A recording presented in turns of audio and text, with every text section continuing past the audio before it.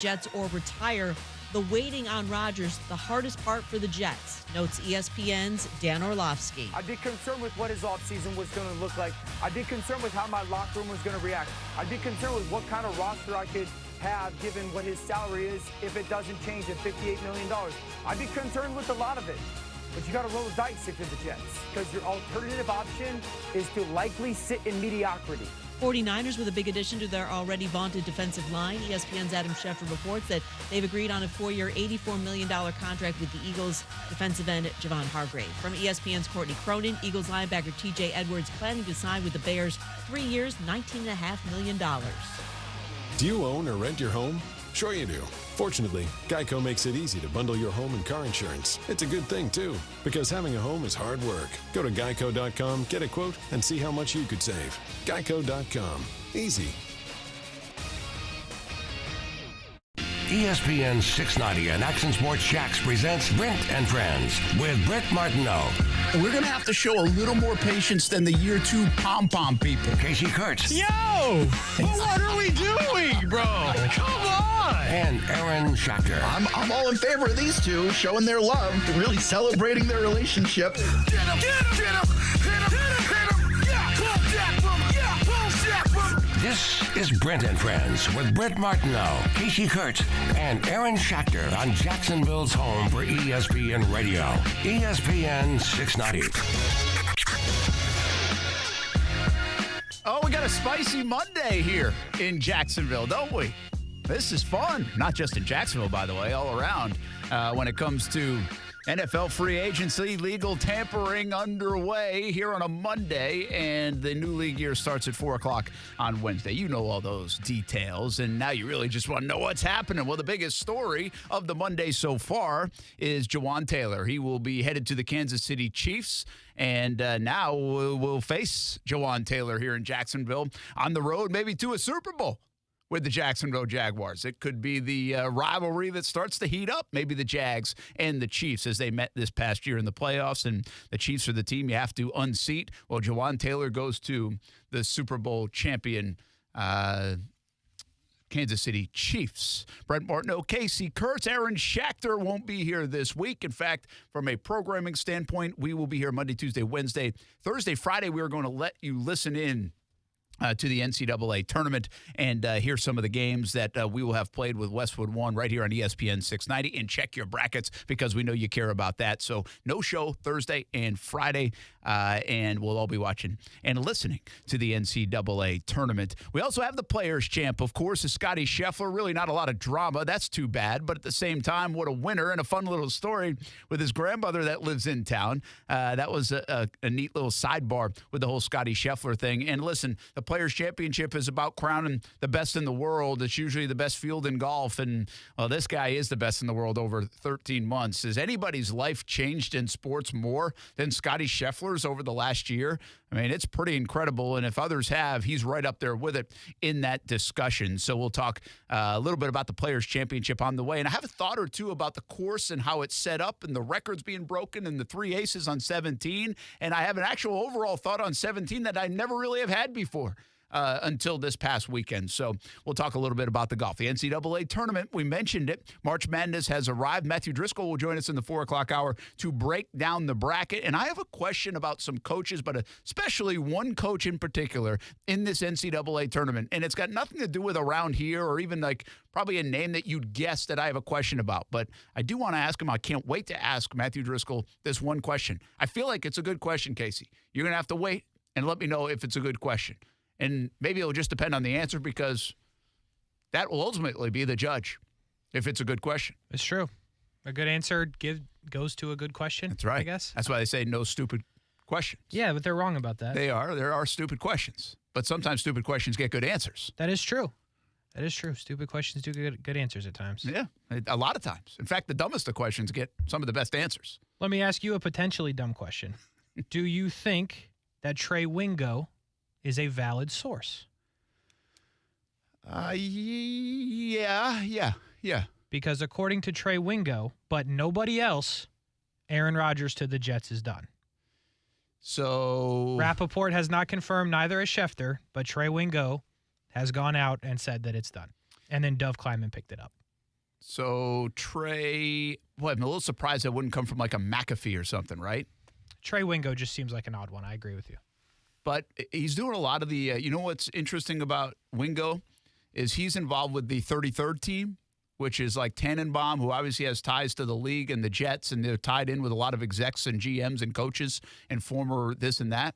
So it's not, it's not that far-fetched to think that Trey Wingo's got it. I doubt he would just throw it out there. He's not tied to any organization like ESPN anymore, so he could just throw it out there and maybe there wouldn't be any repercussions. But I bet this could simply be, hey, he's got a friend in the building, Could right? be, yeah. And an agent friend or whatever else. And by the way, I mean, could we guess that in the next couple of hours, couple of days, that Aaron Rodgers to the Jets would be done? Probably. Everybody thinks it's tracking that way. I mean, they're out of options. I mean, we haven't mentioned it yet, but it's on SportsCenter update. Jimmy G is no longer available. He's going to head to the Raiders. Their starting quarterback last year, Mike White, is on his way to Miami. So if Aaron Rodgers doesn't go to the Jets, I don't know what they're going to do, but it's not Jimmy G or Mike White. So Jimmy G going to the Raiders indicates that the Raiders know that Aaron Rodgers is off their board, right? Yes, but I mean, also at least validates that even if they were or were not interested. I mean, 3 years, 67.5.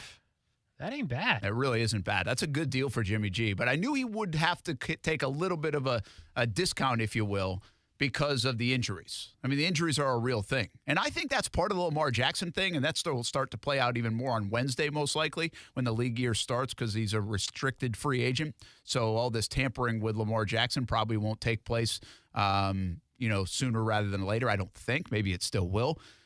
But, I mean, you talk about Geno Smith making more money than Jimmy Garoppolo, right?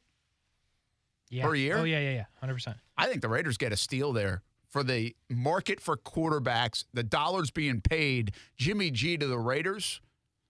I think it's a hell of a play by them. I mean, I would agree with that. He's the model of consistency. You know what you're going to get with Jimmy G. You know where the ceiling probably is, but you also know where the floor is. And he's not going to lose you a game for my money. He might not necessarily win it for you, but when you have Devonte Adams and you have these guys, and he's a guy that's now played a lot of football, been to a Super Bowl, it's a valuable guy to have when you know what you're going to get every time he runs out on the field. Might not be fantastic, but you know what you're getting. Holy cow, what a Monday. Jalen Ramsey to the Miami Dolphins. We'll get into that in a little bit. Calais Campbell cut by the Ravens. Should we want him back here in Jacksonville? Yes, we should always want Calais Campbell back in Jacksonville. Would that be a play at all? Is he done? Remember, he hinted to just about everyone that this was going to be his last year. He told us earlier this season, the week that he came back to Jacksonville, we had him on ESPN 690, that maybe not. I'm having some fun here and still playing well. So it seems like he still wants to play from everything I gathered from folks around him when I was at the Super Bowl. But now that he's not going to be on the Ravens, does it depend on where he plays and who he's playing with to try to chase that Super Bowl? You know he wants the Super Bowl ring. So Calais Campbell, someone to keep an eye on. The Jacksonville Jaguars, we're not really keeping much of an eye on them spending. They could try to spend, but we're not keeping an eye on them spending. We don't think they are going to spend. Corner would be really the only place we figure they would. Now that Juwan Taylor's gone, could they try to do something at offensive line? Swing tackle backup? Maybe. But let's stay there right now on the offensive line for the Jags because Juwan Taylor goes to the Chiefs. This is not surprising, Casey. This is a hell of a deal for Juwan Taylor. I love this guy, too. Juwan Taylor's been excellent. I think he's a great personality. I think he's a good player and probably better than some of his numbers indicate, although definitely had some warts the first 3 years with the flags and inconsistent play. And then he wins the job from Walker Little, who actually he had lost the job from in camp. And then he goes and has a great year in a contract year, and you love that for a guy. And then he really goes and gets paid. The Jags wanted to keep him. They couldn't afford him, quite frankly, because the open market said, hey, $20 million a year for Juwan Taylor for a right tackle, 4 years, $80 million, $60 million guaranteed. What a deal for Juwan Taylor. Good for him and the former Florida Gator, second-round pick of the Jacksonville Jaguars. Fantastic for him. And you go to the point that you just ended with, second-round pick. I mean, that night, that day, that draft process, a lot of people thought Juwan Taylor was going to be picked at the top of the first round. And he ends up in the top of the second round for the Jags. And although it wasn't all fantastic, he was a big part of what they did last year. And without him, they couldn't have, and for my money, made the exact run, because you lost another tackle, then you don't have a Juwan Taylor to rely on when you can, Walker Little, that whole thing. So he was big for them last year, and That's a lot of money. $60 million guaranteed. Happy for him. By the way, he's going to the Super Bowl champs, so now he might be able to win a Super Bowl. The interesting thing with the Chiefs is they don't have Orlando Brown under contract. They bring in Juwan Taylor. They lose their other tackle. So right now their only tackle on the roster in starting capacity is Juwan Taylor. So will Juwan Taylor stay as their right tackle? If they don't bring Orlando Brown back, does he have to go to left tackle? I think there's some things there for the Chiefs, which frankly are out of our concern. The point of the story is Juwan's getting a well-deserved payday, and Walker Little, it's time. Yeah, I think it's Walker Little time. And here's my thought on this, that the Jags, I don't think are going to miss here. I think $20 million is too steep for Juwan Taylor. And if you've been listening to the show, and again, good for him, okay? This is not a knock on him. I just think this is a business logic kind of discussion that we have here in Jacksonville. When you draft a second-round tackle, left or right, and they've played him on both sides, and that is Walker Little, and he's hardly played for you. And when he has played for you, he's played really well, sometimes even on short notice, and done a nice job. And he seemed to have won your right tackle job in camp until Jawaan unseated him and then played excellent to hold off the position. When you have a guy at $2 million in that position that you think is maybe just as good, and even if he's slightly less of a player than Juwan Taylor, this is how the business side of things should work. You drafted his replacement in case Juwan Taylor played unbelievable that you couldn't afford him. You drafted depth. It worked out for you. And now the Jags should actually almost benefit from this situation because they don't have to put $20 million on the books a year, which they weren't going to do, obviously. And now they get to have $2 million on the books for their right tackle for the next couple of years, and they should get just as good and maybe hopefully better play and more consistent play over these next couple of years at the right tackle spot. Again, Juwan Taylor, I'm a fan of him. I think he played good football for the most part in his career. I think he also had some warts in his career, and then he played his best football when the time was right for this team and really helped them get to where they need to go. But I also think Walker Little can do a very similar thing for them on the right side. Like, I don't see a ton of difference between a guy like Juwan Taylor and Walker Little. What I see now is $18 million a year kind of difference. And there he goes to Kansas City. By the way, similar offense for him to just slide right into in Kansas City and help out Patrick Mahomes and the Super Bowl champs. Awesome landing spot, awesome payday, all good things. But I think this works out in the Jags' favor because what if he reverts back to the guy he was the first 3 years of his NFL career? What if he doesn't maintain this consistency? Well, then you would have missed potentially on signing him to that big of a deal. And again, even if he continues to play well, logic says you've got a $2 million version at the right tackle spot of Juwan Taylor potentially. Go see if you have it and then figure out what you have to do after that. But you've got a cheaper option because of the way you drafted. Now they'll have to go get some depth. I understand that, but still, I have no problem with the Jacksonville Jaguars running out there in September with Cam Robinson at left tackle and Walker Little at right tackle. That is certainly fine. I think that's okay. I think Trevor Lawrence will be okay with it. I think the Jags will be okay with it. And now we'll have to see if I'm right and they're right. But this is no surprise that it played out this way, and I think the Jags might have actually got fortunate that his market went up so high that they didn't have to try to keep him at $14, $15 million. This just put him out of their even stratosphere. They were not going to pay Juwan Taylor $20 million a year, and nor should they probably have paid him $20 million a year. Yeah, I would agree with that. I'm fine with how it's constructed. I do think, though, even though it's fine, it's business, it happened, I think they're better with Juwan Taylor. Obviously, it doesn't matter anymore. Walker Little will have to step up and be that guy at the right tackle position. But I also think it's no surprise that you see a team like the Chiefs make this move because Juwan Taylor is one of the best pass-blocking right tackles in the league. He was not one of the best run-blocking tackles in the league. Not to say the Chiefs don't run the ball, because they do, but what the majority of what they do is they throw the ball with Patrick Mahomes. So you bring in a guy who just came off a career year pass blocking. It makes sense. The Chiefs are a fit there. But to your point, is he going to continue to be one of the best pass blocking tackles in the league? Not a lot of evidence there. So that'll be for the Chiefs to figure out and what they do. But, yeah, I mean, the Jags were never going to pay this price, especially with Walker Little sitting there. Maybe even if they didn't have Walker Little sitting there because you're in position in the draft if you needed one. But probably draft one mid-rounds, have a guy there that's ready. But, yeah, I mean, I think it might have, at the end of the day, worked out in the Jags' favor. But, again, happy for the dude. Yeah, I'm happy too. Listen, I don't care about the money. Like, the money stuff to me doesn't matter anymore. This is like monopoly money being thrown out there. These guys are making an insane amount. They play a violent game. If that's what the market says, that's what the market says. Good for them. Like, I just think $20 million for Juwan Taylor, if we had said that in August, I know. Can you imagine that? Great for him. Like, that's what sports is about. Like, that's what this stuff is about. These guys have the organizations have a lot of power to be able to franchise tag and control things. The players have windows where they have power. And he had power here to go earn it. And man, did he earn it. Good for that young man who lives down the road. His family's from down the road. He obviously played in Gainesville. Is just a really good young man, and I love it for him.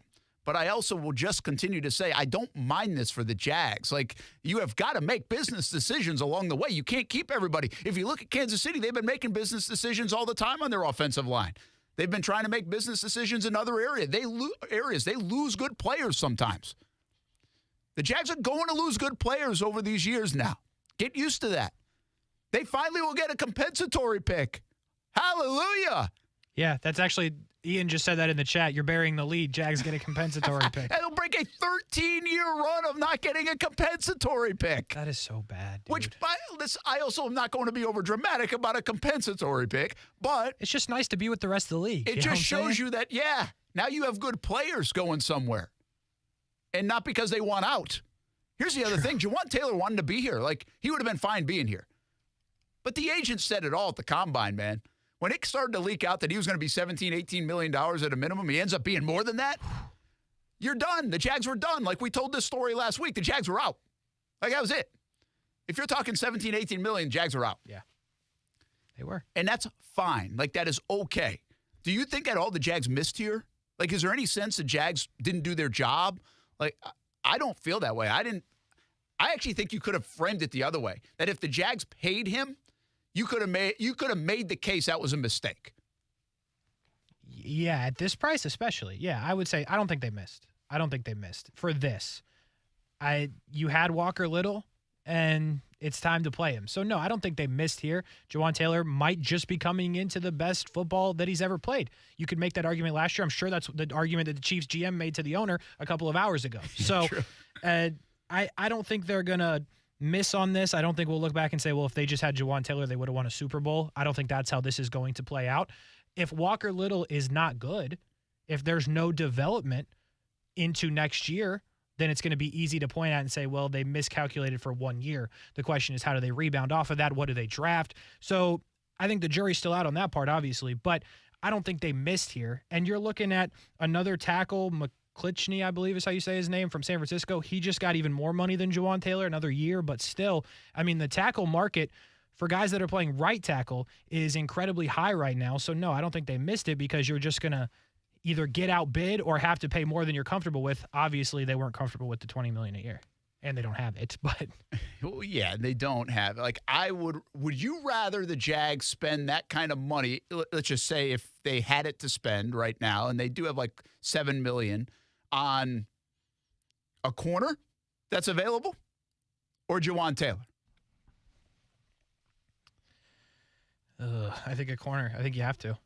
You have a guy to play at right tackle, and as currently constructed, you need a third corner. Yeah. Like, you need physically a person to go play football because Trey Herndon, as we saw, is not coming back. Yeah, and could you get a high-level guy? Like we were talking Darius Slay last week when he became available. I mean, but there are other guys that might – and I'm not saying that's the way to go, too. Draft might be the easiest way to go there, and you don't have to go big money. But if you just put it in that context, like let's just say you wanted to spend money somewhere, Juwan Taylor for – X amount of dollars, and maybe the Jags could have got him on a hometown discount, right? Maybe they could have got him for $17.5 million. That's not usually how this stuff works, but let's just say that if they locked it up last week, maybe they wouldn't have risked going to free agency and seeing if they could get $20 million if you locked them up at $17.5 million a year or $18 million a year. Would you rather put that money elsewhere? And I just think the answer is yes. Like, it's okay sometimes for these things to work out for both. And the old time will tell phrase is really what will tell the story. Mm-hmm. We'll see what decisions they make, how Walker Little plays, how Juwan Taylor plays. But I will say this. When the Jags have missed out on money guys in the past, I always bring up like an Olivier Vernon. It didn't hurt them. Like, they've made some moves that didn't work their way because X guy went somewhere else, that didn't hurt him. Sometimes the move you don't make is a good move. That's real. Speaking of, Jalen Ramsey, a move they did make to draft him, kept him here for a few years, traded him away, got draft capital in return, probably didn't do enough with the draft capital, but did some with it. And he goes and wins the Super Bowl with the Rams, signs a big-time deal, and now he's off to Miami, his third team in the last 4 years. Yeah. And holy cow, Miami. Yeah. If Miami has a guy that can physically play the quarterback position, they Mike are going White. to be really good. They got Mike White. It's fine. They just 2 signed years. Mike White. 2 years, $16 million. Like, I don't think that's a guarantee. I think it's up to $16 million. Yes. But they're still paying a pretty decent price for Mike White. I get it. I get it in the sense of you need a backup quarterback if you're the Dolphins because of the Tua situation. What I don't get is Mike White better than Gardner Minshew? Yeah, like why? I think there are other options there if you're going to spend up to $16 million. Yeah, I mean. Like a bunch. Like you could argue Carson Wentz. Yeah, you could. Right? I disagree Carson with you, Wentz but yeah. thrown to those guys? Yes. I mean, I would feel better if I'm a Miami fan having a guy like Carson Wentz or a Gardner Minshew I don't think so. or somebody else than Mike White. I think the narrative around Wentz is not. It's too poor? Yeah. Even as a backup? Like you think the narrative goes away as a backup, though? I think it's a tough sell. I think you look at Mike White, and you could say he's done some really good things, and when the bad things he's done, you could say, that's the Jets. We're not the Jets. We've got Tyreek Hill and Jalen Waddle. I mean, I get it. It's interesting because there's other backups that I wonder. Like, I wonder now what's going on with Gardner Minshew. Yeah, and there's some, you did a prediction thing. Yeah, no inside information. I just think the Bucs make sense. Yeah. And Miami was a spot that was, I mean, again, I don't know how much, not from like Schefter or Rappaport, but articles online saying that Miami was interested. Yeah. And now they go to Mike White. So I wonder if maybe there is something starting or competing for the starting job in line for Gardner Minshew. And also, Jarrett Stidham's another guy as a backup has played in the league. He's going to Denver. So that's another guy you take off that list. So Casey did an article, by the way, on ESPN690.com just predicting where some of the names would go, including Gardner Minshew. I'm already 0 for 1. Juwan did not go to the Bears. So you had him at the Bears, which made sense, right? Because of all the money that they had. And then they were in on McGlinchey, I think, too, and then they lost him struck to out on Denver, both of right? them, yeah. So they obviously didn't want to go there, even though they had all the money, and they had seemingly had a bunch of momentum and making all the right moves. We'll see what move they make next. But the Dolphins with Ramsey, just a real quick thought on how many teams is Jalen going to play for? He's getting fully guaranteed for 2 years. So Mulligetta, by the way, is a terrific agent. Real good. Really good agent. Yeah. And he's getting 2 years guaranteed. And after that, I guess he's gone. Like, my guess he's going to be gone to his fourth team. Oh, yeah. 100%. So he'll be on a fourth team by the time he plays a decade in the NFL. But he might have 2 Super Bowls. Yeah, it's putting a lot on Miami to win a Super Bowl. We'll see. But that defense is pretty cool on paper, right? Their offense and is their also offense is also pretty cool on paper. Again, the quarterback situation is not just if the quarterback, I mean, that's an alarming what if situation at quarterback, all right? Fair. So, but Ramsey on that defense and Ramsey back in the state of Florida, and taxes are better for sure. But he's probably going to end up on 5 teams in his career, right? As great as he is that Ramsey? Is that the Deion Sanders factor? Or is that just the way the world works in the NFL now? I think it's just the way the world works. I mean, the quarterback position is one thing, but still, Brady played for another team. Sounds like Aaron Rodgers might be going to play for another team. It's just... Yeah, there's a difference between 2 and maybe even 3 and then 5 for great players. Like, this is considered a great player. Yes. Calais Campbell might be going to team 4. He could be, yeah. And I get, I mean, Calais is probably going to be a Hall of Famer, and that's 4 teams. I mean, it just, to me, whether it's the fatigue of baseball or just the fatigue of sports today, doesn't surprise me. I mean, you don't get those guys anymore that just stay on teams forever. And Jalen, now it's going to be different because it will be 5-6 teams. But to me, it doesn't really hurt or stain anything that he played for multiple teams, which I know you're not saying it would stain anything, but it is interesting that a player of that caliber would just move around. But I actually think it's kind of cool. Like, I like the stay on the team guy. That's your franchise player. But also, if I'm a player, like, let me goof around in L.A., let me goof around in Miami, let me goof around in New York. You know what I mean? I think there is some appeal to that. Well, I think there's some appeal to that, but I also think it's the way to do the salary cap, you know? Like, oh, yeah, well, yeah. If you're going to, like what the Rams did, they sold out to win a Super Bowl. And it worked. And so now The Dolphins are going to sell out with all this money with Bradley Chubb and everybody else and Tyreek Hill to try to win a Super Bowl. And if they do, it'll be worth it, but then they're going to unload these guys. And so it's basically the NBA's version of trying to build super teams for a couple of years. There you go. And then move on. Yeah, I mean, and if Tua's healthy, I know it's a big if, like they beat they beat Buffalo this year in the playoffs if Tua was in that game. Like Tua's the X factor here. I agree. If they had a quarterback, they're super dangerous with him. Yeah, I like Tua as well. I just wonder if he's going to be there for 17 games or what his future is. Like, that is certainly a fair curiosity given his situation. I hope for the best for him. But I think it's a very interesting move for the Dolphins to build all this. Sure. And they have to have the same questions we all do about Tua. There's no way they know more than everybody else. This is a guy that was in concussion protocol for a month after the season. Yeah, not a good look. And they were done. Yeah, they weren't even playing. So that's scary. It's a gamble. It is a gamble, but I think it's worth it. And Mike White ain't winning the Super Bowl for you. He ain't winning the Super Bowl. Right? I mean, he can be a fair backup, but he ain't winning the Super Bowl for you. But you feel better than Skylar Thompson. Yeah, I do feel better about that, right, in any absence. The third-round pick. Well, that's really how we got on this. They just swallowed the money, right? I mean, basically, this was a money move. They gave up a third-round pick and a tight end nobody's heard of. Yeah. Like, when you see that, you're like, Yes. Did we try to do that here in Jacksonville? Yes, you are like, did we try to do that here in Jacksonville? Luke Farrell and even a second-rounder. I would have been fine. But you had to take the money. The Miami Dolphins, I know, had to take the money, but they also had to, the way Mulligeta worked this deal, they had to guarantee the 2 years of it. Cash is better than cap. That's what they all say, right? And good for them for doing it. Again, I think he's a very good agent. I think he's been very creative, and he's worked through a lot of different things. He's got some interesting cats now in his profile with Jalen fantastically. And obviously Deshaun Watson, and he's the guaranteed guy. He got Jalen 2 years guaranteed, which, again, in most of the time in a 3-4 year deal, if you're Jalen Ramsey, you're going to make a bunch of that money, but he guaranteed it. So he gets it, and then he can go on if need be.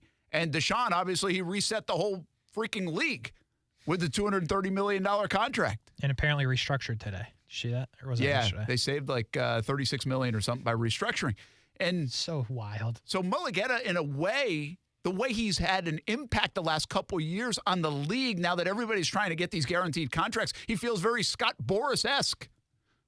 Yeah, that's good. Now, Boras controlled the whole game in baseball, like whole game. I don't think Mulligeta controls the game. No, but he controls. But he controls this narrative now. Pieces of it, yeah. Yeah, and he controls, in essence, he's led the way for Lamar Jackson's deal and strife and situation that's in. Wonder if Lamar should call. And I shouldn't just give Mulligeta the credit, although he gets the credit because it got done. It's also the Cleveland Browns, if you want to look at it from that vantage point, that screwed it all up for everybody else. I mean, you needed a partner in that, absolutely. All right. One more thing before we go to break. Yeah, because we could go commercial free today. This is going to be one of those shows, I got a feeling. Yeah, it could be. I'm not even talking. Are we going to talk about the Players' Championship today? Probably not. We'll get it in there. Scotty, he won. I saw this in the chat. I hadn't seen it yet on Twitter, but James Palmer of the NFL Network is saying that Juwan Taylor will be their left tackle. So they're going to move him to the left. That's what James Palmer says. I guess if you're paying that kind of money. Yeah, but how dangerous is that? 10 out of 10. Not because of the football player, just the idea. Like, I wouldn't do it. I wouldn't pay $80 million and say, by the way, can you play somewhere else? It's weird. Yeah, that is weird. Whatever. I mean, I guess the other way to look at it, these guys are so versatile now. Could you just put Cam Robinson over at right? Could you put Walker Little can play both? I would say the answer is probably, but like. They're so athletic. Yeah. But if you talk to guys that know the position, they'll still say, hey, the set is different. I'm more comfortable with this set versus that set. I'm not an offensive line guy. But I know that word comes, just how you're supposed to set on the right side versus the left, the comfortability of it. And just talk about the idea that you went from protecting Trevor Lawrence last year, but then a whole cluster of humans playing quarterback at the Jags. The side they can see, You now have to protect Patrick Mahomes' blind side. Yeah. Good luck. Yeah, that's add a little pressure. That's $20 million a year kind of pressure, $60 million guaranteed kind of pressure. I mean, they got a whole Max Crosby in that division. You know what I'm saying? Yikes. All right, let's take a break. We're not done talking NFL. It's going to continue to come in. In fact, we're going to just try to keep up with all the news coming out there and all the different things. The fun part is we get to follow it. The not fun part, although I think it's still a good thing, is the Jags aren't going to be involved in like any of it. That's true. Which is so weird. Also talk some Players Championship. Of course, we've got NCAA tournament. Matthew Driscoll will join us, break down some of that bracket, get your bracket ready for this week. What a fun time. Man, the sports cycle just does not stop, and we don't either here on Brent and Friends on ESPN 690. We'll be right back.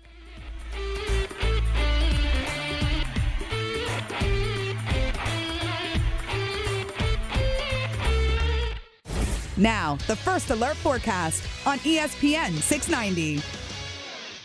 A few lingering showers, mainly in northeast Florida this morning. It'll be cloudy to start the day, too. But then the rain gets out of here midday and will clear things out with some sun this afternoon. Temperatures make the 70s, but then it gets chilly tonight. Low down to 44 in Jacksonville. And it stays cool on Tuesday with highs only in the 60s while we stay dry.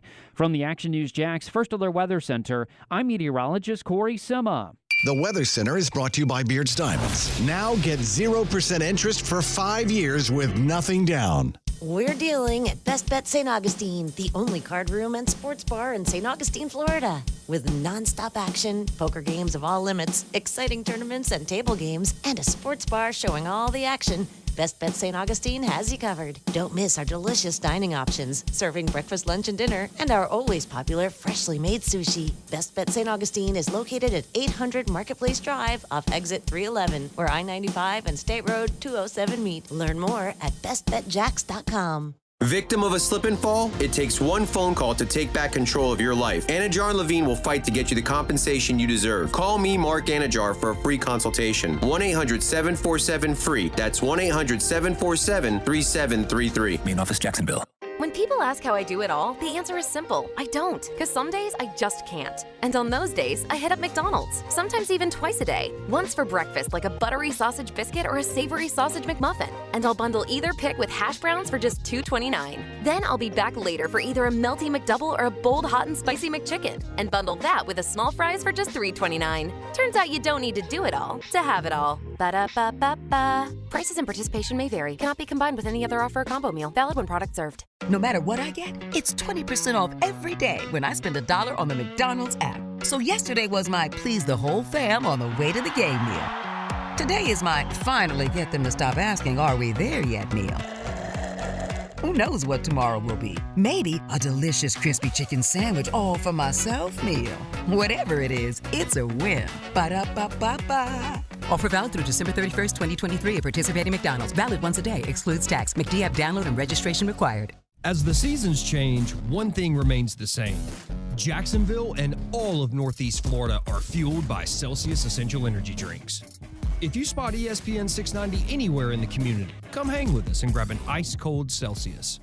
Discover how good your water can be with the new Connecticut softener and drinking water system. Connecticut's twin-tank non-electric softeners are the most efficient softeners available, and their drinking water systems remove up to 99% of contaminants. This month, you can trade in any brand water softener and receive $750 towards a new Connecticut Premier Series softener. If you're not filtering your water, you are the filter. Don't be the filter. The experts at CGC Water Treatment and Plumbing will test your water for free and provide solutions that are right for you and your family. Imagine having clean, clear, purified water at your home. No more plastic bottles, no more waste, just great tasting, purified water that you can trust. Call 904-552-1242 or visit cgcwater.com. That's 904-552-1242 or cgcwater.com. Financing options available with approved credit. CGC Water Treatment and Plumbing are proud partners of the Jacksonville Jaguars, and I'm a proud customer of CGC Water Treatment and Plumbing, an authorized independent Connecticut dealer, Florida license number CFC 1428211. Are you a real estate investor or have considered investing and want to know where you can put your money that offers solid returns and protects against market volatility? It's Rich Jones. I want to introduce you to DLP Capital, CEO and founder Don Wenner. For more than a decade, DLP Capital has delighted our investors with consistent double-digit returns. Through the smart, conservative real estate investment strategy our company is built on, we have been able to achieve this with monthly distributions and tax shelters so our investors can keep more of their returns. Dial ** invest on your cell phone or visit highyieldreturns.net. It's easy to think all money managers are pretty much the same, but at Fisher Investments, we're clearly different. Different? How? You sell high commission investment products, right? No, Fisher Investments doesn't sell any commission-based investment products. Well, you must earn commissions on trades. Nope, never at Fisher. We're a fiduciary, obligated to act in our client's best interest. It's the highest standard of care for a financial advisor. How do you know what's in their best interest? We get to know our clients and then tailor a portfolio based on their goals and needs. But you probably sneak in some hidden and layered fees. No, we have one transparent management fee structured so we do better when our clients do better. Wow, you really do look out for your clients. That's because our top priority is helping them achieve a comfortable retirement. It might be why most of our clients come from other money managers. Visit FisherInvestments.com to find out why investors like you switch to us. Fisher Investments. Clearly different money management. Investments and securities involve the risk of loss. Hey, everybody, it's Brent Martineau from Action Sports Jacks. There's a good chance you have a smart speaker, so use it with ESPN 690. Stay up to date on the Jags and all things sports by telling Alexa or Google to play ESPN 690. It's as easy as that. Make sure you listen weekdays, 3 until 6 p.m. on ESPN 690. Yeah, I guess as far as the week goes, I played really well the whole week, really solid. I had some times throughout the week where I didn't feel like I was swinging my best or playing, at 100%, and then I would just kind of wait and pick my moments. And fortunately, I got kind of hot in spurts in each of my rounds, whether it was my back nine the first round or 8 through 12 this afternoon. I mean, I found a way to kind of choose my moments and get hot here and there, and had 4 just really solid rounds. Yeah, he did. Scottie Scheffler right there, the 2023 Players Champion. He's had solid rounds for 13 months.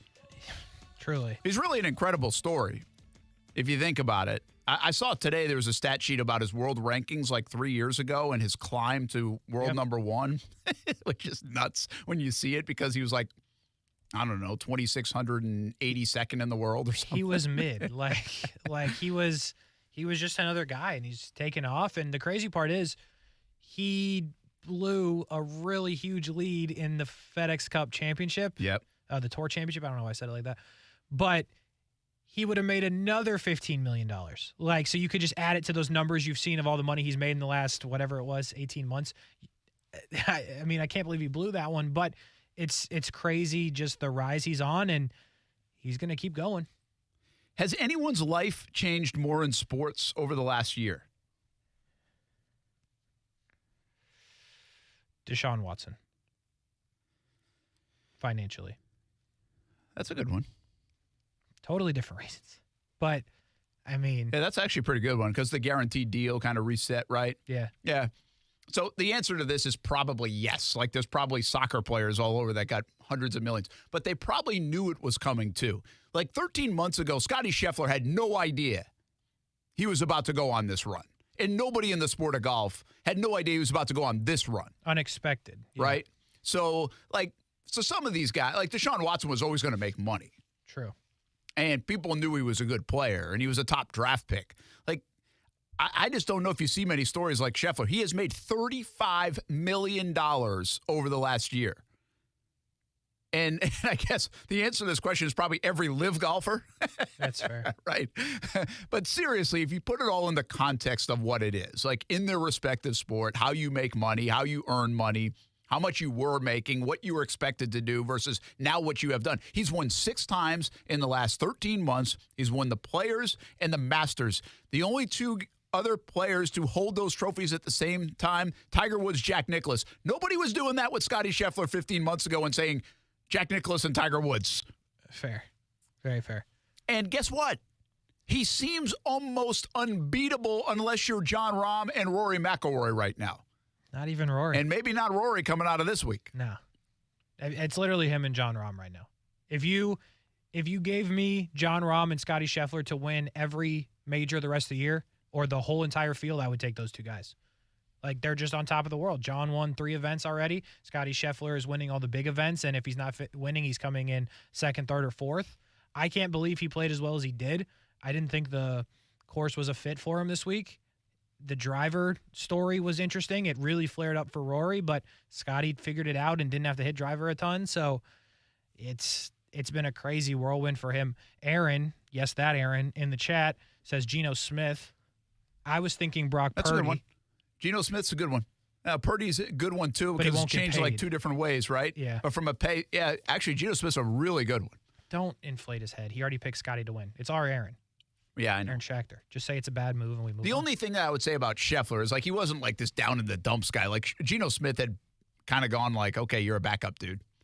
And now all of a sudden he's making $35 million a year or whatever it is. So, but you get the point. I mean, listen, overall, Players' Championship, there was no drama just because of him. Like, no drama. Terrell Hatton made a hell of a run. I don't know how he made birdie from where he was on 18. I don't either, man. It was some really good golf. It really, they put on a show a lot of times over the weekend. There was some really bad golf early in the week. When we were doing our shows Thursday, Friday, I was like, hey, man, these guys just aren't playing well. No. They're hitting some bad shots. And Pete Dye does that to you. But then on Saturday, we saw the shot making of everybody and the low round. As soon as it softens up, it's amazing. You get less than an inch of rain, and these guys go from shooting 74 to 64.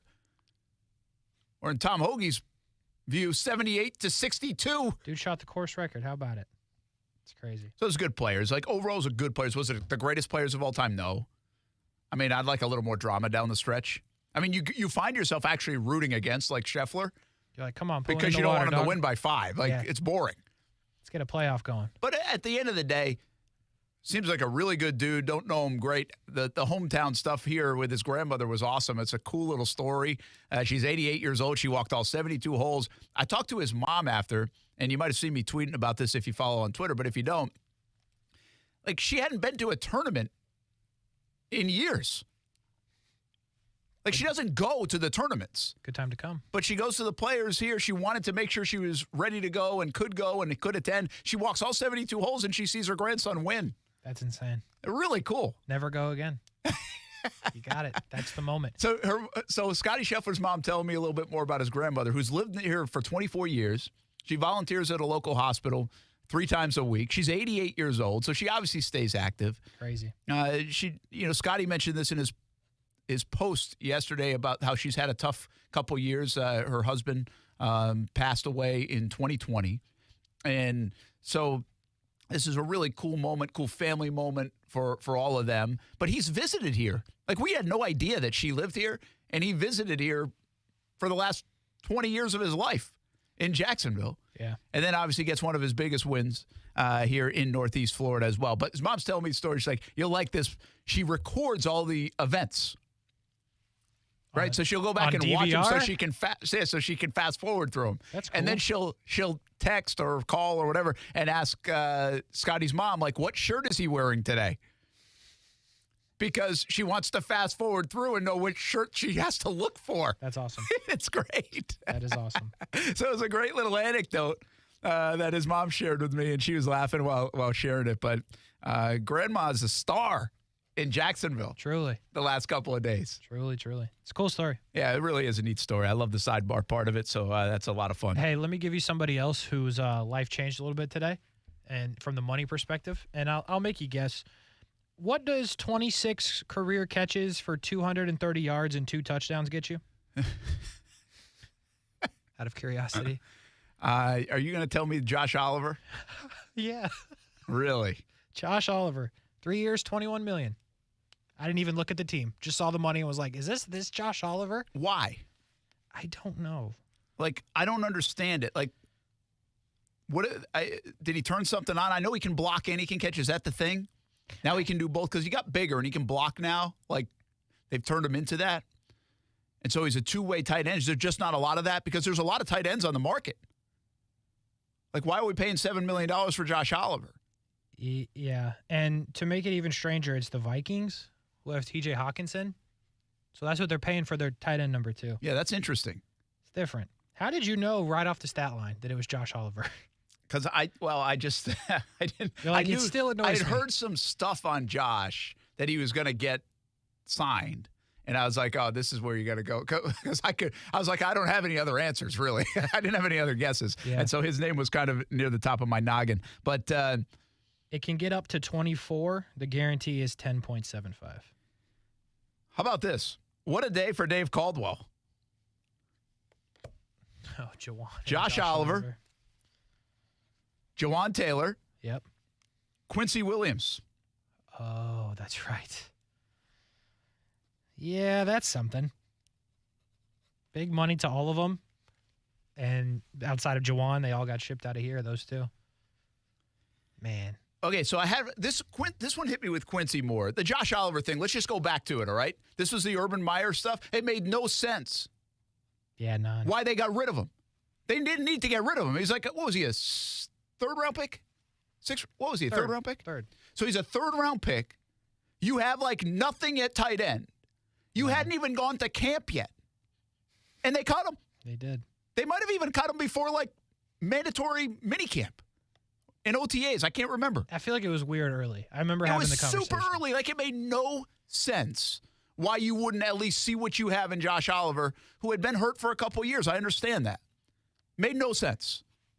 Now, I'm also not sitting here being like, oh, my gosh, I can't believe the Jags got rid of Josh Oliver. Like, let's not go nuts. Like you just said, 26 catches, 200 and something yards, 2 touchdowns. He turns it into a nice payday. Good for him. Shout out to him. But doesn't mean like, oh, my gosh, the Jags, they made such a big mistake. I don't know if they did. It just made no sense at the time when they cut him, the timing of it. Like, it made no sense. Delphonic says they had to make room for Tim Tebow at the time. Actually, they did. Yeah. But I don't even think that was a coordinating move. But you know what? They probably, in Urban's way, to give Tim more of an opportunity the way they shook out, it might have been because of that. It's brutal. Brutal. What an idiot. And I think Ian says in the chat as well, good thing it's not a good deep tight end class this year. Oh, wait. It is. I know so that's. Like, what are you doing? Why are you spending salary cap room on that when you have a whole TJ Hawkinson and Jefferson? He's never going to get the ball.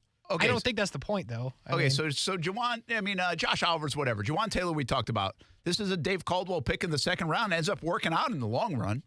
Yeah. Right? And we already went over in the first segment, like, we get it. $80 million. Jags aren't going to do that. Good for Juwan Taylor. The market got very heavy in pricing. You want to keep your guys if you can, but I get this. Like, I think this makes a lot of sense for the Jags not to keep Juwan Taylor, and he really blossomed at the right time. The one that's tricky to me is Quincy Williams. Quincy Williams is another guy that they kind of gave up on. They did. And what's interesting about Urban and company giving up on him, because that was last year too, right? That was Urban? Yeah, that would have been Urban. 2 years ago. Yeah, it was Urban. Urban's a speed guy. And this guy can fly. Mm-hmm. Athlete. So it really surprised me. Now, Joe Cullen maybe had a say in getting rid of him. I don't know who made the call. But where do you put the blame on this? Is this the Jags coaching not developing him, whether it was the Urban Joe Cullen staff or whether it was the previous staff? Or is he just a late bloomer? Did the Jags get rid of him too early? Because Quincy Williams, it's not like he's an all-pro, but he certainly fit in on Robert Saleh's defense with the Jets, in a very good defense, and he just earned himself $18 million in a contract extension, and the Jags had him as a third-round pick, and they basically gave him away. That's the thing. They cut him. I put it on the team because you don't go from – you played him in terms of snap counts. His rookie year, he played 70% of the snaps. But he also came out of a smaller school. You probably needed time to get together, and the Jags weren't really in a place to develop players. So then in 2020, he plays 18% of the snaps in a year that was just awful.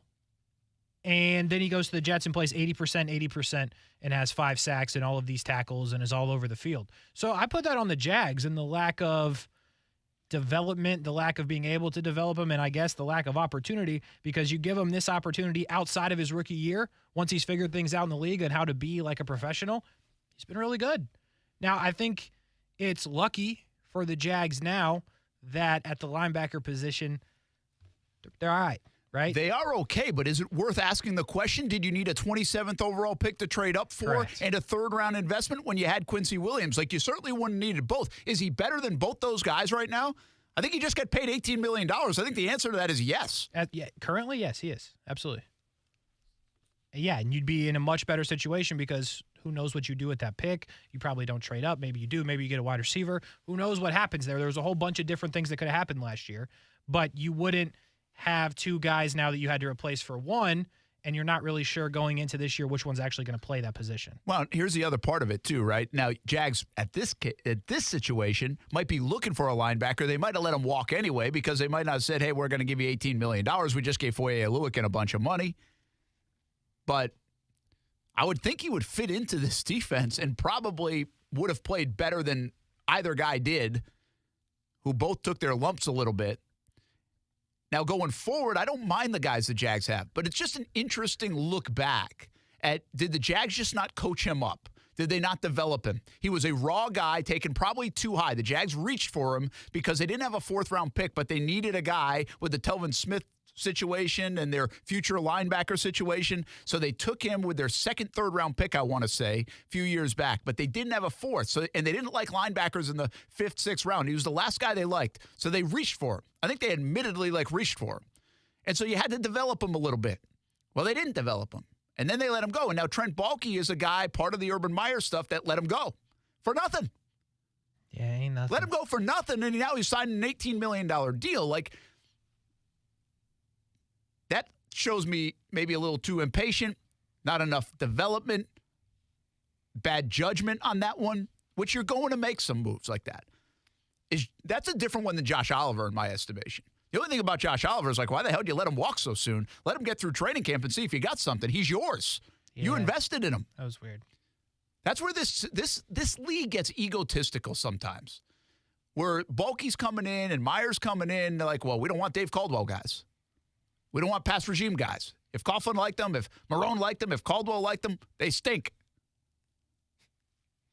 So let's get rid of them. And that's the thing. That's what it felt like with Oliver and Quincy Williams. It's not like they had a world-class roster that they needed every single slot to save these fantastic football players. They went in and out of players those couple of years. You could have used those guys. So, yeah, I think it's good for him. Good for both of them. It's just interesting that some of those guys from those draft class looks like they were late developers. You got lucky with Jawaan, and you got to at least reap 1 year of that reward. But now you've got a guy in Quincy Williams who's definitely played his best football with the Jets, and now Josh Oliver, maybe they got him for a steal. Who knows? Maybe my mans will be catching more than 20 passes. You never know. Listen, I like where the Jags sit, okay? I like their roster. I think they're doing a lot of good things. I'm not telling you that Josh Oliver and Quincy Williams are the guys, right? That, they could be. No, Jags are in a great spot. I actually like these two young linebackers, too. I like the way they're invested. And if you look at it going forward, they don't need to spend $18 million. But I think it's also worth revisiting sometimes the things that go right and the things that don't go right and why we got here. And honestly, the Quincy Williams and the Josh Oliver move made little sense. Made very little sense. You just let those guys go as third-round picks that had only been here 2 years. And you knew were probably more development guys. So it's really a shame on you for developing and probably a little bit of a shame on you for being impatient. I agree. And the Jags actually like their linebacker room, so it's fine. Weird, huh? And Evan Ingram's great at tight end, and they're going to go get a younger tight end, hopefully, in the draft, and that's cool, too.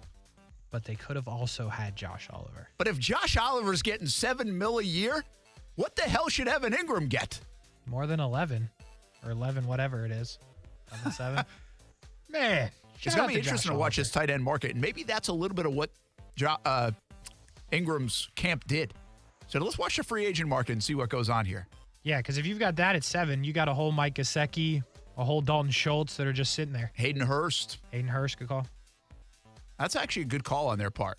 That's good business. Look at them. Yeah, if they did that. I don't know if they did that or maybe they got lucky. One of the two. Sit back, wait and see, and earn some more money just by doing so. Might not be a bad play. Well, you will now. For the Ingram camp. We will take a break when we come back. I do want to hit a little bit on the World Baseball Classic. Also, we continue the NFL talk. Is Aaron Rodgers on his way to the Jets? Trey Wingo says yes, but nobody else seems to have confirmed that just yet. So he's alone on that one, but maybe not wrong. on that one. NCAA tournament, what does your bracket look like? We'll give you some tips. Matthew Driscoll joins us. Oh, we're about to pick up the energy in a couple. The UNF men's basketball coach joins us to talk a little bit of everything, but definitely give you a few tips on your bracket that you have to fill out over the next couple of days. We'll be back on ESPN 690. Brent and Friends is sponsored by Best Bet, now open in St. Augustine. Now, NCAA tournament schedule preview. The 60-18 bracket is set, and action begins tomorrow and Wednesday in Dayton with the first four. Mississippi State, Pitt, Nevada, and Arizona State are among the teams needing the extra win to advance. Thursday and Friday, the remainder of the field gets in on the action with games from 8 different sites all across the country. Stay tuned for Westwood One's exclusive coverage of the NCAA tournament right here. It's not easy being the one everyone counts on to keep your operation running, no matter the weather or supply chain hiccup. But we get you, Raymond in Buffalo, Maria in Miami, and Jules in Troy, taking control of everything that's under your control. At Grainger, we're here for you with high-quality supplies for every industry, plus real-time product availability and access to experts ready to help. Call, click Grainger.com, or just stop by. Grainger, for the ones who get it done. This is Sam, and he changed my life. If you're a veteran or know a veteran struggling with post-traumatic stress or traumatic brain injury, please go to AmericanHumane.org to learn about the Pups for Patriots Service Dog Program. A message from American Humane. As the seasons change, one thing remains the same. Jacksonville and all of Northeast Florida are fueled by Celsius Essential Energy Drinks. If you spot ESPN 690 anywhere in the community, come hang with us and grab an ice-cold Celsius. Stogie Fest, the Southeast's premier cigar event, is back at Aromas March 24th through the 26th. It all kicks off Friday, March 24th at 6 p.m. with events throughout the evening. Saturday, enjoy the Stogie Feast, an exotic meat lovers dinner, followed by beer, scotch, wine, and of course, cigar samples. Stogie Fest Sunday starts at 11 a.m. and features cigar sampling, great food, a designer car show, and more. This event will sell out, so go to aromas.com to get your tickets today. That's aromas.com.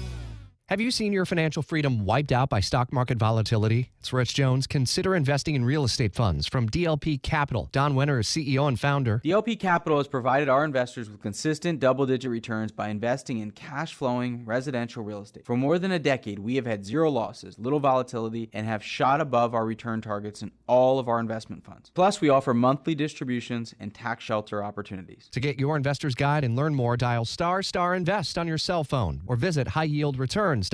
Discover how good your water can be with the new Connecticut softener and drinking water system. Connecticut's twin tank non-electric softeners are the most efficient softeners available, and their drinking water systems remove up to 99% of contaminants. This month, you can trade in any brand water softener and receive $750 towards a new Connecticut Premier Series softener. If you're not filtering your water, you are the filter. Don't be the filter. The experts at CGC Water Treatment and Plumbing will test your water for free and provide solutions that are right for you and your family. Imagine having clean, clear, purified water at your home. No more plastic bottles, no more waste, just great tasting, purified water that you can trust. Call 904-552-1242 or visit cgcwater.com. That's 904-552-1242 or cgcwater.com. Financing options available with approved credit. CGC Water Treatment and Plumbing are proud partners of the Jacksonville Jaguars, and I'm a proud customer of CGC Water Treatment and Plumbing, an authorized independent Connecticut dealer. Florida license number CFC 1428211.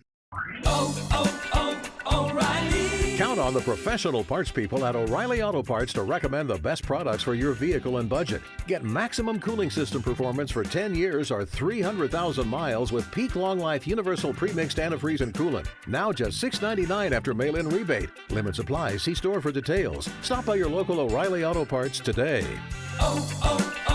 O'Reilly Auto Parts.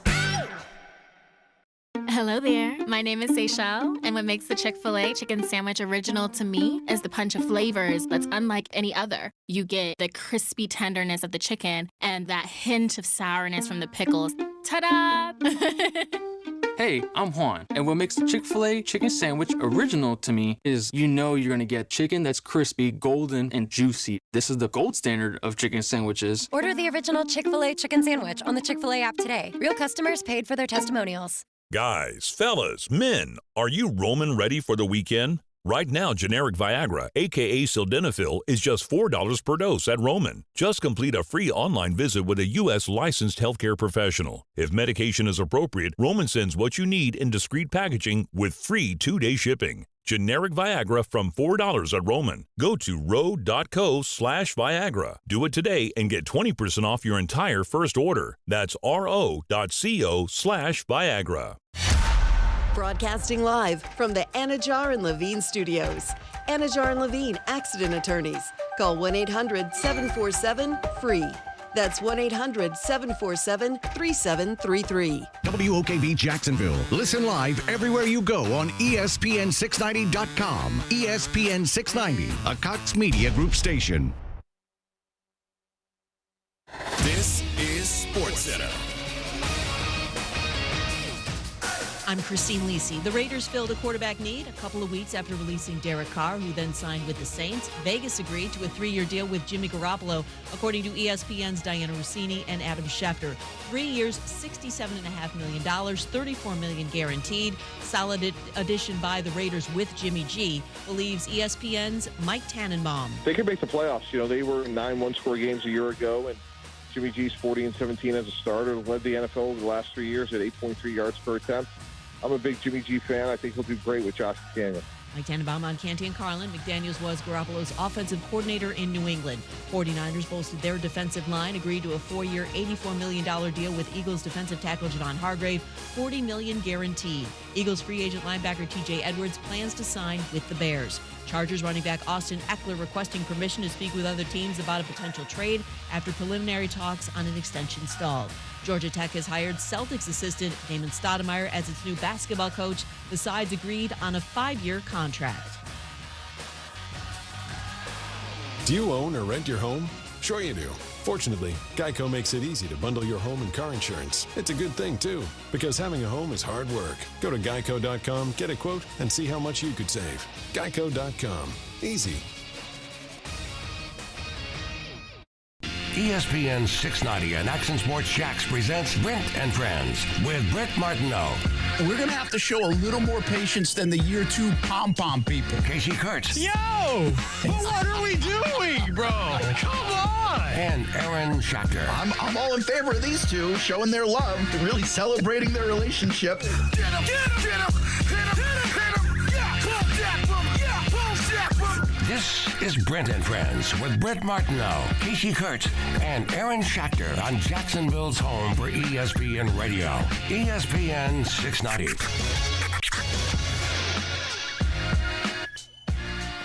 The sports world never stops turning, man. What a day we have. The NFL free agency, legal tampering, which means reports, which means it all happened at the Combine, is really happening on a Monday. The Players' Championship in the books for 2023. I want to talk a little bit more about that later on, including have some thoughts on the 17th hole that I've never really thought about before until this year, even though I've covered it for 15 years. We have the NCAA tournament. It is, well, on the cusp as the bracket is out. Surprises, favorites. I've got a big-time question that I think is one of my great questions of all time, but it'll only depend on Matthew Driscoll's answer, and we'll find out for sure. Brent Martineau, Casey Kurtz, no Aaron Schachter today, so we put in his chair UNF men's basketball coach Matthew Driscoll. He can do all the things Schachter does, and then some. Oh, I believe that. How about the mood lighting? You like that? That is actually an Aaron Schachter special. Yeah, big lighting guy. Yeah. Well, he sent me to the eye doctors, basically. Probably analytics. Hey, let's go back to what you said earlier. You said NFL. Yeah. And then you said tampering. Yeah. Today's the first day of the transfer portal. And I was going to bring that up. So there you talk about legal tampering. Oh, my gosh. Or illegal tampering. Yeah, it's just, and everybody, goes through the AAU or they go through the high school or they go through, this, that, or the other. And there's going to be a lot of, good, I think, comes out of it. I think there'll be some great comes out of it for us. I think we'll be able to find guys that can, fill some needs and some niches, so to speak, that we love to have. And obviously Carter, he's gone, and he has a great opportunity with a lot of good agents. And who knows what that's going to look like for him, having the greatest statistical year that he ever had in his career and really healthy. And so, you talk about tampering. As soon as you said that, I thought you were talking about the portal when you were talking about NFL. Yeah, it kind of works the same way. The portal is open to pick. You were telling me that. So everybody puts their name in the portal. You have until a certain time. And now March 13th starts when you guys as coaches and players can now pick where they go for the next, month and a half or so? Yeah, so you put your name in. Then once you're in, then it doesn't matter. So you have up until May 1st. To put your name in. Once it's in, it doesn't matter when you sign. It could be in August, because now there's levels in the portal, and you kind of keep track of it, and then whether a guy's still available, not available. Yeah, and I'll tell you something else too, Brent. There's so much money being made because now there's gurus. There's actually people that have either recruiting sites or had different sites. Verbal Commits is a good example, and they've done an unbelievable job analytically putting together Fast Model. Ross is unbelievable. A really good friend from a long, long, long time ago when I started at Baylor in 2003. And he put together a module as well, too, where you can go in and there's highlight tapes and statistics and the statistics that say, I'm a lot like Brent, or I'm a lot like Carter, or I'm a lot like whoever. And then you go through these and there's 6 of us. So all 6 of us are all alike, and here's why we're alike, and there's a variance, plus minus. And so you go through this website and these different things. So a lot of people are making a lot of money because it's gonna be here. And I think schools like us, like for instance, you look at VMI yesterday, very, very difficult job, obviously. And, one of the military jobs is always that way. And they lost their 2 best players. Army had the player of the year, and I just talked to their assistant the other day, and he's probably one of the best players. They had one of their best years, too. And he's in the transfer portal because you can leave those places after 1 year. Okay. If you go further, then you have a commitment. And so it just is what it is. And I say this all the time. I haven't shared this with you. When I was at Baylor, not as much at Clemson, but when I was at Baylor in 2003, they always talked about the one and done. Yeah. And should you recruit the one and done, or should you build your program and build it from the ground up and really have these guys get blended into the community and yada, yada, yada. And what we always said was, if you ain't recruiting them, you're playing against them. So you better. So the same thing. I know Dabo Swinney from the football side had a big deal about he doesn't mess with the transfer portal, whatever. However, if you're not in it, then you're going to be playing against it. Yeah. And so I think it needs to be a balance. We're super excited. Mason Lee from Providence is really special. I think one of his greatest qualities is his toughness. He's got an incredible mental toughness that it's, I don't want to say Draymond Greenish because I think people get the wrong idea, but he's got that ability that if he's not scoring, he's helping you win. If he's scoring, he's helping you win. If he's not, he's just one of them kind of guys. And then Jalen Smith, the other guy, a lot of people think he's like Dallas, but I don't think that's fair. But he's killing it. He had 30 last night out at the grind session, which is high-level basketball being played out in New Mexico. And so I think you have to have a mix of both. Those are high school guys. Yeah. Correct. You have to have a mix of both. And then you look at the Jukes. Like, the Jukes are loaded, and the reason is because all those high school kids couldn't go anywhere because of COVID. And then, so you're getting these dudes that are like 3- or 4th-year dudes, like 22, 23, 24. Like, it's just unbelievable. And so when you get old in this league, you know it. It helps. Yeah. And so the portal's here. It's here to stay. It's not going anywhere. You're going to see, we're going to talk about portal guys all over this NCAA tournament. Yeah. And they'll probably have an all NCAA tournament portal team. I'm thinking that'd probably be something they should do. They better have an all injury team. Oh man. There's a lot, you don't know what to do. How hard is Sasser? How hurt is McClure?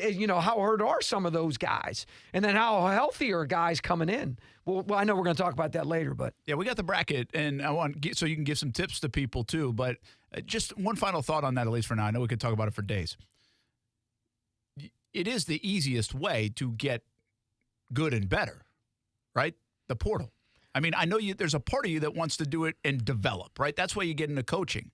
Get the high school kids, build them into your program, create culture, all those things. But if you hit the portal, kind of like free agency in football and sports, if you hit a couple of those guys, it can make you good in a hurry, right? So, yes. 100%. And when you look at kind of what it did and kind of what it looks like, and you look at some teams in our league that were really just teams that kind of did it the way they did it, right? And then you look at other teams. For instance, one team lost 2 all-league players, and they were able to bring in 2 all-league players. So they kind of stayed the same. Yeah. They kind of stayed the same, and they didn't go backwards, so to speak. So, yes, but also, too, Brent, what a lot of people aren't going to talk about, because no one ever talks about it unless it's sexy, are all the teams that went down. And there's teams in our league that they did 3 or 4 teams that went the other way. Yeah. And they were all portal people as well, too. Because remember now, culture is something. It is real. You can say whatever you want to say about words. It's real. And if you have one, then these guys that you're bringing in, are they coming in to just get numbers, go be a pro? Are they really coming in to help you win championships? There's a lot. And then what's it look like in the locker room? And then and we're not even talking about the NIL and all those kind of things that go along with that. What are we getting? What aren't we getting? Who's not getting? Miami went heavy, obviously, and got some really good pieces in the portal and fixed it fast, so to speak. But, there's other teams in our state that there's 2 teams that are in the tournament, right? We went to the tournament. We were the only team. We're the only team in the state that went to the tournament. And so now there's Miami and Florida Atlantic are the 2 teams in the tournament from our state. So I'm with you 100%. It's got its pluses and minuses, but it's here. And by the way, going back to TPC, 2 things. Number 1, I thought the city looked amazing. I thought the sunshine was amazing. I thought what that does, people don't realize it, and it helps us so much in recruiting. They put Ponte Vedra here because we talk about it enough. And then the other thing is, when you watch the play and you watch the precision and all those things on Sunday, the human Mother Nature effect was so evident and so powerful. And it just caused I saw one guy, Davis, I think was his name. Cam Davis. He not, I wouldn't say jogged, but he briskly got up to the green to mark his ball. It was on either 13, 14, or 15, because the wind was blowing so bad, he didn't want it to go back because there was like another level. Yeah. And I'm like, why is this joker? And then I'm like, oh, that joker's doing happy. You know what I mean? Yeah. Imagine playing basketball all the time outside in the wind. Oh, yeah, all the time growing up. That's all we did. That's right. And you knew you could shoot. And sometimes when I made them a lot, and I was like, man, that's why I can't shoot, because I'm always wondering about the wind. So, but you go back to that, and then I don't know about you, because you were there, but the people and the crowd and the enthusiasm, and it was almost like you felt like you were a part of it. Just based on the TV. Yeah. And so they do a great job on TV. It's the unbelievable. Colors pop. They have so many cameras. The event, it's an event. And you can feel it. There's an electricity in the air 100%. around it. And not everybody even loves golf. Like, not everybody that's there loves golf, but they love being a part of the event, which is really cool. Like, it's an awesome thing. It's a great week. And that's without drama. We didn't even really have a lot of drama that we usually have. Yeah, the biggest one was probably Jordan. When he hit the guy's knee. Yeah, probably. It's probably the drama to make the cut was probably the most drama and then, we had. Well, the other one was probably the guy going from a mill to what did he end up, 200? Yeah, the Tyler Montgomery kid. Yeah, 5'7", And then Hatton went the other way. He was going to make $143,000 after 9 holes, and he makes $2.7 million after his 29. 29. Incredible. Yeah. All right, I've got a couple. We got to get to the bracket. But we're already over time? No, we're good. But I've got a question. I can't remember who brought this up to me, and I'd love to give him credit, but I'm just going to steal it. And the Sound thought like was a 5th grade teacher. UNC out. Duke, certainly not as good. I know they're going through transition without Krzyzewski, but even though they haven't been as good the last couple of years. Kentucky, getting better. Hopefully don't beat Providence, but getting better and still has some issues. Like, they're not just dominant. And we do have some blue bloods that are dominant, but let's just take those. Is college basketball, because of all the one-and-dones, where those guys were, those guys have now taken a step back because everybody else is older, because of COVID and everything else, has built their team. And even if they're pulling guys in from the portal, they've got guys that have stayed there. They've got older guys. And we've seen that work in college basketball for a long time, right? The Butlers of the world and everybody else. Creighton, when they had those older teams, VCU, they seem to do well. But I'm almost wondering if the guys that did submit to the one-and-done culture, because they had to your point, have now taken this step back in their rank of college basketball because they don't have anything built. So transfer portal is like the one-and-done. You talked about it earlier. And so you can get one-and-dones and be one-and-done because they're graduates and they leave, and then you keep on bringing them in. Yeah. And you can really get the right ones, especially at that level. True. And especially they're giving what they're giving. Mm-hmm.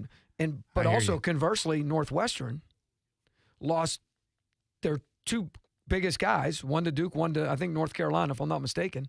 And they're in the NCAA tournament this year, and they weren't last year. Crazy. So addition by subtraction goes back to what I said earlier. Yes, culture matters. And then I'm not saying he ruined North Carolina. That's not my point. Yeah. I mean, Baycock's pretty good. But I think when you talk about the blue bloods and you think of the one that you think is always going to be there is Kansas, right? Yeah. So. And they are. And they are. And then why has Kentucky been what they've been in? I think what happens is because of the transfer portal, one and done, everybody do whatever you want to do, NIL, all this, 13 scholarships, not 15. I think what's happened is Parity is definitely at its best. And you're going to see it in this tournament. You saw it during the season. I'm a voter. I'm one of the voters that votes top 25. I mean, it's like, who are you going to put number one? Who are you going to put like Parity is at its highest. It's hard to do a top 25, yeah. It's high. It's at its highest. And because of that, I think college basketball for the purists is unbelievable. It's never going to surpass football. No, but it's in a good spot that way but from a competition standpoint. Nothing's better than March. Yeah. Like, nothing's better than March. Well, we want to add more when they're like, nothing's better than March. So, to your point, I think the reason why some of those teams are, I just think they might have maybe had a hiccup, maybe a miss, maybe an opportunity where their non-conference wasn't as good as it needed to be, i.e., Oklahoma State. Mm-hmm. They played 18 quad one games, whatever it was. They won 6, but I think Texas A&M only won 7. But, why this team and not that team? And because of the non-conference. And so I think you're going to see more team. And the other thing, too, is, like, people hire those people. Like, I'll tell you this, and it's not going to affect anybody. Back in 07-08, when we went to the NCAA tournament for the first time after having the murder in 03 and going to the tournament in 08. This was at Baylor.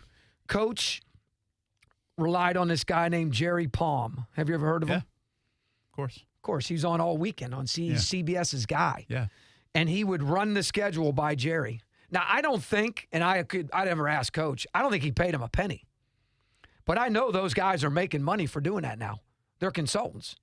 Joe Lenardi and all that, like, they're consultants.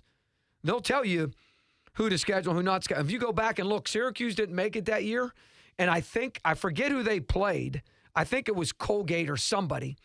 And they said their RPI was so low that if they would have played nobody, right? And what I bring that up is because we played Wayland Baptist. And I'm like, Coach, we shouldn't do this. This is a bad idea. Why are we doing this? We should be playing a Division I school. And he's like, Drisk, trust me. Like Jerry Palm said, yada, yada. I'm like, Coach, and that's one great thing or not great thing is you're going to ask a question. I'm going to give you an answer. But at some point, we're going to end the conversation. Coach, you're wrong. Like that, I don't care what Jerry Palm says.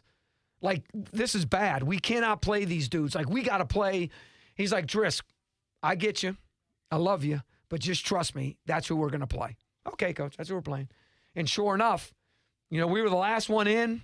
You can say whatever you want to say. They built the drama because of everything we went through. But, there's something to be said about how you build that non-conference and what you do with it and how you play it and how you spend that money. And so it's also a wild behind-the-scenes look at just how much Lenardis and Palms of the world can help out. 100%. I mean, it's like the Scheftlers and Rappaports, it feels like, giving information to but GMs why not and ask why they those get guys that are in the weeds every day? Yeah. Hey, that'd be like me. That'd be like me going into the sports radio business and never saying, "Hey, Brent, by the way." Yeah. You say to him, So the same thing with, Jerry Palm, and he helped. I mean, to Coach's credit, and to Coach's credit, he listened. All right. So here's my question. So did that answer your question for whoever you don't know asked you? Yeah, it was good. No, it was good. And I also think this, and this is more statement. College baseball right now is in like a really good place, like the best it's ever been. Yeah, in terms of quality of competition. Okay, I just want to make sure. Baseball. But basketball, you just said, is very we love parity in sports. Like that's kind of the aim. And so all these negative things going on in sports that can be viewed negatively, transfer portal, NIL. I think it's awful to be a high school kid right now. I mean, what do you do? Like it's hard to get to go play college ball, any sport, because of what's going on. And I think as a high school parent, that's a tough thing. But all of it in some way, shape, or form has seemingly created a bunch of parity across a lot of sports. And so is it as bad as we think it is?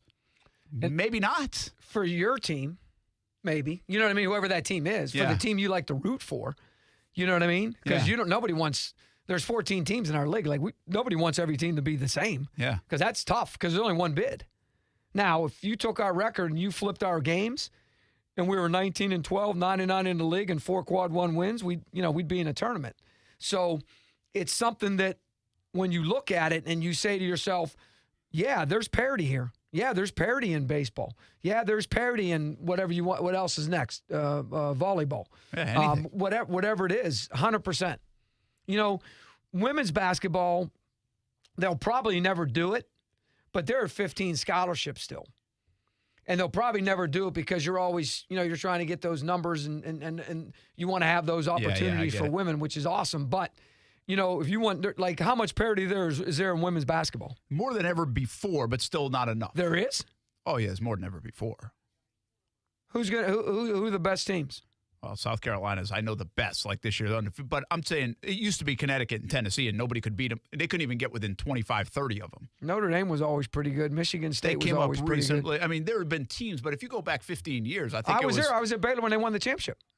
How long ago would that have been? 2005. All right, so maybe Baylor's in that mix. No. Baylor teams. started. Like Kim. Okay, so Kim Baylor, started the Baylor, UConn, Tennessee. Michigan State, and it was Baylor, Michigan State, Notre Dame started coming on, to your point. Yeah. Versus those Tennessees and UConns. I feel like, and again, I don't lock into it, but I feel like we saw or we will see this year more upsets in women's basketball in the NCAA tournament by the seeding than we ever have seen before. Now, maybe I'm not right about it, but I feel like that's the case. Where I felt like you got chalk. Maybe it was more when I was a kid or early on in the business. It was just chalk, chalk, chalk, chalk, chalk. And again, you still have dominant teams. I get that. Of course. But I feel like there's more parity in it. I might be wrong. Again, I'm not locked in on it. But what you're saying is if you went down to 13 scholarships instead of 15, you would even have more parity? Well, of course, yeah, because now you're talking about 2 people. From each team, going to other places, yeah. So 2 from South Carolina are coming down to wherever. Yeah. And then those, and that's a domino effect. Absolutely. And that's what happened in men's basketball. That's why it flipped so quick. And then that makes sense. Well, the other thing is, and then people aren't using 13 scholarships because they're transfer portal guys at Christmas. Yeah, so you're like, do I save one? Yeah. Do I save 2? And then the other thing is, how many guys can I play? Don't I play? How many are happy? How many aren't happy? Do I redshirt somebody? Do I not? Like in the old days, you would redshirt and build up and all this kind of, so all that stuff. Well, let's just use 10 scholarships. Let's wait and get a transfer portal. Let's bring in a kid that we're going to really have a project with that we can't get 7'5" Oral Roberts. We'll talk about. He's going to play in Orlando. Vanover. Yeah. So I think there's a lot. I think there could be more parity quicker because all that trickle down. Well, here's the other thing. Well, I think your women's basketball program didn't even use all 15 because what do you do with 15 players? Yeah. Mm-hmm. Like, that's hard to manage. Yes. Like, you get unhappy people. Yes. I mean, if you have 15 of them. All right, here's my question, then we're going to really dive into the bracket after the break. This hit me. So Texas wins the Big 12. Yes. Right? Beard gets fired. Yes. Ends up at Ole Miss today. Correct. And they win the Big 12. Tournament, yeah. I was like, whoa, great story. But it got me thinking. Shaka Smart's at Marquette. He's doing a hell of a job there. Oh, he's great. His hometown. Why can he win at Marquette in VCU, but couldn't get it done at Texas? Well, define get it done. Well, I mean, I don't remember. Did he have Texas in the top 10 ever? He's got Marquette in the top 10. Yeah, I think. I mean, they won a little bit, but not. Yeah, I agree. But like we've seen this in football too. Like I don't know if it's a Texas problem. I know he's not a bad coach. He won a VCU and he's winning at Marquette, right? Correct. So, like, where is that? Sometimes it falls apart at a big school like Texas. Is just a different animal. Yes, and it's a different animal in the way in which you think. The guys you bring in, the guys who are talking to the guys that you're bringing in, the guys who are connected to the people that you're bringing in, the way in which, in certain places, VCU, Marquette, I know him well. However he is, are much, much more in line with what they're all about than what you and I know a lot about Texas. Yeah. I mean, I was in the league. We only beat them once. Thank goodness. And Coach Barnes is another good example. But Barnes did well at Texas, and they let him also go. has done well at Tennessee. No, they let him go. Yeah, so he didn't do well They enough. let him go. Yeah, and he's a great coach. Here's a great story about that. The guy that was before him was who? Before Rick Barnes? Yes, Tom Penders. So we're in San Antonio with the Final Four. Coach Barnes is sitting in a salon waiting for his wife and assistant coach to get their nails done. He's reading a paper. I will see him. I go in. I say, Coach, because I'm in that family. And he turns the paper over, and it's the day he got fired. And he says to me, this is his exact quote to me. And I'm not going to cuss because he was cussing back then. Who in their right mind would ever take this job? And a month later, he was the head coach of Texas. How about that for a story? That's pretty wild. But my point Where is, had Barnes gone before Texas? I hear he was at Clemson. That's how I got so to Clemson. He went Providence, Clemson. That's how I got to Clemson. That's how, because Shai was at Wyoming with me. Okay. And then Shai got the Clemson job. But it was Providence before Clemson? Correct. Okay. Yeah, and he was a Virginia coach for 24 hours. Nobody knows that. So the thing, my point to you is, like, Coach Barnes, they didn't think was good enough. Yeah, He's gone. And look at him. Yeah. That's a good point. Yeah, I mean, it's just... So it's a Texas thing. My point is, it's a Texas thing. It's not a Shaka Smart thing, most likely. It's probably a Texas thing. Football coaches have done the same thing. It's a Texas problem. Like, you should be able to win at Texas, and nobody can. Coach Beard was getting it done. It looked like he was about to get it done. No, they were getting it done. Yeah. I mean, they won. I mean, they're like... Rodney didn't change what they're doing. Yeah. Interesting. Who gets the Texas job? And it's that mindset you just said. Is he the guy? Yeah. Is he the Texas fit?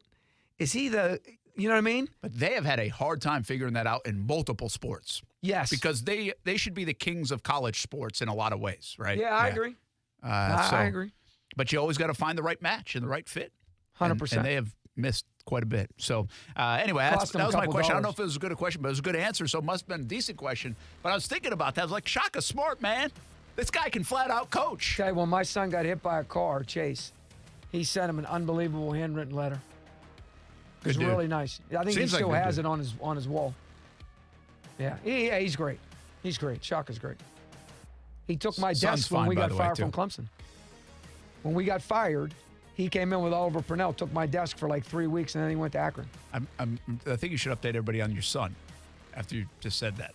This didn't happen just like yesterday. No, he's 14. Yeah, he's 27 now. Yeah. I just want to make sure we're clear. And this is radio. I told you, I'm not. I don't know the nuances. We got 4 people calling in. I was coach's son. It goes 14 years ago, but he's good. He's getting married. Oh, there we go. End of the month. I'm officiating. You're officiating. Yes. Another player. That's tough. That's gonna be an emotional one, man. Yeah, another player. I got to put on my coach's cap and not dad. Yeah, that's tough. We'll see. I don't know if I like that call. Maybe you should put on the dad cap. Well, let's debate it. We'll be back. We debate the bracket on ESPN 690 with Matthew Driscoll next.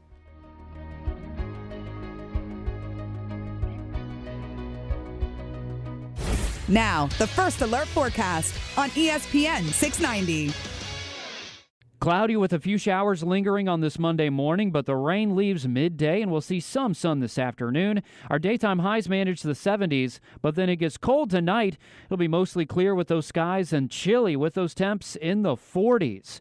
From the Action News Jax First Alert Weather Center, I'm meteorologist Corey Sima. The Weather Center is brought to you by Beards Diamonds. Now get 0% interest for 5 years with nothing down. We're dealing at Best Bet St. Augustine, the only card room and sports bar in St. Augustine, Florida. With nonstop action, poker games of all limits, exciting tournaments and table games, and a sports bar showing all the action, Best Bet St. Augustine has you covered. Don't miss our delicious dining options, serving breakfast, lunch, and dinner, and our always popular freshly made sushi. Best Bet St. Augustine is located at 800 Marketplace Drive off exit 311, where I-95 and State Road 207 meet. Learn more at bestbetjacks.com. By now, you've heard all of our ads. America's largest injury law firm. It means that when you hire us, you get a legal army. When it comes to law, size matters. Morgan & Morgan. Visit forthepeople.com for an office near you. Do you feel a calling to help others? You can change a local child's life by becoming a foster parent through Daniel.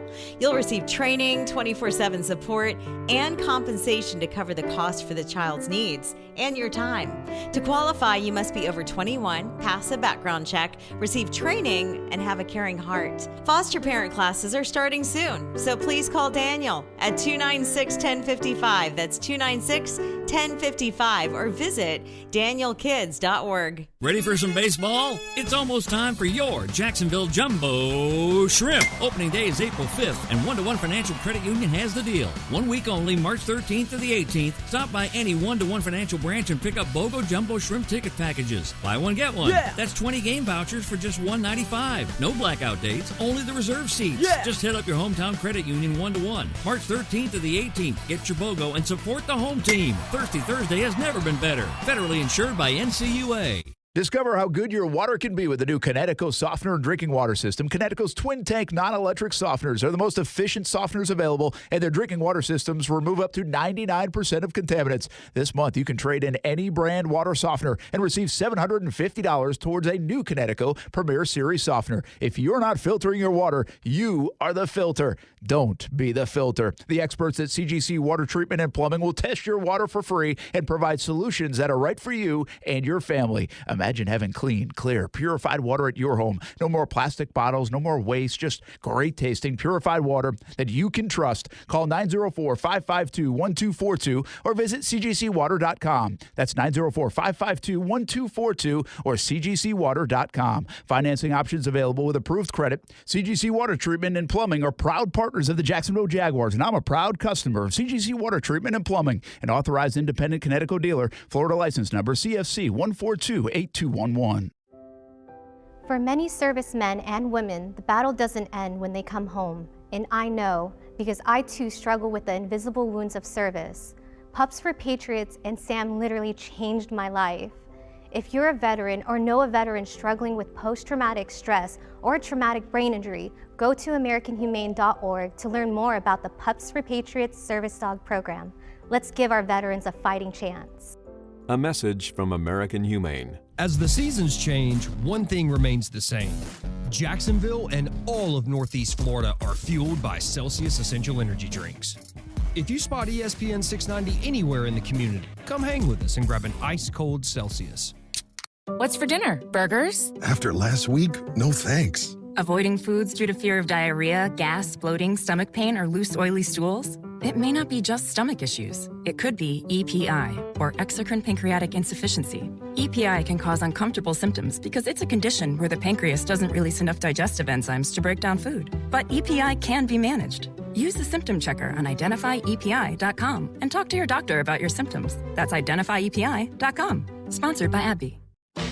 Businesses don't run on automation or algorithms alone. What powers businesses are your people and the people they serve. At Cintas, your dedicated service reps understand what you need to help you keep your employees feeling safe, comfortable, and performing their best. So your business can too. For workwear, essential cleaning products, first aid and safety supplies, and fire protection services, visit Cintas.com. Oh, I'm ready! And get ready for the workday. It's transition time to the spring season on the campus of the University of North Florida. Busy time to swoop. Baseball, softball, tennis, beach volleyball, track and field. Something for everyone at UNF. Find the schedules, results, the stories of the student athletes, and buy tickets at UNFospreys.com. Plus, be an Osprey supporter and help get scholarships fully funded at UNF. Giving Day is coming up on March 22nd. And check out the strategic plan of the future for UNF athletics. You can find all that at UNFospreys.com.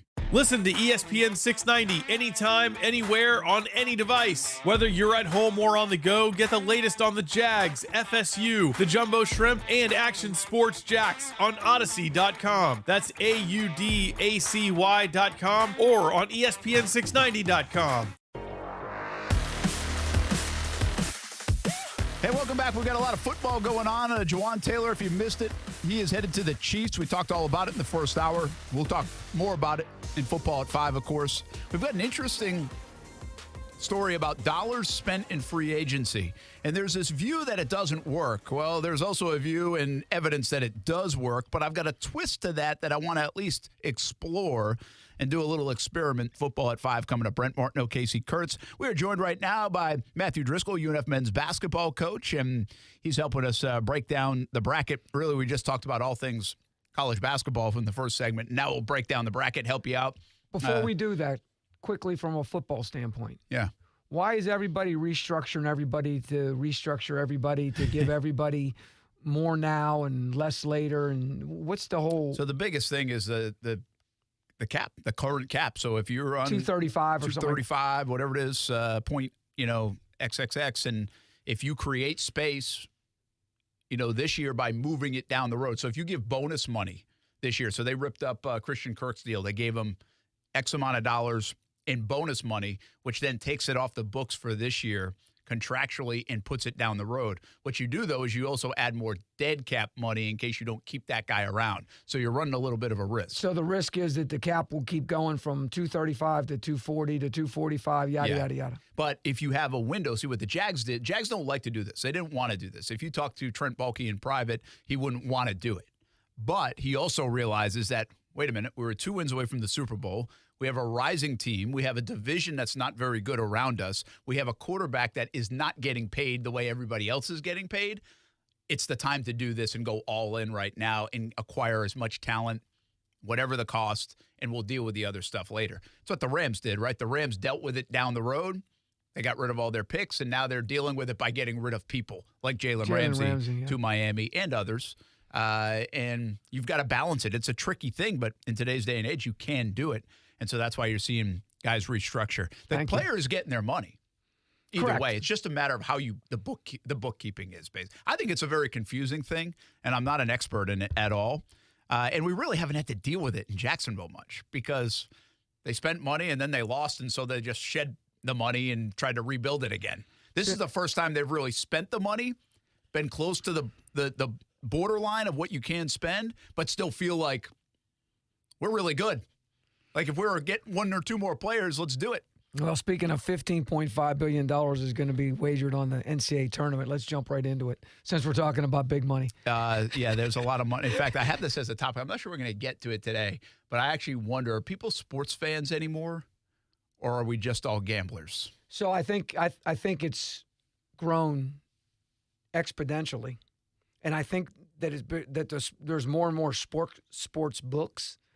I think it's taken away from, the guy down the street that you used to deal with. Yeah, true. And I think because of that, like everything else in life, I think it just becomes more and more and more and more and more. And because of this, you can do it for what, quote unquote, fun. And in reality, you're doing it because maybe it's an addiction. Yeah, and you don't realize it, obviously. And now you're, I don't want to use this term, but you're robbing Peter to pay Paul. And that creates a lot in and of itself. And so, yes, there's going to be a lot wagered. And I think the one topic we got to start with is the injuries. And I think the significance of the injuries are really going to determine the early rounds. Because where do you want to start? You want to start? Let's start in the Midwest because let's start with Houston. Yeah, you take us there. So Sasser, awful if you saw it. It was ridiculous. He did a split.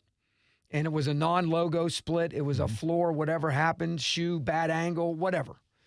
And the split that he did obviously caused great separation with his groin and whatever other ligaments took place with that. And because of that, that person in particular is huge to what they do. And he's a player of the year, obviously. We played them. So we saw him first and foremost. And maybe not against Northern Kentucky and maybe not even against Iowa. But if you can get through this weekend and you can give that guy it would be about a 12-day rest. Maybe it's enough.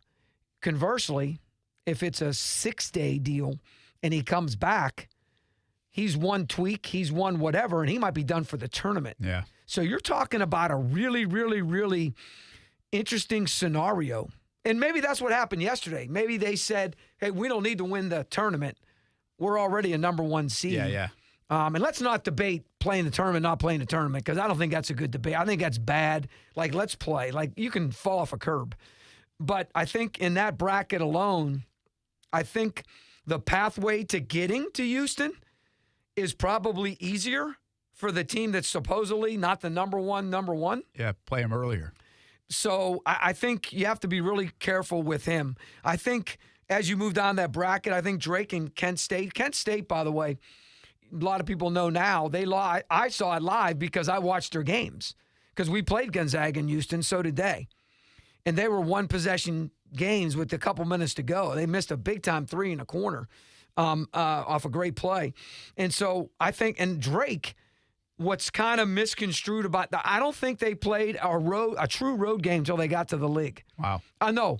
I think I'm right. I think they played a Power 5, but I think it was a neutral. Yeah, neutral site game. So I think they played all home games to good for them. But how dangerous is Miami? Without the kid that hurt his ankle, who knows? Great defender. Their guards are ridiculous, and if you got guards, you can get as deep as you can get. Baylor, Kansas last year. And so I think they're really, really good. I think they're really, really dangerous. I just think Drake, I don't know why, but Drake has just got a little bit. I've followed him all year long. Of course, I'm a basketball guy my whole life, but I've always liked them. I've liked what Coach has done with them. I just think they're really talented, and I think Kent State's really talented. So I think both of those guys can win in this opening round. I think Texas gets through. I think Penn State's going to continue to ride its carpet, and Mike has done a great job there. And I think Xavier is obviously Sean's done a great job, but Fremantle again, he was their cog and he was their dude, and you're a Big East guy, and then he got hurt and he's not coming back, so he's done. So I don't know if Xavier. I don't. Can Kennesaw State beat him? No, I don't think Xavier can beat Texas. So I like Houston and Texas coming out of that to play for the chance to go to the Final Four, and I think Houston's gonna come out of that.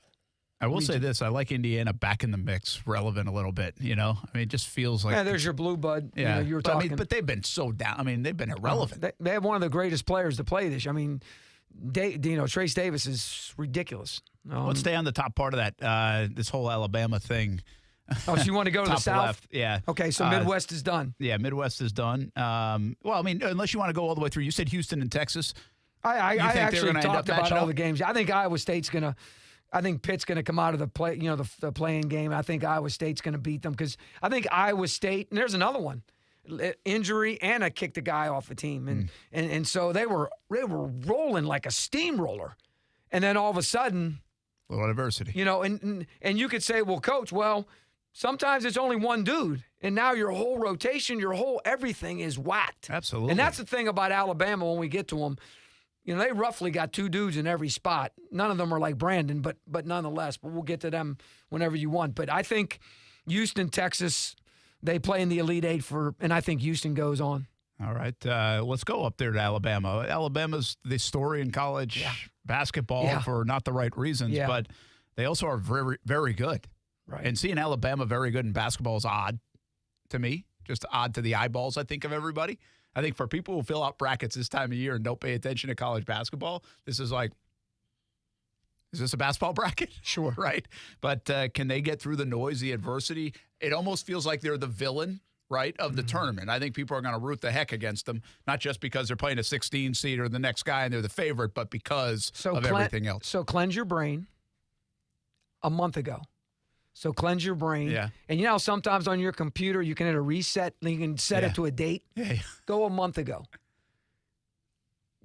Did you think fun story. Did you think John Morant was an unbelievable Yes, yeah. So stuff happens. You don't know. We don't know. We got no idea what happened with Brandon. Yeah. we don't know the crux except what we read, what we see, which, 50% of that is not true. And so, it is what it is.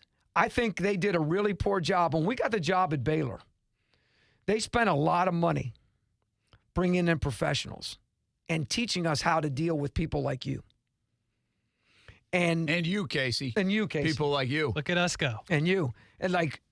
So I think if they would have done a much better job 3 weeks ago or a month ago, then I don't think it would be that huge of a story. Yeah. And I think what happened was it got bad. They said the wrong things. And then next thing you know, bada bing, bada boom, and that social media train just started rolling down the track. And the villain is one thing. But if you look at him from basketball talent, because that's what we're talking about, again, we've been doing it for a long time, and he's only been there 4 years, and he's getting all the accolades for it, like layups and dunks and wide open threes. And, that's what they're all about. And when they're not making them, they are good enough defensively because they're really special on defense. So they can win games like they did in the semifinals. However, when you talk about what they can do from an offensive standpoint, the game is less possessions in a tournament. The game is called closer in the first 2 rounds in the tournament. Why? Because the officials want to advance, just like the teams. Yeah. So it's called closer. Grades. And then they know that when it gets to 16, it gets a little bit tougher. So now they let it go a little bit more, and it gets a little bit looser. But those first couple rounds favor. There's some things that are going to happen. It's a good nugget right there, by the way, for all your props, Casey Kurtz. So it's just something to think about. But my point is, they're really, really good. They're really, really special. Obviously, you'd have to argue the Big 12 was the best league in America this year. And so I think Alabama, now I'm going to tell you, as we go down the bracket, West Virginia is better than people think. Coaches probably, this might be his last dance. And when you look at them, I don't think they can beat Alabama, but it'll be a slugfest. I do think that San Diego is going to beat the College of Charleston, even though they're one of the favorites that people are picking upset in that 5-12 sector. They had a great year, 30 wins. Obviously, they shoot a ton of threes. They rebuilt through the transfer portal. How about this one? Many of them were not Division I players. They were NAIA or Division II players. So there's a lot of guys out. 500 Division II players entered the portal. Wow. So there's a lot of guys out there at all levels. And you might have missed on them. Or like you said, they got caught up in the COVID. And then they go there. Next thing you know, they're wow. And then, they might have 3 years left and whatnot. And so I think Virginia is the one team that people are talking about the least, that have the greatest opportunity. Well, there's 2 teams I think I have for you. They're one of them. Because they guard like a banshee. They've been there. They lost a great shooter, but they got great guards. I think the transfer from West Virginia that can shoot it can make up enough for it. So Virginia's dangerous, in my opinion, for Alabama, just because it's whatever you want to call that, yin and yang, or, they just don't, they're not the same. Yeah. And then I think Creighton is way better. The 7-footer got hurt. They went down. He came back. They started figuring out, but the Big East is a monster. And so now they ain't playing the Big East anymore. And so I think they're going to beat NC State, and I think Baylor is better than people think. They just have had some issues. Love didn't play. He scratched his cornea. It's always something. And Keontae George, first all freshman since 2012, Perry Jones. And so I think Baylor. But then I think all of them, Missouri's had a great year, by the way. Yeah, very nice. I like Missouri in the first game. I think all of them are going to fall to Arizona. I think Arizona is caught up in the West Coast. Nobody knows. They were the darling last year, and Tommy Lloyd was the Jerome Tang of this year, and they were everything, and everybody knew about them and watched them and saw them. But this year, not so much, right? And then they beat UCLA, who we'll talk about is injured, obviously. So when you look at that bracket, I think Alabama faces Arizona. I think Arizona beats Alabama. And I think Arizona goes to the Final Four. Wow, how about that? All right, let's rip through some others. You're giving us some great stuff. I shouldn't have kept you so much on the front end, but we've got all month to talk about this. Let's go to the East. Purdue's the number 1 seed. Been really good at times and faltered a little bit late, and now back at it. What do you see? Casey, double-check this for me. Was yesterday the first time that Matt Painter's ever won a postseason Big Ten championship? Just check that out. I'm not positive. So you got Casey working for you now. I like that. The thing I love you about an F guy. The thing I love about Purdue, who we beat in 2014, and when Coach Painter was there as well, and they went to the NCAA tournament. Like, the thing about them is they have an outlier, and Edey's an outlier, and their guys respect that outlier, and they know what he can do, how he can do it, and the way in which he can do it. It's the second time. Okay, second time. So you're talking about he's been there forever, and it's only the second time. That tells you how good that league is. Yeah, the other one was 2009. So, and so what I love about them is I think Memphis is going to beat FAU. We love Dusty and what he's done and the way in which he's built it, and he's got all these guys coming back, but he won't be there. But I love Memphis there, but then they're going to lose to Purdue. I don't want Duke to beat Oral Roberts, but if I was just talking, because I think they went to the Sweet 16, but they won as a 15. They went to the Sweet 16, so everybody now is not thinking of them as Oral Roberts. They're thinking of them as the team that went to the Sweet 16 with the same guy, Max Asmus, who led them to the Sweet 16. So I think higher-level teams now don't take them for granted, like maybe they looked at them in the NCAA tournament, which they never should, but they're humans. They do have 7'5", the Vanover kid, who, again, transfer portal, Arkansas, comes in, one and done, right? So he helps get you. They used to have Obana, who went to Texas Tech at Oral Roberts. So that brings you to that level again. Yeah, you replaced it. You rip it. Undefeated. You play New Mexico, but you've won like 25 million games in a row. They're 30-4, whatever. Duke, by the way, starting to shoot it, though, in that tournament. But my point is, I think Duke is Duke. I think Duke is feeling good. I think Roach is healthy. He and Max are going to be beautiful. I'm going to the game. It's going to be Duke is Duke. They're on TV more than Leave It to Beaver reruns. Yeah, of course. But I like Duke there. And then I like Kansas State to beat Kentucky. I think Kentucky comes first, and then Kansas State. I like what. Come on. I like what. Get those Friars in an upset. I like Coach. what Jones. I was trying to go by that without mentioning them. I love Ed, who's not going to be the coach of Providence next year. But I love the fact. Where's he going? Predict. Come on, give me a prediction. Huh? Give me a prediction. Georgetown. Oh, is he? Come on, stay in Providence. Don't go to Georgetown, Ed Cooley. So anyways. He's a Providence guy. He's from there. Don't go to Georgetown. So I digress. Kentucky and Kansas State, Coach Tang's team, obviously, with Johnson and also Noel, those two. But I think they have 2 or 3, 13, the wing. I really like him a lot, Sills. And remember, he didn't play in their last game because he had a funeral that he had to attend. So I think Kansas State's way more dangerous than people think. I think they're going to beat Kentucky. They're going to get to the Sweet 16. And then I love USC winning, but it doesn't matter because Marquette's going to go all the way to the Elite 8. I think Shaka's got them where they want to be. I think the lead guard is amazing. I think when you have guards at this level in this tournament, you can do a lot of damage. And you say, well, Coach, you just mentioned Edey. He's 7'4". He's an outlier. Their guards are great. He's an outlier. And when you have an outlier, that makes it different. Vermont I think Purdue is always in it, by the way. I think Purdue goes to the Final Four. Bottom in the West. Here's who I really like. I think in the West, I think UConn's going to be more dangerous than people think. Interesting. That's a fun matchup, right, with Patino. And they got those 2 inside guys who can fight with anyone, but their guards Hawkins is ridiculous. He's Ray Allen 2.9 or whatever. They've rebounded nicely, UConn. But I love UConn. I love what they do. I think they beat St. Mary's. I think they play Kansas and lose. The team that's dangerous also is TCU because Miles is healthy. They're the fastest team in America. Even though they lost Lumpkin, threw him off the team or he quit, whatever, they're still dangerous. But my second pick that no one's talking about is Gonzaga. Really? And the reason no one's talking about them is because they're not as sweet as they've been. Yeah, might be a good spot for them. And to my opinion, I think that might be a little bit dangerous in this tournament. Is Grand Canyon dangerous, though, to them in the first round? I love Bryce. Obviously, he's in the family. And No, Gonzaga's going to come out of there.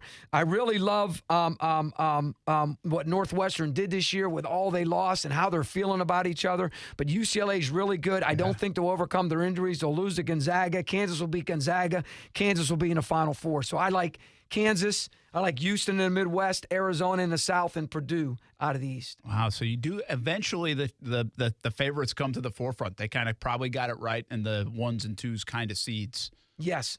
And I could see Texas, if Sasser's not healthy, Texas is going to be the Final Four team. I think what you said is health. People have to gamble on the health when they pick these brackets.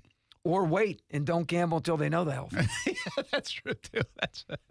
Well, you got to put a bracket in before it starts on Thursday, though, and sometimes you might not be able to wait long enough. Well, Carrie and I have ours done, so. All right. Yeah, we can't change them. Do you have your national champ? Yes. So I like Purdue to beat Arizona. They have great size, Arizona. I think they'll give because they play so fast. That's going to be a detriment. But I think the Purdue's good enough. They've faced guys like that. And I love Kansas. I just think Kansas is different. I think Wilson's different. I think the shooter, number 4, Bird or whatever his name is, he can shoot that thing. He's a really good player. And, whatever you can say, whatever you want to say, like, there's something to be said for someone that's been there, done that, and forget about whether self's healthy. Them guys are really, really talented. I like Kansas, and I think Purdue beats Kansas. I think Purdue wins it all. I really do. How about that? That'd be something. That'd be kind of fun. A little different. Yeah, especially with Indiana outlier. fans won't like that. Especially with an outlier. Matthew Driscoll. That was fun, man. That hour goes by quick with you. We're done? Yeah, that's it. Unless you want to stay for another hour. I appreciate Going back to football talk after this, though. You know me. I love it all. You do. You can talk it all. Talk a little golf, a lot of basketball. We'll get you in throughout the month and see how you're doing, but the rest of everybody it's brackets doing, so you can give them some good advice. Give them refereeing advice for your prop bets going on, Kasey. There you go. I'm in on the referee advice. Football at 5 on the way. Matthew Driscoll, UNF men's basketball coach. Thanks for stopping by. Brent and Friends on ESPN 690 rolls on right after this. Brent and Friends is sponsored by Best Bet, now open in St. Augustine. If you're the victim of a car crash, never rush to settle with the insurance companies and never settle for just any attorney. Demand Anna Jar Levine. Call 1-800-747-FREE for a free consultation and take back control of your life. Main office, Jacksonville.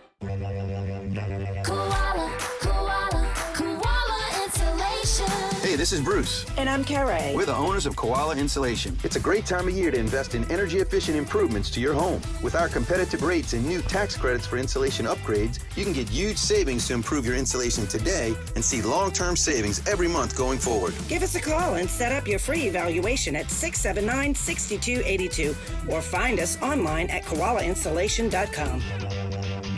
As the seasons change, one thing remains the same. Jacksonville and all of Northeast Florida are fueled by Celsius Essential Energy Drinks. If you spot ESPN 690 anywhere in the community, come hang with us and grab an ice-cold Celsius. Rich Jones here. Investing can be more about just filling a bank account. It's about having a secure retirement, protecting your family. Let DLP Capital help you to protect your why. Here's CEO and founder Don Wenner. I started DLP Capital with an expectation that I could provide my family, my investors, my team members, and the families of my investors with awesome returns, limited volatility, and no losses, all while providing desperately needed affordable housing to the American workforce. To get your investor's guide and learn more, dial *invest on your cell phone or visit highyieldreturns.net. Finding great candidates to hire can be like, well, trying to find a needle in a haystack, but not with ZipRecruiter. Its powerful technology actively finds and invites qualified candidates to apply to your job. So while other companies might deliver a lot of hay, ZipRecruiter finds you the needle in the haystack. See why 4 out of 5 employers who post a job on ZipRecruiter get a quality candidate within the first day. Try ZipRecruiter for free at ZipRecruiter.com/free. That's ZipRecruiter.com/free. Stogie Fest, the Southeast's premier cigar event, is back at Aromas March 24th through the 26th. It all kicks off Friday, March 24th at 6 p.m. with events throughout the evening. Saturday, enjoy the Stogie Feast, an exotic meat lover's dinner, followed by beer, scotch, wine, and of course, cigar samples. Stogie Fest Sunday starts at 11 a.m. and features cigar sampling, great food, a designer car show, and more. This event will sell out, so go to aromas.com to get your tickets today. That's aromas.com. We've been in Jacksonville now for 15 years, and as you know and I know, we have to be ready for those hot days. And this time of year, the cooler temperatures, too. Need that AC working and then be ready to turn on the heat for a day or two. Bold City Heating and Air has us ready. They have for years. Can't say enough about their customer service. The communication, they are prompt, they are clean, they are good. Bold City Heating and Air. And right now, take advantage of their 0% financing on all purchases and just $97 for a tune-up. Be ready for the chilly weather and the heat. Bold City Heating and Air. BoldCityAC.com. Every piece of land has a story. For the Caggianos, it's keeping their yard pristine with a John Deere Z530MC track mower. Because it's not just a yard, it's a gathering place. Work and play kind of meld together for us.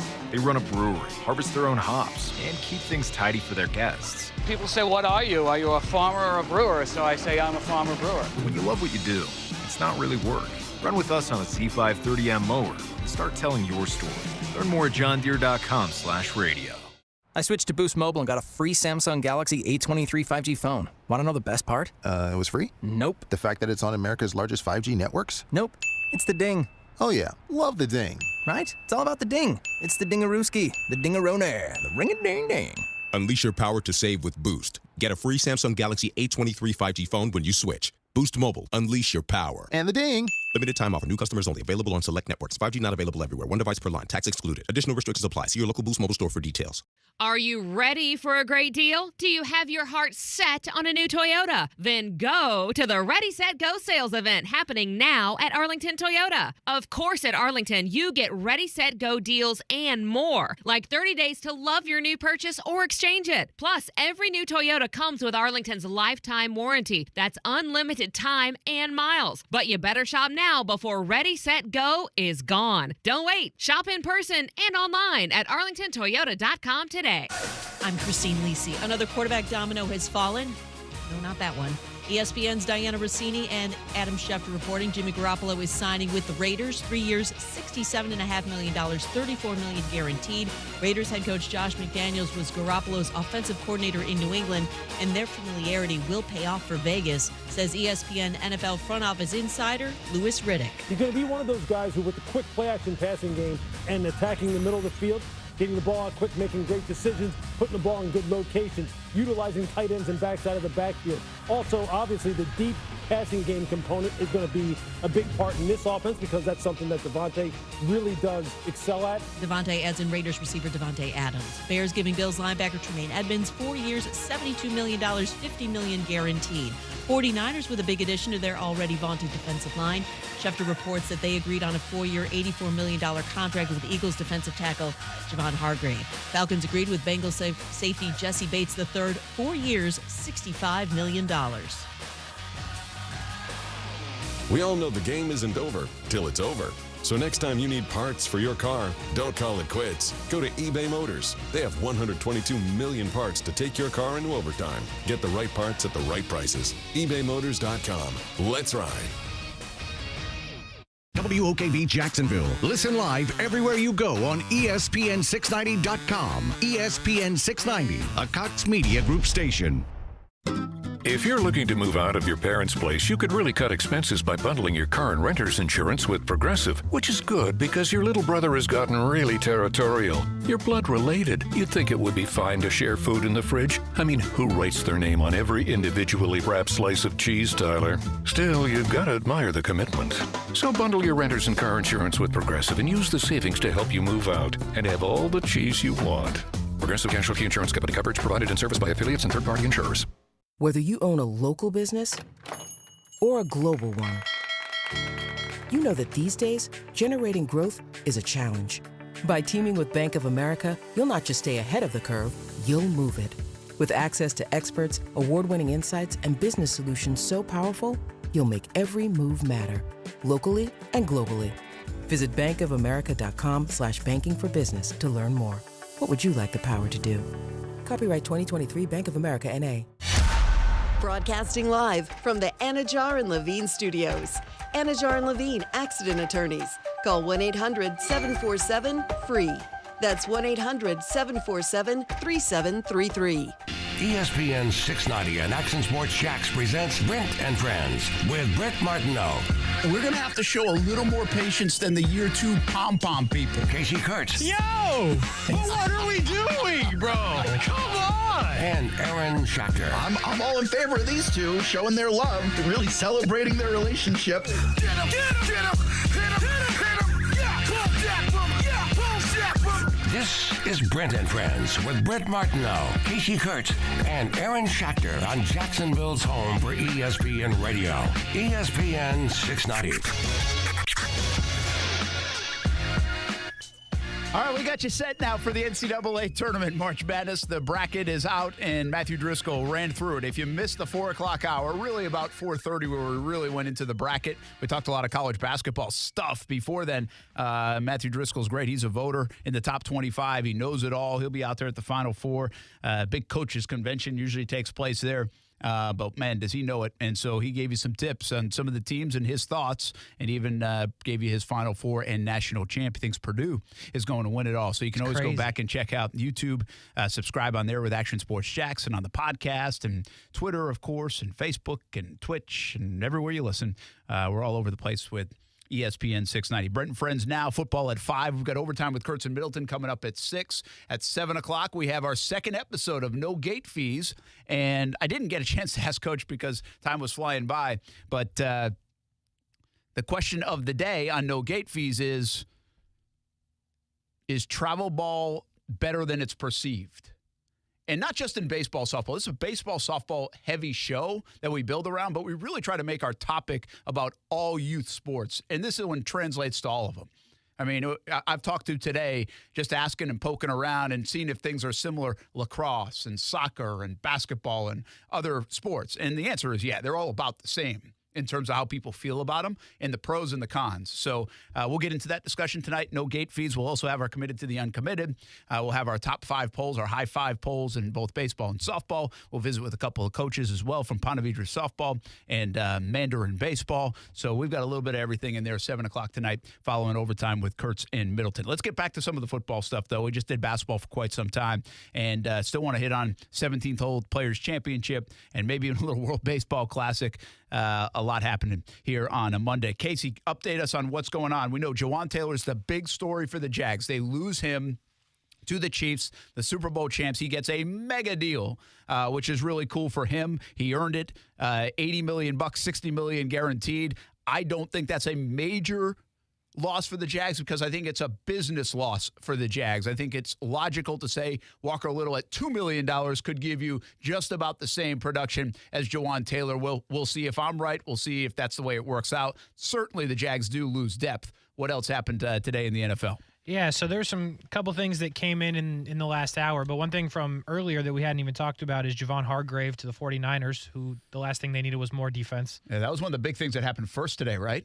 Yeah, I think it's the biggest financial deal that's been done, at least that I have written down, at 4 years, $84 million with $40 guaranteed. Oof. So, yeah, San Francisco is going to get better on their defensive front. The Eagles are going to lose a player that helped them get to the Super Bowl. We'll see how that plays out for them. Case Keenum is interesting because usually I wouldn't put Case Keenum on my paper, but when he signs with the Texans, I put it on there because that's a good backup that might have to play depending on who you pick as your quarterback. You think that's a something or a nothing? Yeah, it's a bridge guy to help you, but it's like a first-month guy. I doubt it. I think where they are picking at number 2, the guy's starting from day one. Yeah. So I don't read too much into it. I get what you're saying, but if he is, man, he's starting for like 5 weeks, you know? Maybe just a good guy to have in the room. But I think probably they're setting the table for – yes, that's their Chad Henne, if you will, or whoever else that can play if you need him to, but can also tutor and mainly be a tutor. Absolutely. This one's interesting. This was like the first thing that happened. TJ Edwards to the Bears. I'm assuming most people know that. But in the last hour, they also signed Tremaine Edmonds. The Bears did. From Buffalo. 4 for $72, $50 million guaranteed. And they've now brought in 2 really, really good inside linebackers just to play the position, and the argument on social media is so you bring in those 2 guys, but you get rid of Roquan Smith because they made that decision earlier in the season. But Edmonds is a good player. Edwards is a good player, but they have help at linebacker, which is important for the Bears, who have spent, I think, the most today. The Bengals did lose both of their safeties, who were going to free agency. Wasn't sure how that was going to play out. Von Bell is going to the Panthers. So the Panthers are going the let's build the defense route, and then the rookie quarterback will just get sacked a bunch. It's fine. And Jesse Bates is going to the Falcons. Wow. 4 years, $64 million. His cap hit the first 2 years is expected to be huge because they have the money to pay now, which I guess puts them out on Lamar, which they said they were out, but nobody really believed them. Yeah. But Jesse Bates got a really big deal. I think it's the fourth biggest safety deal of all time. And then this one I just saw was Patrick Peterson going to the Steelers. Really? Seems like a good fit. So cornerbacks are, Jamel Dean re-signed with the Bucs. So I'm 0 for 2 on the predictions. Forgot about that. Yeah, so the it's a tough thing to predict. Corners are going. Offensive linemen are going. Linebackers are going. 0 wide receivers have gone. And the only tight end that I've seen is Josh Oliver. So you've got Jacoby Myers, Mike Gesicki, Dalton Schultz, running backs as well, Leonard Fournette, those type of guys. There's been very little movement. And then obviously at the quarterbacks, you've seen backup quarterbacks and then Jimmy G going to the Raiders. What's been the move of the day in your opinion? The move of the day... Because we're seeing big guys go off the board, right? And obviously the quarterback moves in Jimmy G, and we've got our eyes on Juwan Taylor, but it's not like offensive linemen, defensive linemen, trenches. Those are the guys going. You mentioned corners or DBs, like the secondary. That's been a pretty impactful market so far. Those skilled positions on offense, not so much. Tight ends, I thought, could go a little earlier, but maybe people are just waiting to see where things will fall in terms of that market. I mean, it's obviously, what does Kansas City say by getting Juwan Taylor? What does Chicago say by not getting an offensive lineman? What do the Raiders say by getting Jimmy G? I don't know. I'm trying to figure out. Probably the move of the week so far is really Jalen Ramsey going to the Dolphins, but. Yeah, I would agree. I think the thing with the Bears is interesting on the offensive line front is the Bears are spending money. Like they paid a lot of money for 2 linebackers.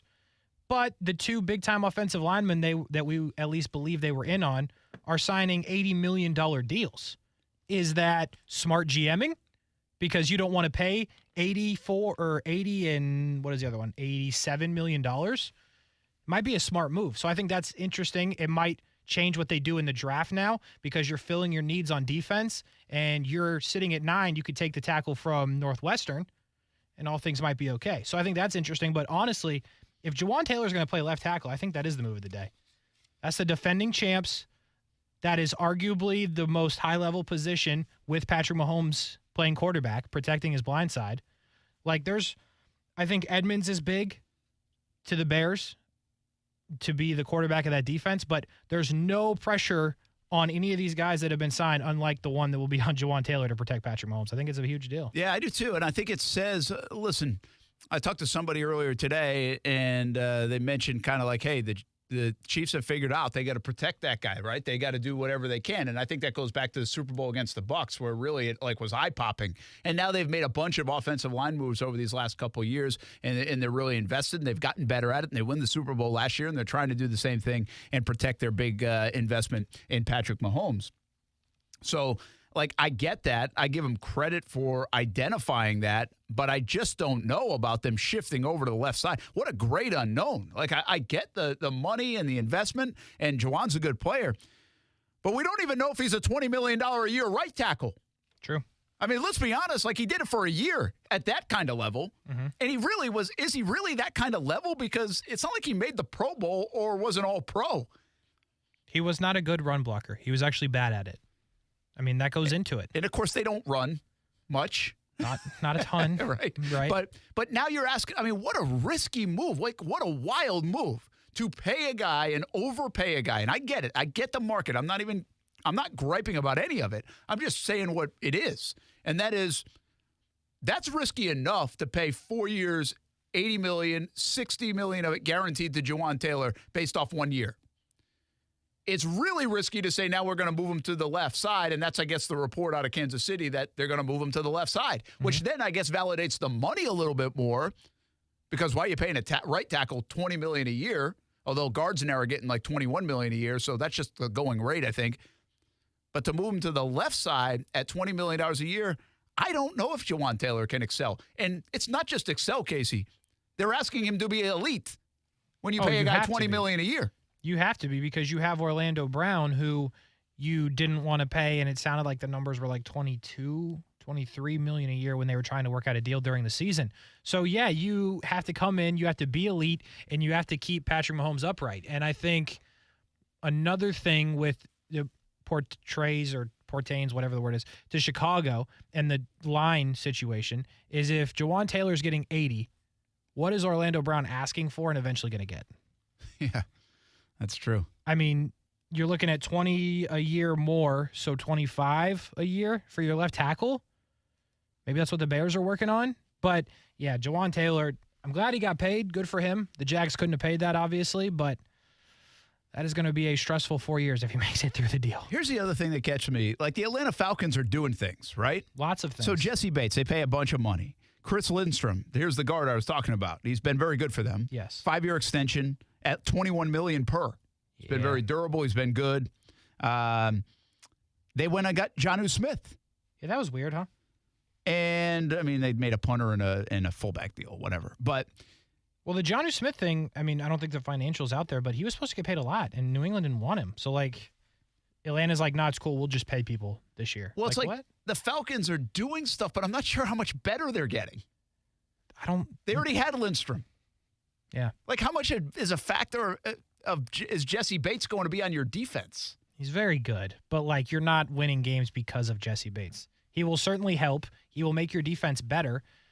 And I guess you're looking at that division going, can we just be better than New Orleans? Because Carolina's going to have the number one pick, but they don't have much else. Tampa, we'll see. But if Atlanta can figure out ways to beat New Orleans, they might be okay in a bad division. So I think Jesse Bates helps, but I think it also says if you're going to spend all this money and take on cap hits this year, Desmond Ritter's playing. Yeah, he's playing, and again, to your point, like, why were they out of the Lamar Jackson sweepstakes? Like, that's one that doesn't add up. Or why are they out of any quarterback sweepstakes? Like, did they see that much in Ritter, or are they just trying to prove themselves right? I don't think they let him play enough. They should have let him play earlier when Mariota was playing is what they should have done. And by the way, Sam Darnold is heading to the 49ers. Huh. How many quarterbacks do the 49ers have? Well, they did lose Jimmy G, so. Yeah, they need another guy. Brock Purdy had surgery. If the recovery goes well, no idea what's going on with Trey Lance. So Trey Lance is their guy, though. And Sam Darnold's their backup? And so is Purdy when he comes back? One of the two, Trey Lance or Purdy, is their guy. I think Purdy's their guy. I think it worked out in a weird way that Purdy's going to have surgery and is not going to be 100%, we don't think, to start the season, because then you can play Trey Lance and things are fine. But it's a very similar situation to last year with Trey Lance, where don't let him struggle for the first 2 weeks of the season like he did last year. Now, granted, he did break his leg, but it's going to get real hot real quick if you got healthy Brock Purdy sitting on the bench. Sam Darnold doesn't do that like Jimmy G did. Jimmy G put pressure on Lance last year when he was on the bench because you know you can win with Jimmy G. So Trey Lance, again, is going to be in a not great situation the minute that Brock Purdy's ready to play football. They're not going to cheer for Darnold to come in, but they will cheer for Purdy. How about Devonte Adams? Aaron just sent us this. What does this even mean? If we haven't talked in the last 3 weeks, don't hit me about this bleep. Thanks. What does that mean? I don't know. Cryptic tweet interpreter, please. Give it to me again. If we haven't talked in the last 3 weeks, don't hit me about this bleep. Thanks. Jimmy G? Is that what it's about? I guess. Here's the other question about the Raiders. Oh, he's boys with Derek Carr. I bet he's mad. Yeah, I bet it is Jimmy G. But this is where I would be mad a little bit if I'm Devonte Adams. Or maybe at least if I'm boys with Derek Carr, I'd be mad. Is Jimmy G better than Derek Carr? I was actually thinking that earlier. I don't know. I don't think so. Do you think so? Like, I don't know. So if I have to ask that, then what did you just do? Right. I agree with that. Like, what was the point? Like, either go young quarterback guy, go Aaron Rodgers, or stay with Derek Carr. Yeah. And so this tells me that they might have swung and missed on Aaron Rodgers. It's a good call. Oh, McDaniels and Jimmy G. Oh, yeah. Well, yeah. I totally didn't even think about that. Oh, yeah. Well, there's a tie, but I just don't know if that was their first option anyway. Like, could this have been their plan? I think so. McDaniels was supposedly one of the leading we want to play Jimmy G guys when he was still there in New England? I don't know, man. I just That's don't. weird. Like, listen, I like Jimmy G. I think he's been good. Beef. Devonte Adams, beef. Love it. Sorry. I just don't see it. I just don't know if there's a measurable difference between the two. Not really. I don't think so. I think I'd rather have Derek Carr. Right? I don't know. I would say Jimmy G's done more. Well, he has. They went to the Super Bowl, and they blew a really bad lead. But he also is always hurt. Yeah. And I think Derek Carr does have more ceiling. Maybe not New York Jets kind of ceiling for Derek Carr, but I think Derek Carr just got stale. And sometimes that happens. Like, he's been there forever. But again, like, if you're getting rid of quarterbacks, you're usually trying to make a pretty bold move. Jimmy G doesn't say bold. Jimmy G's not bold. Jimmy G is like, all right, let's try this one. This feels very Indianapolis, right? Where they go like Rivers to Ryan to whoever, or Wentz. Like, it's just like, okay, let's try this. Like now, though, what Indianapolis has to do, and for them, thankfully, that they're in the position to do so, they can go young quarterback, right? They're picking in the top 5. Like, they have to go that route. You can't let this guy Ballard go pick another veteran like Jimmy G. Mm-hmm. It'd just be doing the same thing. I agree. But this feels a little bit what the Raiders are doing here. And my guess is they have so much money on the books and so much, they do have talent that they can't tell that talent that we're going to go get a young quarterback. And Carolina moving to number 1 probably didn't help that cause either. Because who's going to be left? Right. By the time the Raiders are picking. Yeah, no. So you probably weren't going young quarterback. But this really tells me that they wanted Aaron Rodgers or to try to make Aaron Rodgers work, and they somehow couldn't make it happen in the last couple of weeks or whatever. Now, I didn't really hear a lot of smoke out there. I would think you would. But I got to believe when they got rid of Derek Carr, they were thinking Aaron Rodgers first. You would think so. I mean, he's the better option. He's the better football player. So, yeah, I would think that. And Derek Carr last year, 24 and 14. That's touchdowns to interceptions. Jimmy G was 16-4 and played less football. I mean, if he's better, it's not leaps and bounds. Well, here's the other thing. I'll tell you this right now. It's like Kyle Shanahan is, and I love Kyle Shanahan. Kyle Shanahan's better than Josh McDaniels. Big time. So now you're asking Jimmy G to do what he did with Shanahan, but you're coming a notch back. And you're not as dynamic offensively anyway. No, you're not as good as a football team. Yeah, and you got to play Patrick So that means Mahomes. you have to do more as the quarterback. Can he do more? Yeah, I don't know if this is a good It's good a move. weird bet. And it happened so fast. Like, it was early in the day. We knew before we came on the show, obviously. So, like, there was no, I guess they had all winter to illegally tamper with Aaron Rodgers, but feels like you maybe waited out. I don't know. Weird. Unless they then somehow trade up to get Richardson and sit him. Because if you're telling me that they want Jimmy G to play for 2 years, okay. It's still odd, but okay. I don't know. Weird. Yeah. I don't know. It'll be interesting to see. I don't know what the Raiders are doing right now, but they're obviously not making Devonte Adams too happy. No, bit upset. All right, there's a good tweet that Aaron shared with us earlier in the show, and I want to hit on this. Let's see, where was it? All right, look at these teams. In 2016, the Giants had spent the most money, +5 in the win column. 2017, the Jaguars. Yeah. +7. 2018, the Bears +7. 19, the Jets +3. 20, Dolphins +5. 21, Patriots +3. 22, Jaguars +6. So it spending works for at least Remember, a it year. used to be a dangerous thing. Yeah. I mean, it's still dangerous.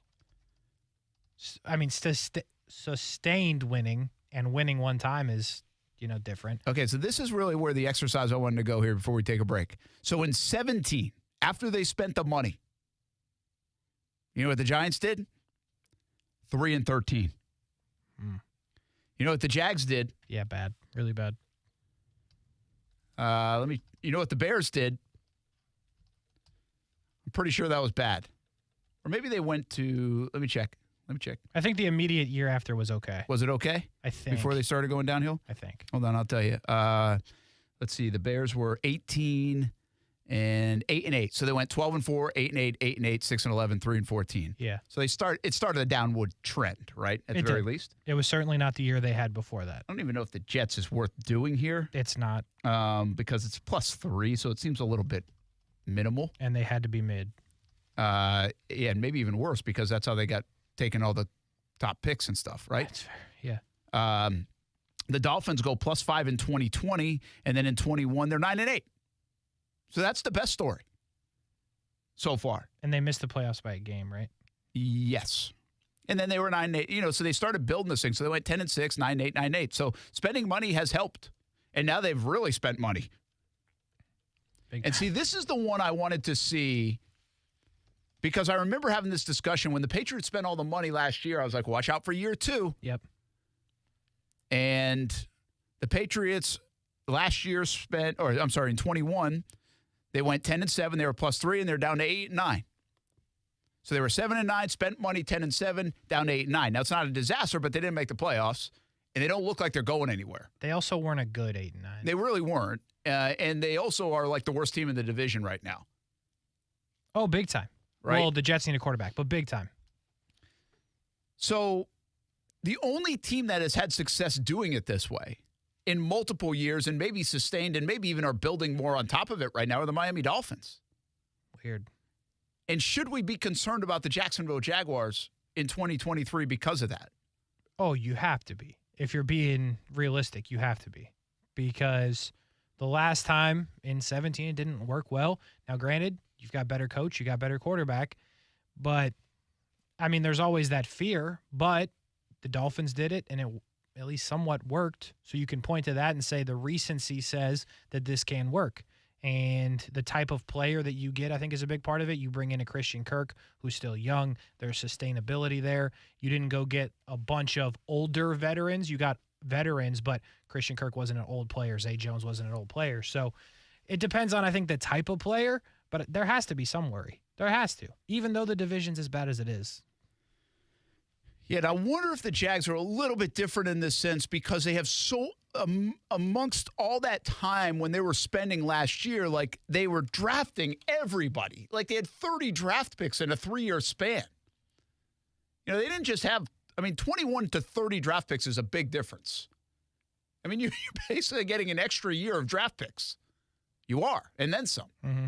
So I wonder if, and to your point, they got the quarterback too, right? And then they got, it looks like, the coach, too.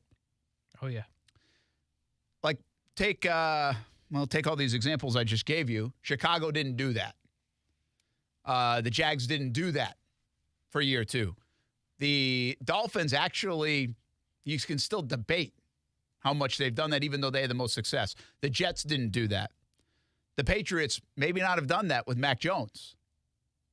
So maybe that's where I think the Jags could be outliers here, more of the Miami Dolphins, and hopefully even better than the Miami Dolphins in this situation, this recent experiment with spending money, because they not only have the quarterback, but they do have the coach, and they have this young talent buffered around them that if they do blossom, which I think some already has blossomed, the Fortners and ETNs of the world, the Ciscos of the world, the Tyson Campbells of the world. But if you get others like Trayvon and Devin Lloyd and Chad Muma and those guys, well, now you've got something that it's okay when you depart with some of those other dollars. And I'll say this, too. Why in the world would we ever predict Christian Kirk would just be bad this year? True. Right? Like, that doesn't make sense. Sheriff, could we argue that maybe they've overpaid and they're not going to get the best stuff? He's not old, but I guess we could argue that. Who else did they bring in? Foye? There's Ingram. no sign that he's going to be not a tackling machine. No. Zay, I think you could say it's going to be really hard for him to have a year like he just had, right? Yeah. But that's because of the Ridley move, which actually they made on top of it. And then Ingram you brought up. And while I think it's hard to say he's going to break all the team records like he just did, I can't imagine he drops like some 50%. No. Unless these things are injury-based. And I don't have that in front of me. Right. In terms of how much of this fell because of injuries. That is a part of it. The Jags were pretty much as healthy as you can be. They were. And you can't count on that to happen again. But I think with the recent examples with at least New England, they have the coach. I don't think Mac's a bad player, But I think when you fill a staff with defensive coaches that are supposed to coach offense and you don't do what everybody else in this modern NFL does, and that's get big-time wide receivers, and you just kind of let that play out, well, that's going to be your downfall. Like the Jags drafted well to where the Patriots didn't draft those playmakers. And when you look at Miami, I think it's arguable still that they had the coach and the quarterback. Like Tua has his injury things. I don't think Brian Flores was a bad coach. So there's some outstanding circumstances there with Miami, but I think both of those teams could have done better in building and sustaining it. They just didn't. So now that's up to Jacksonville, but they do have a lot of picks or have had a lot of draft picks on their roster. Yeah, fascinating. And that's without pretty much 2 first-rounders that one year. And I'll say this. I think all these teams, if you have that much of inflation off year one, you tried to win. Like, I don't blame you. Mm-hmm. But it's a weird thing that it's hard to sustain it. Like, every team that has spent that much money went backwards. I'll give you one other example why it could work in Jacksonville. The Jags, their big plus, well, they went plus 6 or 7. Well, it was because they absolutely stunk the year prior. True. They still only ended up 9-8. Yeah, there's only really one way to go. You know what I mean? I mean, they're either, I have a hard time seeing this team going back to 7-10 or 6-11. So to sustain and build, they really only get to double-digit wins. It shouldn't be that difficult to do, especially in this division. Let's knock on wood. It is the Jaguars. You never know. You never know. But I do think it's an interest. That year one bump is wild because that is a recent trend. It wasn't a long-time trend. It's a recent trend. But the year 2 trend is also a little bothersome on the money spend. We'll see where it lands at Jaguars. We've got a half hour to go here. Brent and Friends on ESPN 690. Overtime with Kurtz and Middleton after that. No gate fees at 7 o'clock, episode 2 on ESPN 690. All the social media platforms as we talk some youth sports and highlighted by baseball and softball in the area. We'll be back on ESPN 690. More football talk. A little thought or two about the 17th hole at TPC Sawgrass after this weekend. It's next on ESPN 690.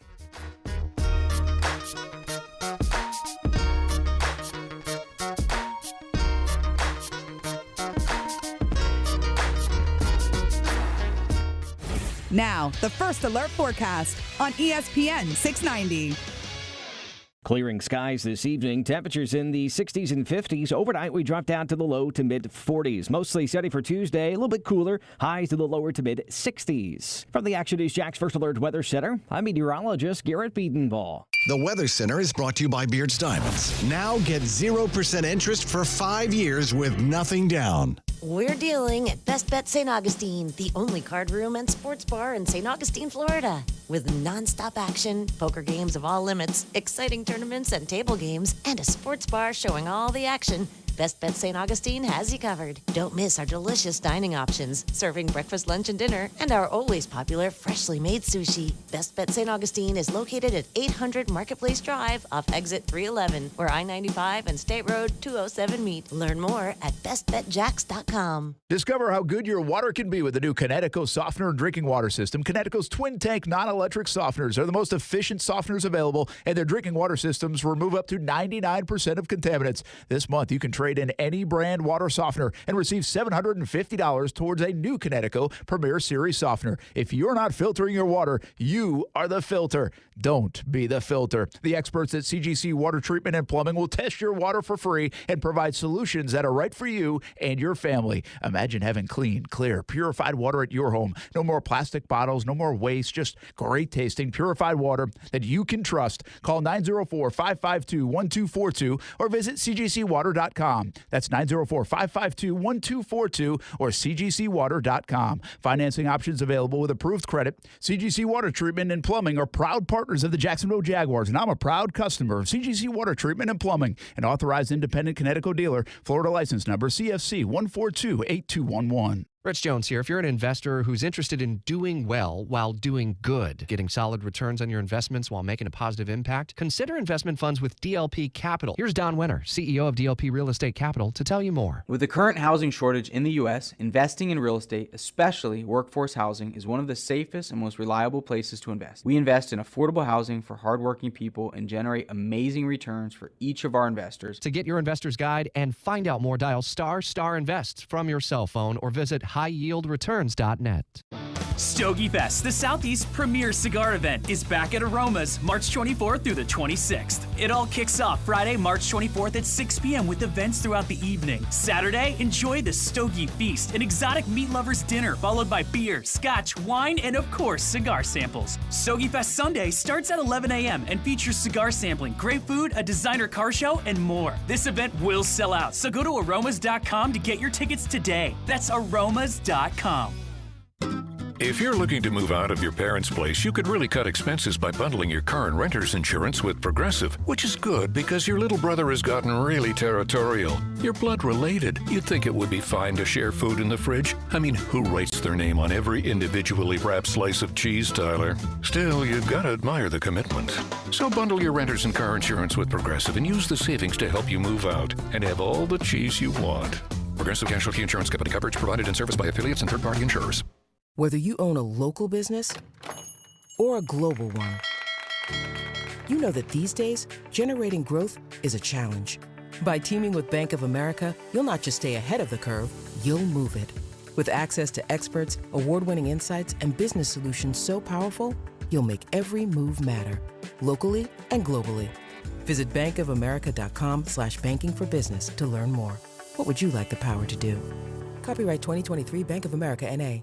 I'll second guest dinners with friends because they can be interrupted by diarrhea, gas, bloating, stomach pain, or oily stools. It turns out I have EPI, or exocrine pancreatic insufficiency, which means I'm missing the enzymes needed to digest food. My doctor prescribed Creon, pancrelipase, an oral prescription medication that replaces pancreatic digestive enzymes. Creon treats EPI due to cystic fibrosis, chronic pancreatitis, pancreatectomy, or other conditions. Creon may increase your chance of fibrosing colonopathy, a rare bowel disorder. Tell your doctor if you have a history of intestinal blockage or scarring or thickening of your bowel wall, if you're allergic to pork, or if you have gout, kidney problems, or worsening of painful swollen joints. Call your doctor if you have any unusual or severe gastrointestinal symptoms or allergic reactions. Take Creon as directed by your doctor and always with food. Do not chew capsules as this may cause mouth irritation. Other side effects may include blood sugar changes, gas, dizziness, sore throat, and cough. These are not all the side effects of Creon. Creon is the #1 prescribed EPI treatment. Ask your doctor about Creon for EPI and visit creoninfo.com or call 800-633-9110 to learn more. That's CREONinfo.com.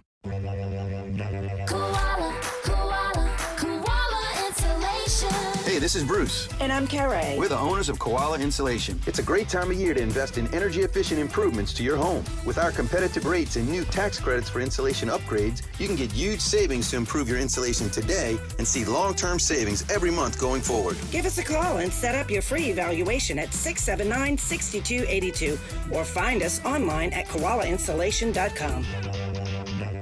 Bundling and saving with Geico is an easy choice, so you're free to ponder life's big questions, like, what's the best animal in the world if not humans? I'd strongly consider ducks to be somewhere up there on the list. Think about it. Ducks can swim, ducks can fly, and ducks can walk on land. They have access to all terrains. They are the ultimate animal. And they wiggle their butts when they walk, which is funny. Yeah, ducks are awesome. End of story. Bundling and saving with Geico. It's an easy choice.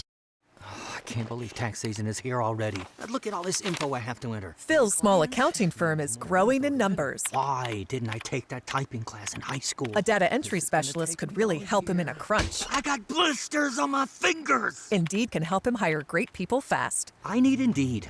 Indeed you do. You can schedule and conduct virtual interviews all from your employer dashboard. Visit Indeed.com/credit and get $75 towards your first sponsored job. Terms and conditions apply. Hey, it's Brent Mortno from Action Sports Jacks. Did you know you can watch our radio show? Yeah, video of a radio show. Just search ESPN 690 Jacks on Facebook, YouTube, and Twitter. Or follow me on Twitter at Brent A.S. Jacks. Watch the show live weekdays from 3 p.m. until 6 p.m. or listen on ESPN 690.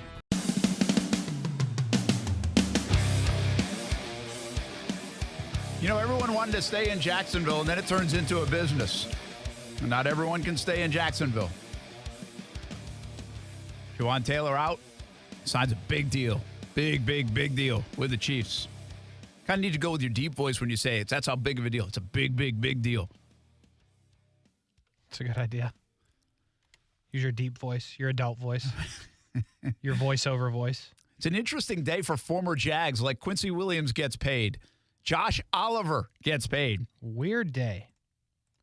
Weird day. The good news about Juwan Taylor, you're going to get a big compensatory pick. It will break a 13-year non-compensatory pick streak. Look at them. What a moment for the franchise. It's like it does Overall. nothing for me, compensatory picks, but Big sure. day for the boys. Maybe we'll look back and we'll end up getting a Hall of Famer out of that pick, you know? See? That'd be something. Wouldn't that be something? And Jawaan will win 2 Super Bowls. It'll be a win for everybody. Everyone wanted to stay in Jacksonville, I said, but how many people are really staying in Jacksonville? The current count is 1. Evan Ingram. Yeah. Like, probably going to be at 1, too. Juwan Taylor gone. I don't think they're keeping Arden Key, right? I mean, I said if we got to Monday and Arden Key's not done, well, he ain't around. Yeah, I mean, nothing's happened, but nothing's happened, you know? Could have been done. Could have been done on other teams, though. Yeah, I think I saw some money out there at a recent deal, and I'm like, okay, well, he's probably going to get that, you know? It's just going to be too – I wouldn't say too much. I just don't know how much the Jags are willing to pay.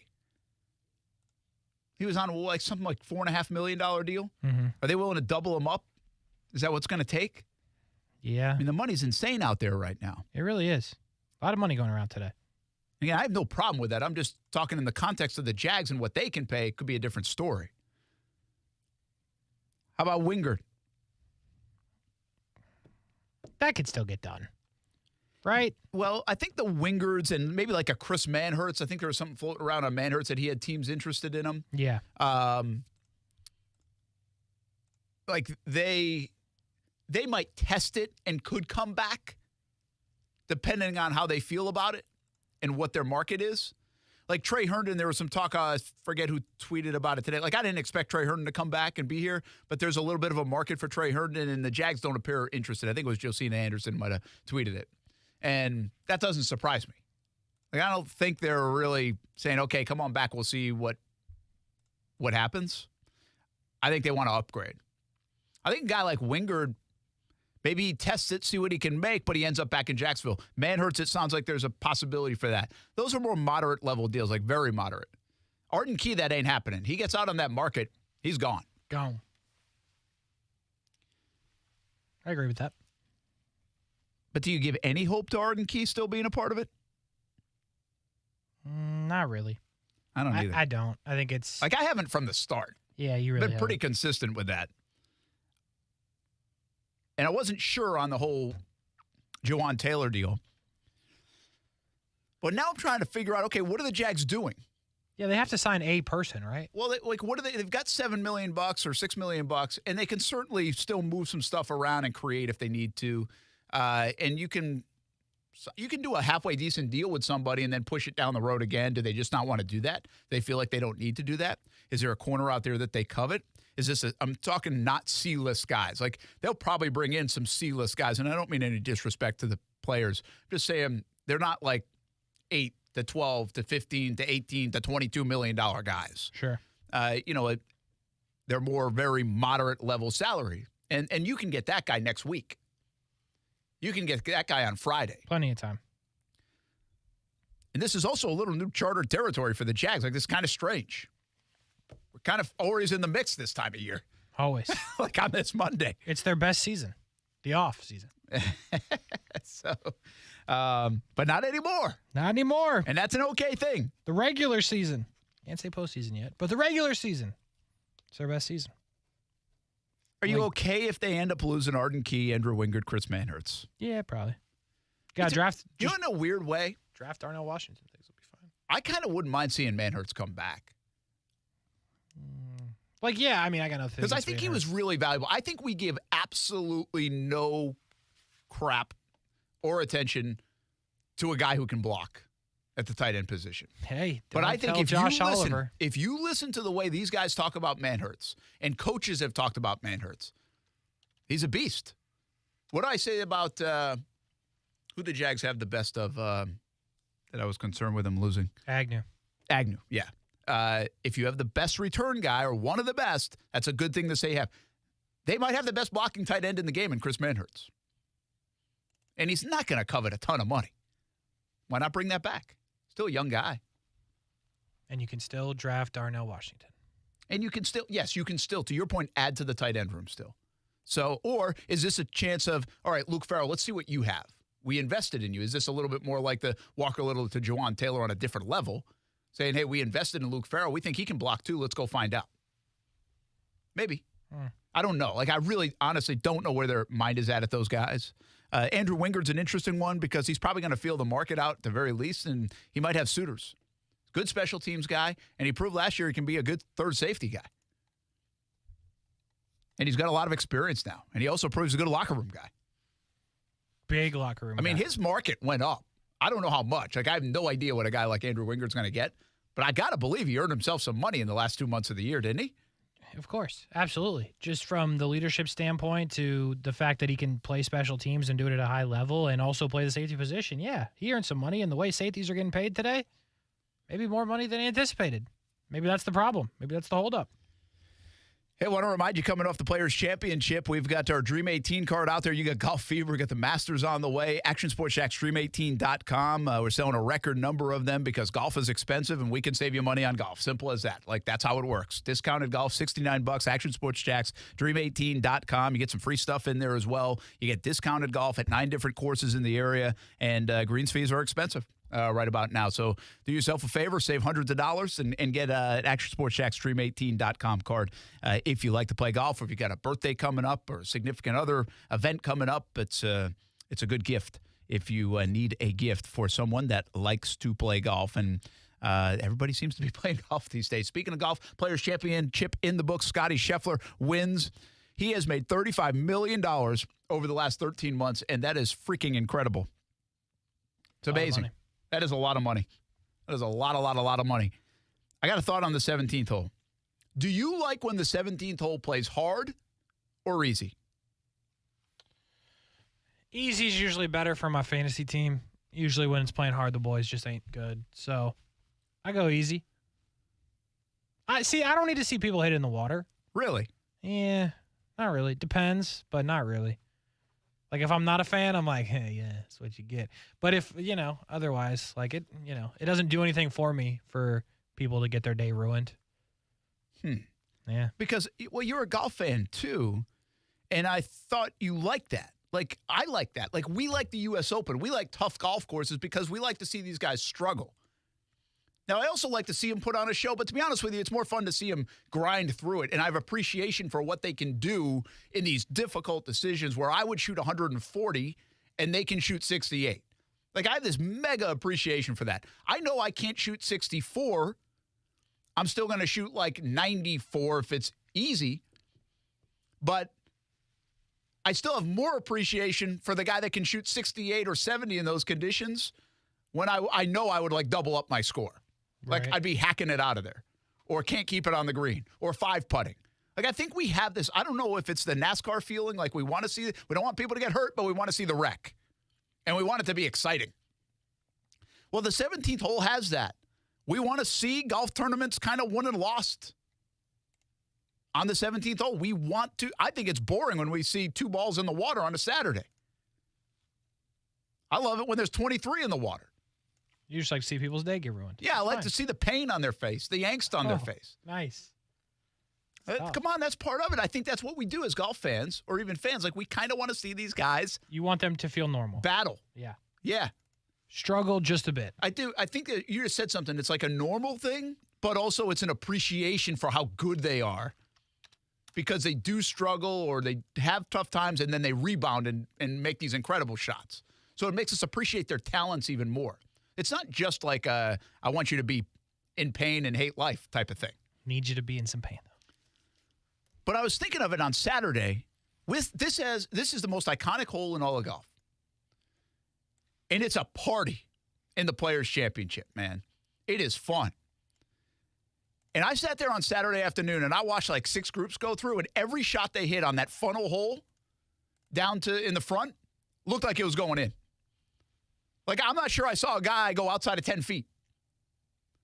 Every shot looked like it was going in. Yeah. Amazingly, only one did that day. Yes, one did. Aaron Rye. Your guy. Your new favorite golfer. He is one of my new favorite golfers. Cool guy. And so then I'm thinking, the place is going bananas as all these shots are almost going in the hole. And what is going in the hole? We have 3 aces for the first time. We never had multiple aces at a Players' Championship. So shouldn't we be making that hole easier the entire tournament so we get more theater, more applause, more raucous nature, more high-fiving, more celebration, more guys doing almost cartwheels as they get a hole in one? Like, isn't that actually the way to attack that hole or set it up for the theater of television and the tournament? No, don't make it easier. That's what makes it great on the hole-in-one. You know what I'm saying? I think there's part of it that people just want to be involved with the hole-in-one. Like, how many people can actually achieve the hole-in-one? Yeah, well, it looked like every golfer that teed it up on Saturday. Right. So the interest is like, okay, it's going to happen. I'm going to be here to see it. And then when it does happen, you feel like you were a part of it. I guarantee you today, people told stories. They're like, dude, I was sitting at 17 and I saw the hole-in-one. Any of them. Pick any of the 3. You know what I mean? So people want to be involved in the moment because, 1, maybe they can't accomplish it, and 2, because it was on 17 at Sawgrass. Did you see people at 8 trying to be there for the hole-in-one? No, they were at 17. Yeah. I don't know. It hit me a different way. I never had that thought, but I was like, well, this might be more fun when it's gettable.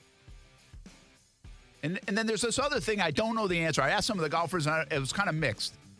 I don't know if these guys are just so good, they have the course knowledge so well, or if the course, as soon as it rains an inch, is so susceptible to low scores. But I had a 62, a 29, 3 aces that had never been done before. Good day. Yet I felt like it was hard a lot for everyone except for Scottie Scheffler, because nothing's hard for Scottie Scheffler right now. Not a thing. So I don't know what to think about the whole thing, which is maybe better anyway. That's if we the don't know what point. to think. It's perplexing. It is perplexing. Good word, Kasey. Yeah, very good word. Scrab a word. We'll put a bow on the show, and we come back overtime with Kurtz and Middleton, 6 o'clock on ESPN 690. Brent and Friends is sponsored by Best Bet, now open in St. Augustine. I'm Mark Anajar. I'm Glenn Levine. I'm Ellie Anajar. Together, we're Anajar and Levine. If you've been hurt in a car crash, we'll fight to get you the maximum compensation you deserve. Call Anajar and Levine for your free consultation. 1-800-747-FREE. Main office, Jacksonville. Make yourself at home with Community First Credit Union. Our home loans offer great low rates on mortgages and home equity lines of credit. With quick closings and no closing costs, it's easier than ever to make your home your happy place.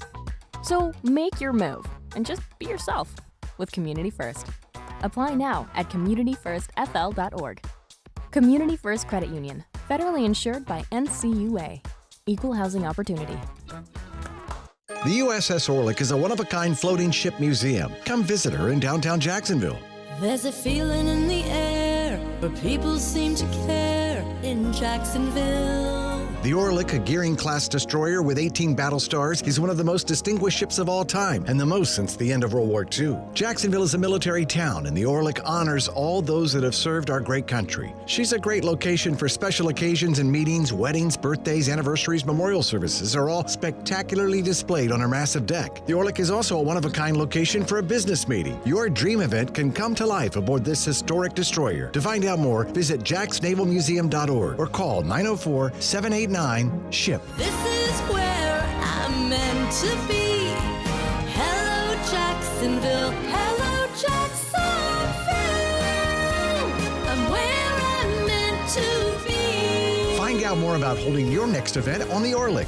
904-789-SHIP. Discover how good your water can be with the new Connecticut softener and drinking water system. Connecticut's twin tank non-electric softeners are the most efficient softeners available, and their drinking water systems remove up to 99% of contaminants. This month, you can trade in any brand water softener and receive $750 towards a new Connecticut Premier Series softener. If you're not filtering your water, you are the filter. Don't be the filter. The experts at CGC Water Treatment and Plumbing will test your water for free and provide solutions that are right for you and your family. Imagine having clean, clear, purified water at your home. No more plastic bottles, no more waste, just great tasting, purified water that you can trust. Call 904-552-1242 or visit cgcwater.com. That's 904-552-1242 or cgcwater.com. Financing options available with approved credit. CGC Water Treatment and Plumbing are proud partners of the Jacksonville Jaguars, and I'm a proud customer of CGC Water Treatment and Plumbing, an authorized independent Connecticut dealer. Florida license number CFC 14283. 888-211. Stogie Fest, the Southeast premier cigar event, is back at Aromas March 24th through the 26th. It all kicks off Friday, March 24th at 6 p.m. with events throughout the evening. Saturday, enjoy the Stogie Feast, an exotic meat lovers dinner, followed by beer, scotch, wine, and of course, cigar samples. Stogie Fest Sunday starts at 11 a.m. and features cigar sampling, great food, a designer car show, and more. This event will sell out, so go to aromas.com to get your tickets today. That's aromas.com. Hi, this is Stan Nagel for Energy Seal Foam Insulation, reminding you that summer's coming. Give us a call, save 30% off our summer rates. Call EnergySealToday.com. We spray attics, subfloors, metal buildings. EnergySealToday.com, 888-306-3626. Recently, a new client called me and started by saying, "Mr. Morgan, I really need your help, but I'm just a nobody." Those words stunned me, and I immediately called him back, and we're now helping him and his family after a terrible accident. I'm John Morgan of Morgan & Morgan. Everybody who comes to our firm at their time of need is a somebody. I grew up poor, but my grandmother was like a queen to us.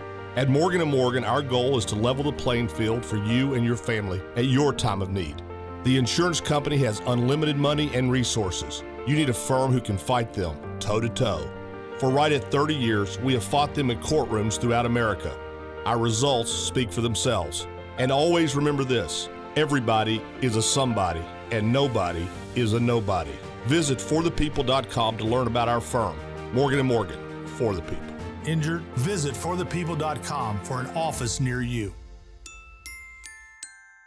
I'll second guest dinners with friends because they can be interrupted by diarrhea, gas, bloating, stomach pain, or oily stools. It turns out I have EPI, or exocrine pancreatic insufficiency, which means I'm missing the enzymes needed to digest food. My doctor prescribed Creon, pancrelipase, an oral prescription medication that replaces pancreatic digestive enzymes. Creon treats EPI due to cystic fibrosis, chronic pancreatitis, pancreatectomy, or other conditions. Creon may increase your chance of fibrosing colonopathy, a rare bowel disorder. Tell your doctor if you have a history of intestinal blockage or scarring or thickening of your bowel wall, if you're allergic to pork, or if you have gout, kidney problems, or worsening of painful swollen joints. Call your doctor if you have any unusual or severe gastrointestinal symptoms or allergic reactions. Take Creon as directed by your doctor and always with food. Do not chew capsules, as this may cause mouth irritation. Other side effects may include blood sugar changes, gas, dizziness, sore throat, and cough. These are not all the side effects of Creon. Creon is the #1 prescribed EPI treatment. Ask your doctor about Creon for EPI and visit creoninfo.com or call 800-633-9110 to learn more. That's CREONinfo.com. Well, you were right, Casey Kurtz. And hopefully you won't be snobby like soccer guy and say, well, you're not invited to my game. But I'm hooked on the World Baseball Classic, man. Hey, all right. And it's got nothing to do with Team USA. Disappointing loss last night. The electricity is just so good. It's great. So good. It's really good. If you haven't watched it, I mean, it's like you're watching a different game. It really is. It does not feel like baseball as you know it. It's not. I went from the bananas last week to this, and it's like, what are we doing, baseball? It's literally fun baseball. It's not boring baseball. It's fun baseball. There's a lot of tentacles to it. I think there are, like, John Smoltz had some really good comments last night. We're just not going to have time to get into it right now, run out of it. Maybe you'll talk more about it on Overtime with Kurtz and Middleton, but we'll get into it a little more tomorrow as well, because it's an interesting conversation, but it's got to be the most meaningful baseball I've ever seen in the month of March. It's fun. It's a good time. It really is a good time. Like, the crowds are incredible. The players are so into it. They love it. Except for the United States. And I'm not saying the United States isn't into it. No, I'm saying it feels like a letdown. When you watch the other teams and watch their fan bases, and then you watch what happens with the Americans, it's like, oh. But I'm telling you, like, Smoltz had a great thought on that. I don't know if you were watching the game last night and heard it. But again, we don't have time to get into it. We'll get into it tomorrow. But think about that. A little homework assignment, right? Why does Dominican Republic and Puerto Rico and Japan and all these other places, they're like, they feel this, man. I mean, they are feeling this kind of baseball in the month of March. In the United States, it's like, just another spring training game. It's literally work. It's not. I think it does feel more. I can't discredit them that much. I think they're into it and they want to win and it means something to them. But no way it means something to them as much as these other players. I agree. Why is that? There are some reasons. Talk about it tomorrow on the show, Brent Friends on ESPN 690. Overtime with Kurtz and Middleton up next. No gate fees at 7 o'clock, where we do talk some baseball and softball locally. And the big topic today, think about this, then join the discussion. Is travel ball in general, not just baseball, but all sports, better than it is perceived? That will be the question we try to answer tonight. 7 o'clock, no gate fees. Overtime with Kurtz and Middleton up next on ESPN 690. Have a good night. We're dealing at Best Bet St. Augustine, the only card room and sports bar in St. Augustine, Florida. With nonstop action, poker games of all limits, exciting tournaments and table games, and a sports bar showing all the action, Best Bet St. Augustine has you covered. Don't miss our delicious dining options, serving breakfast, lunch, and dinner, and our always popular freshly made sushi. Best Bet St. Augustine is located at 800 Marketplace Drive off exit 311, where I-95 and State Road 207 meet. Learn more at bestbetjacks.com. Discover how good your water can be with the new Connecticut softener and drinking water system. Connecticut's twin tank non-electric softeners are the most efficient softeners available, and their drinking water systems remove up to 99% of contaminants. This month, you can trade in any brand water softener and receive $750 towards a new Connecticut Premier Series softener. If you're not filtering your water, you are the filter. Don't be the filter. The experts at CGC Water Treatment and Plumbing will test your water for free and provide solutions that are right for you and your family. Imagine having clean, clear, purified water at your home. No more plastic bottles, no more waste, just great tasting, purified water that you can trust. Call 904-552-1242 or visit cgcwater.com. That's 904-552-1242 or cgcwater.com. Financing options available with approved credit. CGC Water Treatment and Plumbing are proud partners of the Jacksonville Jaguars, and I'm a proud customer of CGC Water Treatment and Plumbing, an authorized independent Connecticut dealer. Florida license number CFC 1428211. Are you a real estate investor or have considered investing and want to know where you can put your money that offers solid returns and protects against market volatility? It's Rich Jones. I want to introduce you to DLP Capital, CEO and founder Don Wenner. For more than a decade, DLP Capital has delighted our investors with consistent double-digit returns. Through the smart, conservative real estate investment strategy our company is built on, we have been able to achieve this with monthly distributions and tax shelters so our investors can keep more of their returns. Dial ** invest on your cell phone or visit highyieldreturns.net. Broadcasting live from the Anajar and Levine studios. Anajar and Levine Accident Attorneys. Call 1-800-747-FREE. That's 1-800-747-3733. WOKV Jacksonville. Listen live everywhere you go on ESPN690.com. ESPN 690, a Cox Media Group station. This is SportsCenter. I'm Christine Lisi. The Raiders filled a quarterback need a couple of weeks after releasing Derek Carr, who then signed with the Saints. Vegas agreed to a 3-year deal with Jimmy Garoppolo, according to ESPN's Diana Rossini and Adam Schefter. 3 years, $67.5 million, $34 million guaranteed. Solid addition by the Raiders with Jimmy G, believes ESPN's Mike Tannenbaum. They could make the playoffs. You know, they were 9 one-score games a year ago, and Jimmy G's 40-17 as a starter, led the NFL the last 3 years at 8.3 yards per attempt. I'm a big Jimmy G fan. I think he'll do great with Josh McDaniels.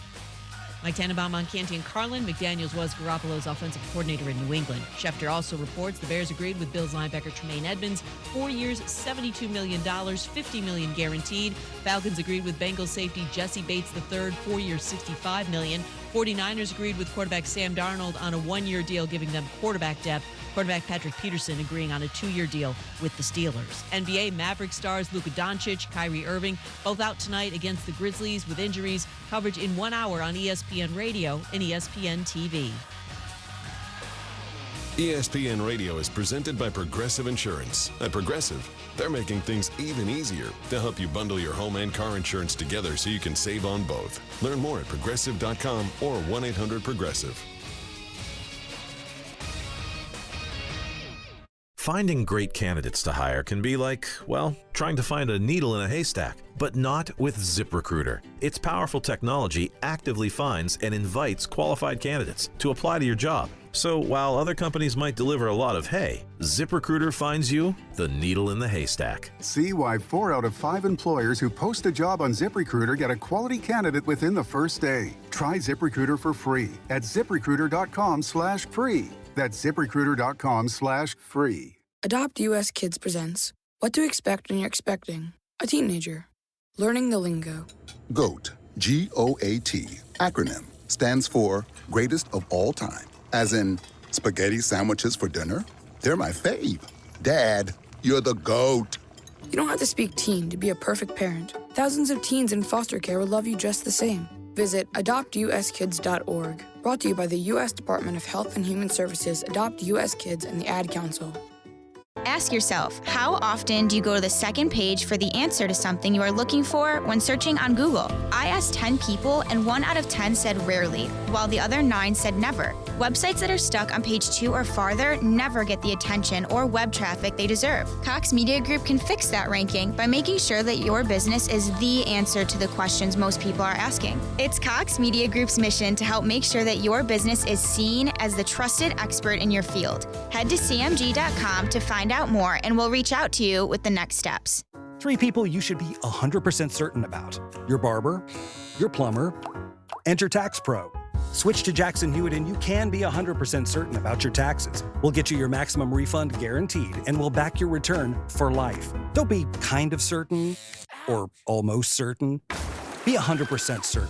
Switch to Jackson Hewitt today and get 50% off tax prep. Limited time offer for new clients filing at participating locations. Max value $200. Visit jacksonhewitt.com/50 for terms.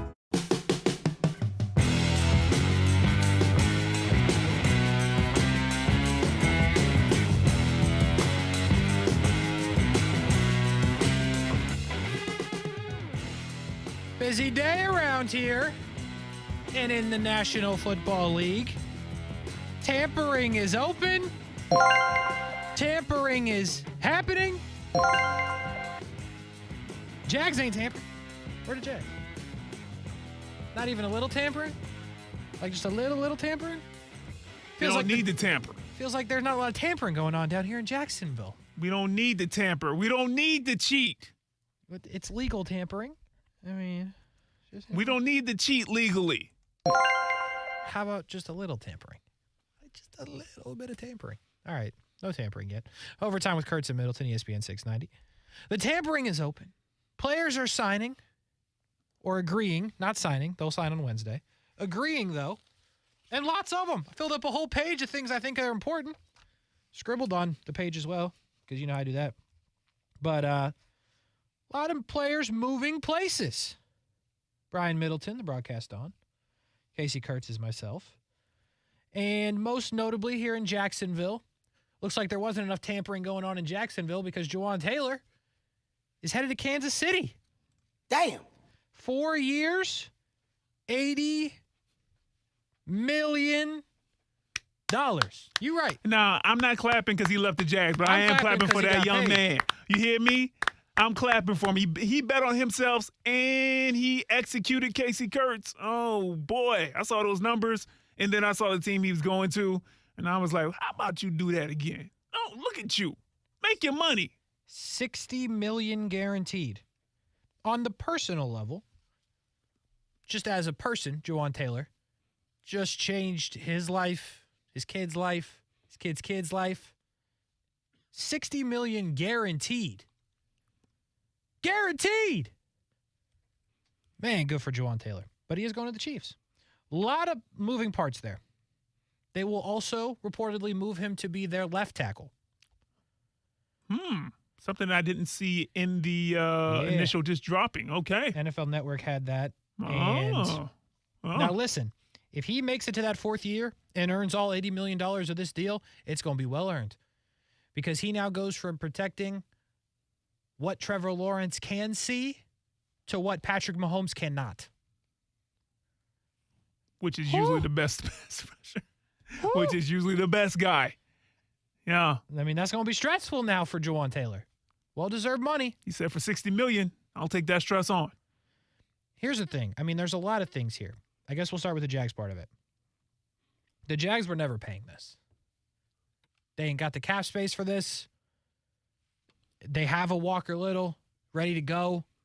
I mean, this was not a number the Jags were going to get to, which is why Juwan Taylor has quickly found a new home, being Kansas City.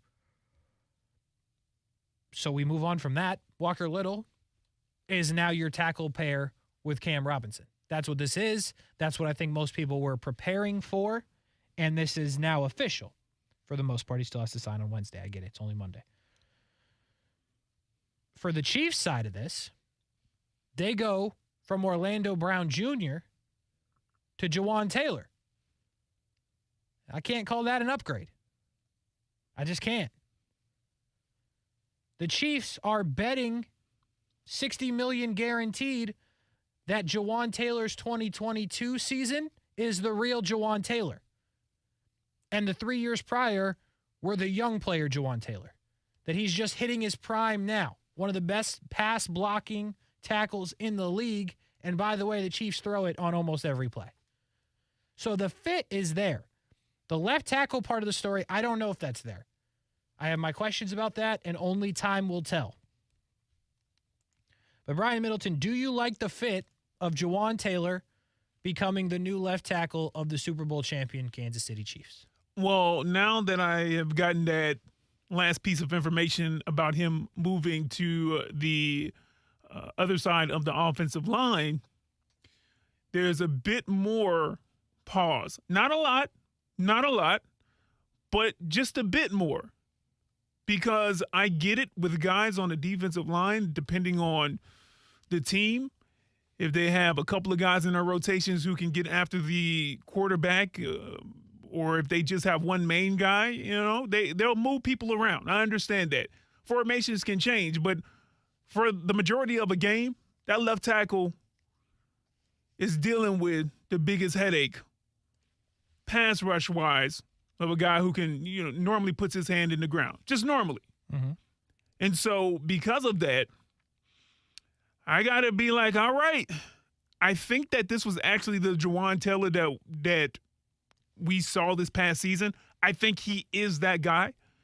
I think it takes, offensive linemen probably a little bit longer to really come into their own unless they are just, they're shooting off from college and they're one of those can't miss prospects. I do feel like it takes linemen just a bit longer. I mean, these guys are big and strong anyway, but you go from college to the NFL and you can meet a lot of strong guys in college who are ready to go in the NFL, but you're dealing with guys who are at the utmost of their strength and ability when it comes to being in their whole man body, right? And so I think it takes those guys a little bit longer to come along. Juwan, as far as strength and technique and things of that nature, it all seemingly came together when it came to pass blocking this year. Run blocking left a lot to be desired. It's true. But, again, I'm a bit of a nerd. And if you're not watching for that, you're going to be like, what are you talking about? But pass blocking-wise, A1. He was up there with some of the top tackles left or right. We talked about him being in pass blocking efficiency for, again, one of those nerd stats that, I'm into. He was only behind Laramie Tunsil. And I was just like, holy smokes. I didn't realize he was doing that well. According to Pro Football Focus, you take that with a grain of salt if you don't follow that at all, but a lot of people do. Mm-hmm. So, Casey, I would say, yeah, I think that you're right. It's not an upgrade. But I don't think that it's one of these downgrades that Patrick Mahomes has to worry about. Because Juwan Taylor, I just think that this is the guy that he is to be. And we just were fortunate enough in this last season to see that maturation process happen.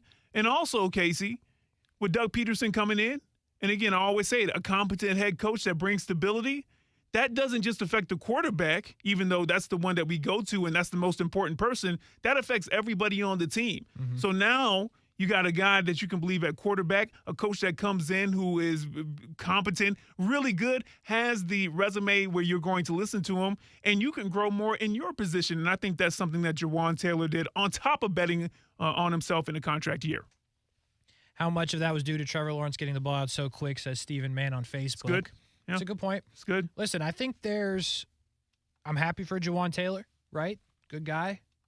Happy he got paid. I think there's risk here.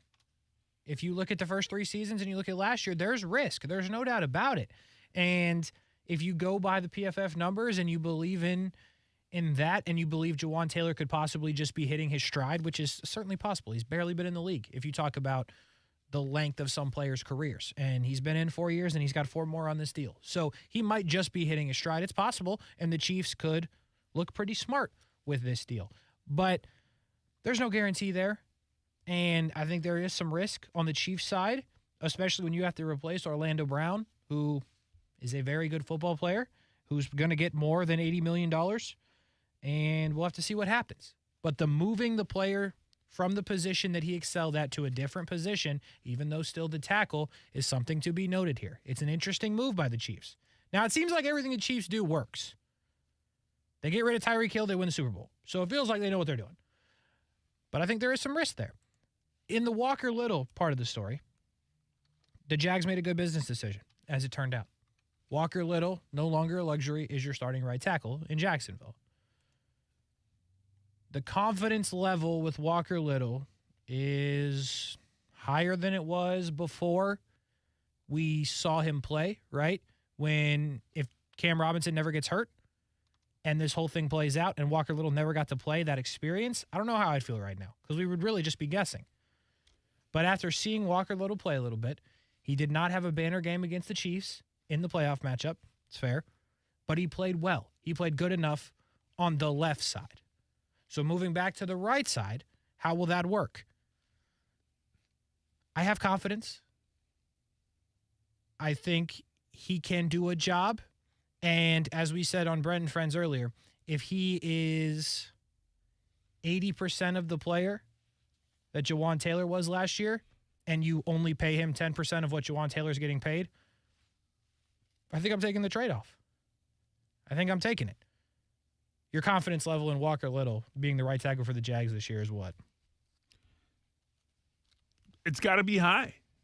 I've got to think that if the Jags, for whatever reason, didn't have confidence in Walker Little, they probably, I don't know, tag Juwan and pay Evan his money. I don't know what that looks like, but if they didn't have faith in his play, or if Walker hadn't have shown up the way that he did when he had to come in and fill in some very big moments for the Jags on their way to the playoffs, then I don't think that Juwan Taylor is out of here. I think he's getting his money one way or another. They're either figuring out the restructuring and he's getting that money, or he's getting franchise tag and Evan Ingram is either being let go, or he's still on free agency, or he's getting paid his money, and the Jags really aren't tampering because they really wouldn't have anything at that point in time. So, yeah, I got to think that the confidence is high in the building, so my confidence is high in him. Shout out to my guy Robert for tagging me on Twitter in some breaking news that involves the Jags and very little tampering happening. But the Jags will lose another player from their roster last year, and that is Chris Manhertz. Will be heading to the Denver Broncos. Interesting. I don't have a sound for that. Yeah, I don't really know what sound you would play either. So, weird day in the tight end market. Chris Manhertz is now heading to Denver. We don't know the money there yet. That's from Adam Schefter. Former Jag Josh Oliver signed a 3-year, $21 million deal today with the Vikings. Likely and thought to be because of his blocking. Chris Manhertz, who is a very good blocking tight end, is now going to Denver, that has signed 2 offensive guards today and now an offensive or a kind of extension of the offensive line at the tight end position.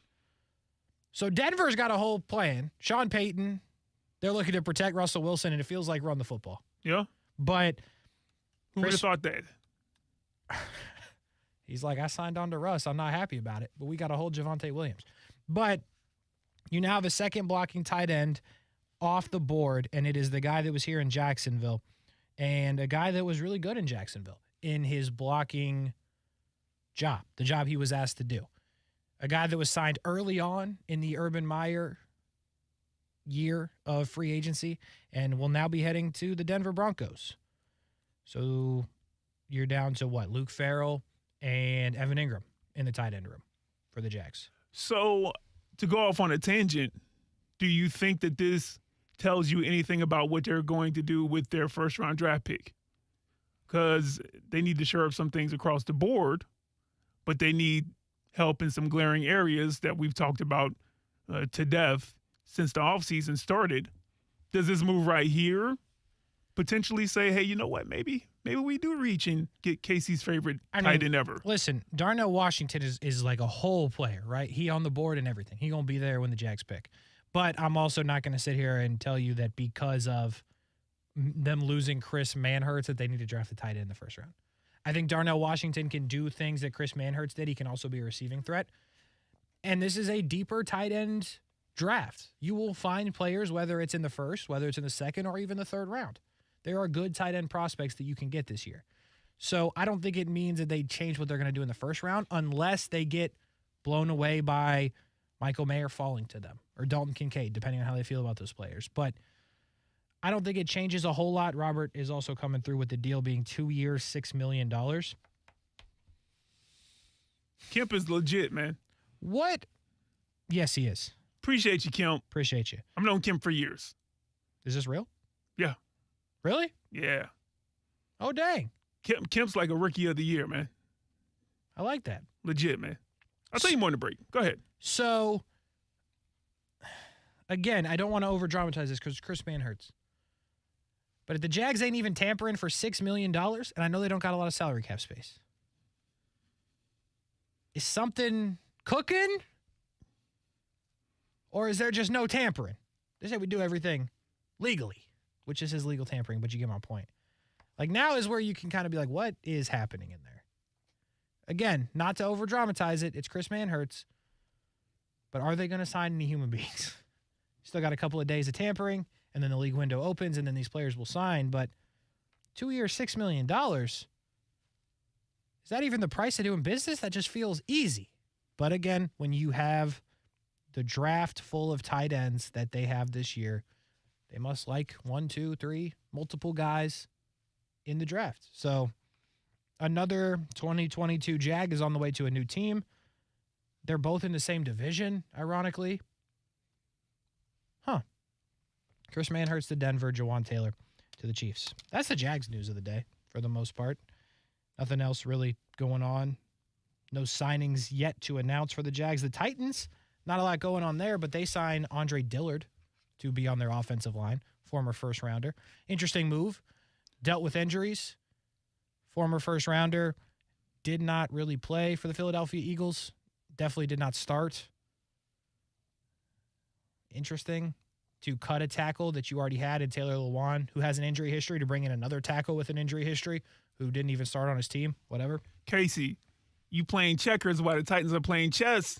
Caleb Williams is out there. Yes, they're like, man, we do not care about 2023. Y'all can have this little AFC South. Whoever wins it. Just saying. I believe that, to be honest.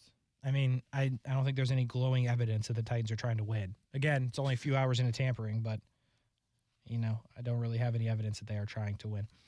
Some other moves that happened today. I guess we start at quarterback. Jimmy G to the Raiders. What does that noise mean? You think it's good? Got a winner. I can't say anything else. I can't say a good QB. Can't say great at really anything other than you look up at the end of 4 quarters. And you have more points than the other You team. look up at the end of a regular season. Oh, we're going to the playoffs. You look up in the playoffs. Oh, we're in the NFC Championship game. Hey, all I'm saying is, Devonte, you may have to go get some bowls now. You know what I mean? They're not going to be right at you. Well, Devonte's mad about the situation. Oh, yeah. We've gauged by his Instagram story. And me and Brent were trying to figure this out. Please weigh in. Is Jimmy G better than Derek Carr? We can't figure it out. That's good. They're like the same guy. No, they're not. Ask Jimmy G. We are not the same guy. Don't you dare. Don't you ever say that again. Jimmy G is better. Yeah, I think you just got to give him that one. I don't know how, though, other than he wins the game. I mean, he's on the team that wins the game. That is actually kind of fascinating. That's a great question. Like, they feel like Derek Carr did not have a good year last year. Completed 60%, 24 and 14. Jimmy G only played 10 games, but he had 16 touchdowns, 4 interceptions, completed 67%. Jimmy G's career record, to your point, Brian, this is actually kind of crazy. Jimmy G, whether you think quarterback wins-loss is a stat, he's 40-17. You really do be looking up at the scoreboard and you're winning when Jimmy G plays. Derek Carr is 63-79. But Derek Carr's been on some bad teams. And he's been on a less stable organization than really Jimmy G's been in both places. Yeah. New England and San Francisco. True. So Derek Carr has a better arm. Jimmy G is the better – I don't know what you call it, better leader? I mean, I don't want to say that. The better figure out how to win the gamer? I don't know how you phrase it. Yeah. Yeah. Huh. It's weird. It's a great question. It's an interesting concept, but Jimmy G will be heading to the Raiders, and he wins football games. So that's what they get in that. I mean, Casey, yeah. He wins football games. Devonte will exhale eventually. Okay, but it's only March, yes. So he still has a couple of months just to be roasting people. And then you got the best running back for at least one more year, maybe? Josh Jacobs. Allegedly. See, here's the thing. The Raiders should have been good last year. It really should have. I still don't get it. So if Jimmy G is more stable and has a better track record of winning football games, and you keep Devonte Adams, which there's no reason they shouldn't, and you keep Darren Waller, you have Josh Jacobs, it could be dangerous. But you still have to be Patrick Mahomes. And apparently you have to figure out how to rush the passer against Denver, who just keeps loading up on offensive linemen. And you still have Josh McDaniels as your That's actually head the coach. Big problem. Yeah, you do have Josh McDaniels. Huh. Yeah, Jimmy G to the Raiders. Yeah. It happened. I don't know if it's good or bad or better, but that's the situation. Mike White to the Dolphins. Be petty. I like it, Mike. Be petty. Makes sense for the Dolphins. You need a backup. If Tua is your starter, you need a backup. Just for the injury history. Javon Hargrave is a player that you texted me about. Ooh. That's John Lynch inside San Francisco 49ers headquarters. Holy smokes. Yeah, the last thing that the 49ers front needed was a guy that had 11 sacks last year coming into their team. Now, don't get me wrong. They paid, $84 million to Javon Hargrave. I didn't see that coming. Good player. Didn't see that coming. Last 2 seasons in Philadelphia, 7.5, and then this year, 11 sacks. You could argue how much of that is a player like Hassan Reddick and just that entire front. Did he reap some of the rewards? Yeah, he probably did. But as I'll say, I would love for the Jags to reap those rewards. Get enough good players where you got people having 11 sacks for no business. And he'll do it at San Francisco then. Yes, he will. will. He said, okay, I can do it in the Philly system. I'm definitely going to do it here in San Francisco. Yes, he did. So, holy smokes, man. How did they pull that one off? I don't know. How they do it in San Francisco. I mean, that San Francisco defense is disgusting. And it feels like it doesn't even matter who's playing quarterback, which, by the way, they signed a quarterback today, and that was Sam Darnold. Darnold. Here we go. Casey Kurtz, you got to buy another jersey now. I know. I got to stop buying Sammy Darnold jerseys. But, it doesn't matter. They got weapons on offense, and they're like, listen, Trey Lance, Brock Purdy, Sam Darnold, whatever, we're not going to let you score if we're the other team. And, I mean, they just come at you at all levels. They bring back Tashawn Gibson, by the way, who you remember here from Jacksonville in 2017. But just every facet of their game is just locked up on defense, and they add 11 sacks and a guy that just went to the Super Bowl in Javon Hargrave. Whatever. Sam Darnold's interesting because if Brock Purdy's not ready, heck, if Trey Lance isn't ready, Trey Lance still coming off a broken leg. And as we said at the beginning of the season last year, if you sit Brock Purdy and play Trey Lance, it's going to get hot real quick for Trey Lance. It's going to get hot. That's true. That's true, Casey. And another point that I'm sure you made during Brent and Friends, when Sam Darnold first went to Carolina, it was gravy for about 3.5 weeks until Christian McCaffrey got hurt. But when Christian McCaffrey was in the backfield, he was 3-0, Sam Darnold. Then CMC got hurt, and the rest of it fell apart. So you're telling me that you're going to put Sam Darnold back with McCaffrey and Debo and Kittle, and Trent Williams is protecting. I know McGlinchey, I always chop up his name. I know that he signed somewhere else. Yeah, Denver. They'll fill it in, whatever. And Ayuk, you're telling me you're putting Sam Darnold in a situation that isn't the lowly Jets back then when he got drafted and there was so much incompetence there, or even in Carolina where there wasn't so much incompetence, but they couldn't put together an offense around him that would stay healthy. He's going to be on a team with a healthy, stacked offense? Mm-hmm. we might finally get a chance to see Sam Darnold do his thing. There's a reason why he was so highly touted out of college. I don't know. I like it for him. I like it for his comeback story, to be real with you. If he gets in there, I bet he succeeds. I agree with you. If he can find his way into the football game, I think good things will happen for Sam Darnold. I agree. I think it's a good move for him because he going to get a check to, in theory, maybe do nothing. And if he gets to go in, he has Ayuk and he has Samuel and all the guys that you just said protected by Trent Williams leading the way. So, yeah, I think it's a no-brainer. Oh, boy. He's going to be like, is this how it's supposed to be? Truly. For real? Truly. So, I mean, that's pretty much the quarterback moves. Jared Stidham's going to the Broncos. He's going to back up Russell Wilson. Case Keenum is going to the Texans, which if you want to go what most people are thinking, they're like, okay, veteran in the room for the rookie. Or you can go kind of conspiracy and say they're drafting Anthony Richardson and this is your bridge quarterback. I'm just saying. However you want to do that, but he's going to the Houston Texans. And then a couple of other moves that I want to talk about after the break because I know we have to break. Mostly on the defensive side. We're seeing defensive players go. We are seeing quarterbacks go outside of Aaron Rodgers. By my count, the wide receivers are still at 0. There's not many of them, but we're still at 0. The tight ends outside of Chris Manhertz, Dalton Schultz is still out there. Mike Gesicki is still out there. I ain't heard nothing about a running back all day.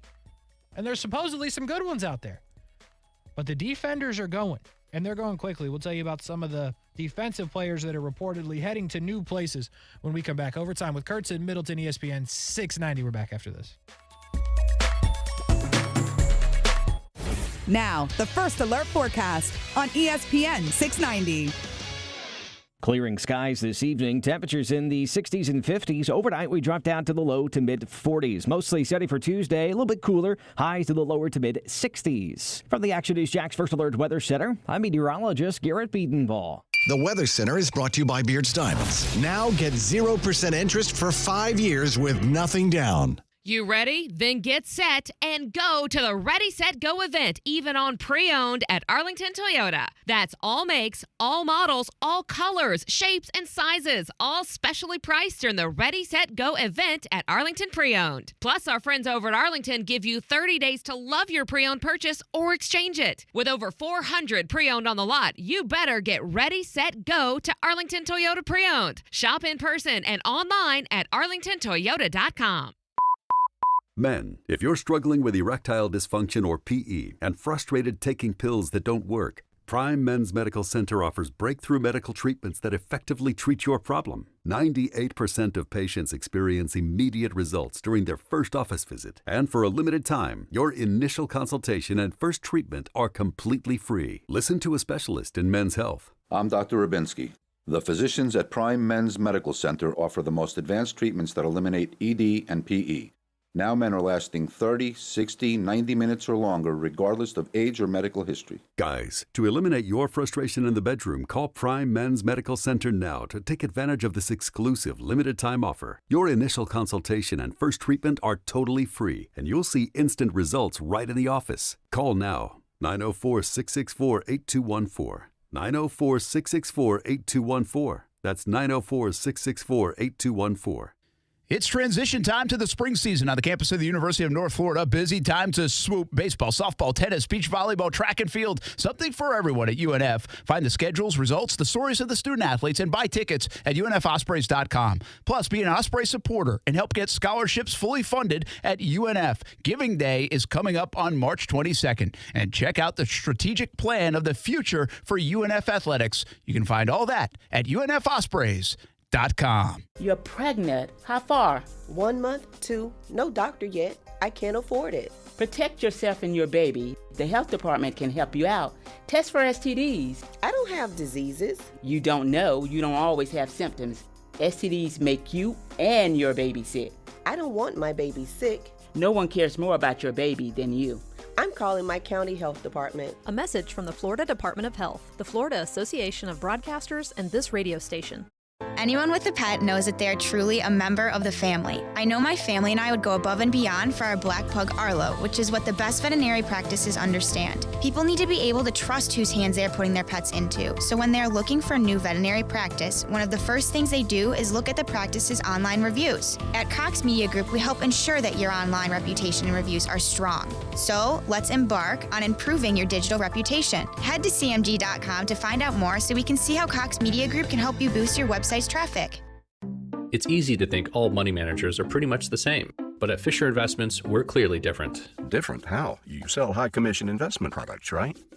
No, Fisher Investments doesn't sell any commission-based investment products. Well, you must earn commissions on trades. Nope, never at Fisher. We're a fiduciary, obligated to act in our client's best interest. It's the highest standard of care for a financial advisor. How do you know what's in their best interest? We get to know our clients and then tailor a portfolio based on their goals and needs. But you probably sneak in some hidden and layered fees. No, we have one transparent management fee, structured so we do better when our clients do better. Wow, you really do look out for your clients.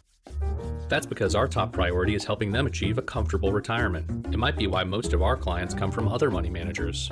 Visit FisherInvestments.com to find out why investors like you switch to us. Fisher Investments. Clearly different money management. Investments and securities involve the risk of loss. Still overpaying for a razor? In this economy? Gross. At Dollar Shave Club, you can get a top shelf shave at a regular shelf price. We've been hawking shaving products for years online, and we're excited to bring you the same great quality and low prices at a store near you. From high-quality stainless steel blades to super smooth shave creams, Dollar Shave Club's in the business of making your shave easier. Find Dollar Shave Club in the men's razor aisle.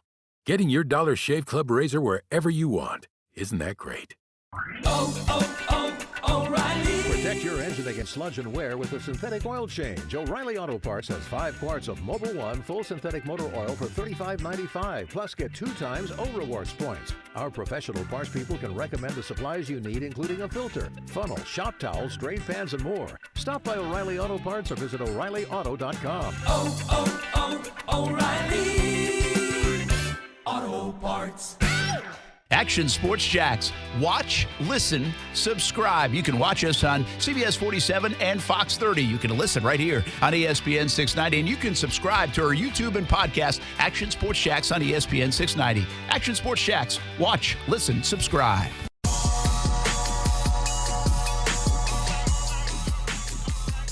Overtime with Kurtz and Middleton, ESPN 690 on a very busy Monday in the NFL and really, honestly, all over sports. A lot of stuff going on. Scottie Scheffler won the Players. World Baseball Classic, alive and well. The bracket is out. All kinds of things. Busy Monday. We're talking about the NFL, though, on Overtime. Brian Middleton is the broadcast on. I'm Casey Kurtz. And the biggest free agent move in the last 24 hours, Brian Middleton asked you on social media. You can vote at the broadcast on Twitter. Jalen Ramsey to Miami. Juwan Taylor to the Chiefs. Javon Hargrave to San Francisco.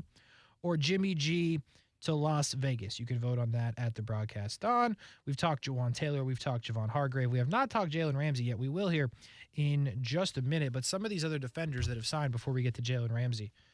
It all started with TJ Edwards going to the Bears earlier today. That was like the first move that popped off. That felt like illegal tampering. If you agree to a deal at 12:02 and it opens at 12, bro, you was cheating. I hate to tell you, you was cheating. Man. It's fine. No big deal. Is it? I don't know. Okay. Like 12:02. It's probably not, but like if the Jags did, I'd be like, they didn't cheat. You know? All above ground. All above ground. TJ Edwards, couple of sacks for the NFC champion Philadelphia Eagles, plays inside, AV of 8 if you're a big AV person. But then the Chicago Bears were like, you know what we could do? We could sign another linebacker that does, pretty much the same stuff. Tremaine Edmonds. Yes, reportedly headed to the Chicago Bears as well. 4 years, $72 million, $50 million of that guaranteed. Oh. And I don't know why, Brian, I just keep coming back to if you were going to pay 2 linebackers a total of 72 and 20, $92 million, you could have just kept Roquan Smith. I'm just saying. I don't know what Smith's contract was, though. Well, the extension he got was rather large from the Baltimore Ravens. If I can get two guys that can give you mostly what one can give you, I'm going to take that move. Listen, I'm not going to knock Ryan Poles for the move that he's making right now. It feels like he's cooking. Okay? Couple of different stoves he's on right now. He's on multiple stoves. Now, no big-time offensive lineman stove yet, which has surprised me. Yeah. But, yeah, Ryan Poles is cooking. Good day. Good week. Going back to last week when he traded the number 1 overall pick. So, Bears are making moves. Jesse Bates got $64 million from the Falcons. You know, I like Jesse Bates. Think he's a good player. $64 million? And apparently the cap hit the first 2 years is going to be massive to kind of offset on the back end. The Atlanta Falcons are doing everything but, like, actually trying. Like, they be signing players and trading for players. They're having a good day. But then they're like, nah, we don't want Lamar. Like, what are you doing? Listen, that'll take up the next 7 minutes because the Lamar Jackson thing, I get it for other teams.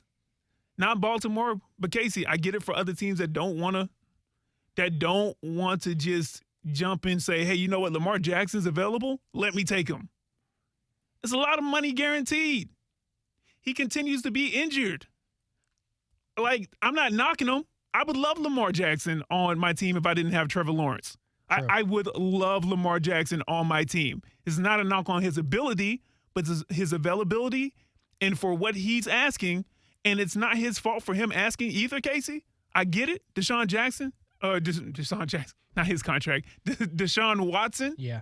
And that Cleveland Browns thing messed everything up. Anyway, I don't want to get off on a tangent. We're talking about defense over here, free agents, but I get why teams are just like, let me just take another breath. Let me reassess the situation. Will Caleb Williams be available in a year? Yeah, but if you're paying Jesse Bates, your intention is not to lose every game. I don't think. Yeah, that's fair. But we'll see. That's a good point. Another defender has just signed in the last 5 minutes, and that is to – let me get this one in before we get this because this will transition well. Patrick Peterson is heading to the Steelers. So corners, Jamel Dean is heading back to Tampa as well. Corners are signing. Defensive secondary players are signing. Von Bell is heading to the Panthers. Bengals lost both of their safeties today. And the Titans just lost yet another player. He was hurt for the matchups that they played the Jags this year, but David Long, the linebacker, heading to the Dolphins. I'll tell you what, Kasey. The AFC South quarterback room next year, them starters, going to be silly. Bryce Young and whoever Indianapolis figures out. And then when the Titans get Caleb Williams, that's going to be crazy. Yeah, the Titans are just not hiding it. Listen, I'm not going to sit here and pretend like I don't love to see it because I do. But, like, you got to at least pretend, right? Like, you're trying to win. Anyway, not important. David Long Jr. is heading to the Dolphins, who also acquired Jalen Ramsey. Look at you. A pro's pro. A pro's pro. You eased into that. Smooth. I tried my best. Yeah, go ahead. By the way, Jalen Ramsey in your poll, 28% of the vote for the biggest move. 33% for Juwan Taylor. And I don't disagree, by the way, with Juwan Taylor or the Jalen Ramsey. Jalen Ramsey to Miami. Miami's ready to win. They have the offense. They need a running back, which, by the way, none have signed. Miles Sanders, Leonard Fournette, still available. I bet one of them ends up in Miami. You add Jalen Ramsey to an already pretty legit defense. You could use pieces here and there. David Long is about to slide into that. What is holding Miami back from – I'll start low. What is holding Miami back from their division? I don't think Buffalo has gotten better. They've actually gotten worse for my money. I'm not betting on the Patriots. And as currently constructed, the Jets only have Zach Wilson. I know that could change literally any second. But as of now, the only thing I can point to Miami and say that is the question mark is if Tua can stay healthy. Am I wrong here? Right. I think Tua is the main factor. If he stays healthy, I think they're good enough to win it. All of it. Yeah. I mean, they were duking it out with Buffalo, and they had the top spot in the division. and they were rolling until someone basically, rolled to his brain around his head. And then, it just kind of, the struggle was there. Then, they squeezed into a playoff game. Anyway, yeah, I agree with you, Casey. I think that a healthy Tua is what separates Miami from a deep, deep playoff run. Mm-hmm. I agree. They're trying. They are trying. It was a third and Hunter Long, and you had to pay Jalen Ramsey. That's really what this was. You had to be willing to take on the guaranteed money for Jalen Ramsey. And you can say what you want about the locker room, about any of that. If it would have popped up on my phone that the Jags traded a third-round pick and Luke Farrell for Jalen Ramsey, I would have been feeling some type of way. And I would have been happy about it. It didn't happen. Jalen is going to get a bunch of money in the next 2 years from the Miami Dolphins, guaranteed. That was part of the deal. But, I'd have been like, what back injury? What you mean? I don't remember that at all. He played here before? Did he? It didn't happen, but I would have been okay with it if it did. Oh, man. But it didn't. It did not happen. It would have been some amazing radio this hour right here. There would have been a lot of, not just us, in the listening area, there would have been a lot of backtracking by a lot of people. Because how could you not have been excited about it if it happened? Oh, yeah. Say what you want, but if they would have had Tyson Campbell, Jalen Ramsey, and Darius Williams, you couldn't have told me nothing. I'd have been like, Kansas City who? They ain't got no receivers. That's what I would have said. Nah, don't do that now. That's what I would have said. Yeah, I get what you would have said in March, but, keep that in March. Don't say that in September through December. Please don't say that. I would have been like, look, probably can't get to Mahomes with the pass rush. You ain't got nobody, and now they got Jawaan Taylor. But, boy, they wouldn't be throwing on you. I mean, but maybe you can. You got guys that can guard them for a beat longer. Maybe you can get to your quarterback. Anyway, Casey, it didn't happen, so that alternate universe is playing out somewhere else. It did not happen. But Jalen Ramsey is a Dolphin, and that is a scary thought for most of the AFC, I would think. Because that Dolphins team is pretty stacked. Now, can Mike McDaniel lead them to victories? I don't know. But also, talk about the fleece of a decade that you got first for Jalen Ramsey, and they got rid of him for a third. They did win a Super Bowl. It would have been better if you, did something with most of the picks you got from Jalen Ramsey. But, hey, at least you got some first out of it. They get a Super Bowl and a third-rounder and Hunter Long, and now the Dolphins get a lockdown corner. Win-win-win, maybe? I don't know. For Jalen. He's gonna save $2.2 million in taxes. Did you see that? Nah, I didn't read the article at all. $2.2 million in taxes that he would have had to pay in LA that he doesn't have to pay in Florida. Yo, California said, hey, listen, man, that's our money. That's our guaranteed money. Holy smoke, $2.2 million. It's crazy. Why don't more people want to come to Florida teams? I know. I don't get that one. It has to be a selling point for teams like Tampa, Jacksonville, Miami, Orlando, depending on the sport. It has to be a selling point. Listen, we're not going to pay you $200 million guaranteed. We'll pay you $175, but you know what? You keep all of it. Crazy. That's wild. Crazy. But big day for defenders. Big weekend for defenders as well with Jalen Ramsey. And Field Yates just tweeted it, and it's exactly right. Slow day for wide receivers. Odell Beckham, Jacoby Myers, Juju Smith-Schuster, Adam Thielen, DJ Chark, Alan Lazard, a couple of former Jags in there. Just chilling. Smell a Twitter poll. Ain't no tampering going on over there right now. So we'll have to see. Doesn't feel like the Jags are doing much tampering either. Maybe they don't want to tamper. Maybe they're fine without the tampering. I think they need to do something. As of now, a whole lot of nothing from the Jags. Chris Manhertz is heading to Denver. Jawaan Taylor, if for some reason you haven't heard, you're just jumping in, is heading to the Chiefs. Nothing to report on the Jags yet, but maybe tomorrow. Tampering tomorrow. Hopefully we get something tomorrow, even if it's very small. Just need something. By the way, also, if you're keeping track, Arden Key has still not signed anywhere. Not with the Jags, not with any other teams. So that's the one to watch right now for the Jags and Arden Key. Andrew Wingard is also a name who is technically now available, has not re-signed, so we'll see. Overtime with Kurtz and Middleton. Brian Middleton, Casey Kurtz. We wrap up the show right after this.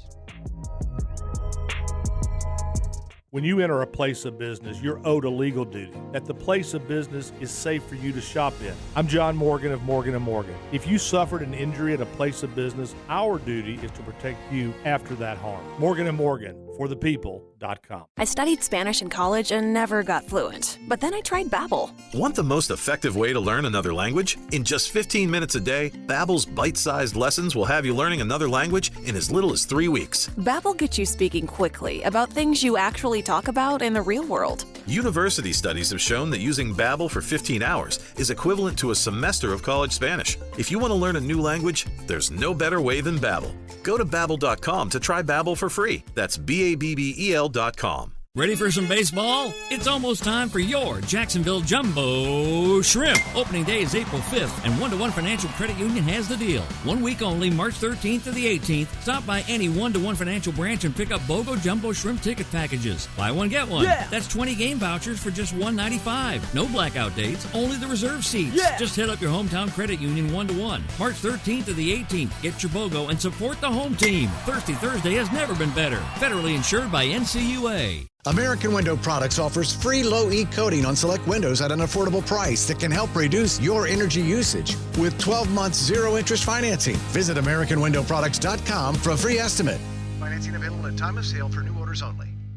When people ask how I do it all, the answer is simple. I don't, because some days I just can't. And on those days, I hit up McDonald's, sometimes even twice a day. Once for breakfast, like a buttery sausage biscuit or a savory sausage McMuffin. And I'll bundle either pick with hash browns for just $2.29. Then I'll be back later for either a melty McDouble or a bold hot and spicy McChicken. And bundle that with a small fries for just $3.29. Turns out you don't need to do it all to have it all. Ba-da-ba-ba-ba. Prices and participation may vary. Cannot be combined with any other offer or combo meal. Valid when product served. No matter what I get, it's 20% off every day when I spend $1 on the McDonald's app. So yesterday was my please the whole fam on the way to the game meal. Today is my finally get them to stop asking, are we there yet meal. Who knows what tomorrow will be? Maybe a delicious crispy chicken sandwich all for myself meal. Whatever it is, it's a win. Ba-da-ba-ba-ba. Offer valid through December 31st, 2023 at participating McDonald's. Valid once a day. Excludes tax. McD app download and registration required. Hey, poker players! The Run Good Poker Series is making a stop at Best Bet Jacksonville from March 23rd to April 2nd.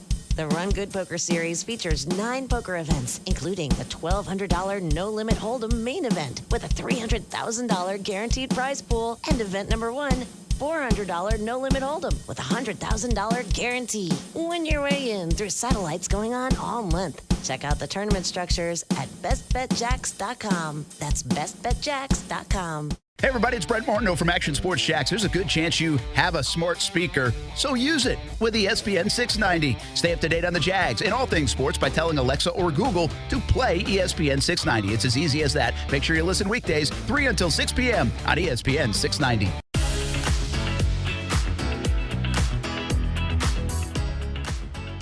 A couple minutes to go, overtime with Kurtz and Middleton. No gate fees coming up in about 10 minutes time with Brent Martineau, high school baseball and softball. So if you're looking for that, 10 minutes from now, no gate fees will get underway. We have a couple minutes to go. And another move that happened today that's been brought up in the chat on Brent and Friends, and again now on Overtime with Kurtz and Middleton, is the mayor of Saxonville, Calais Campbell. And since we don't have a lot of time, I'll make it pretty obvious. It makes too much sense. Mans is a sack away from 100. Mans is a legend here in Jacksonville.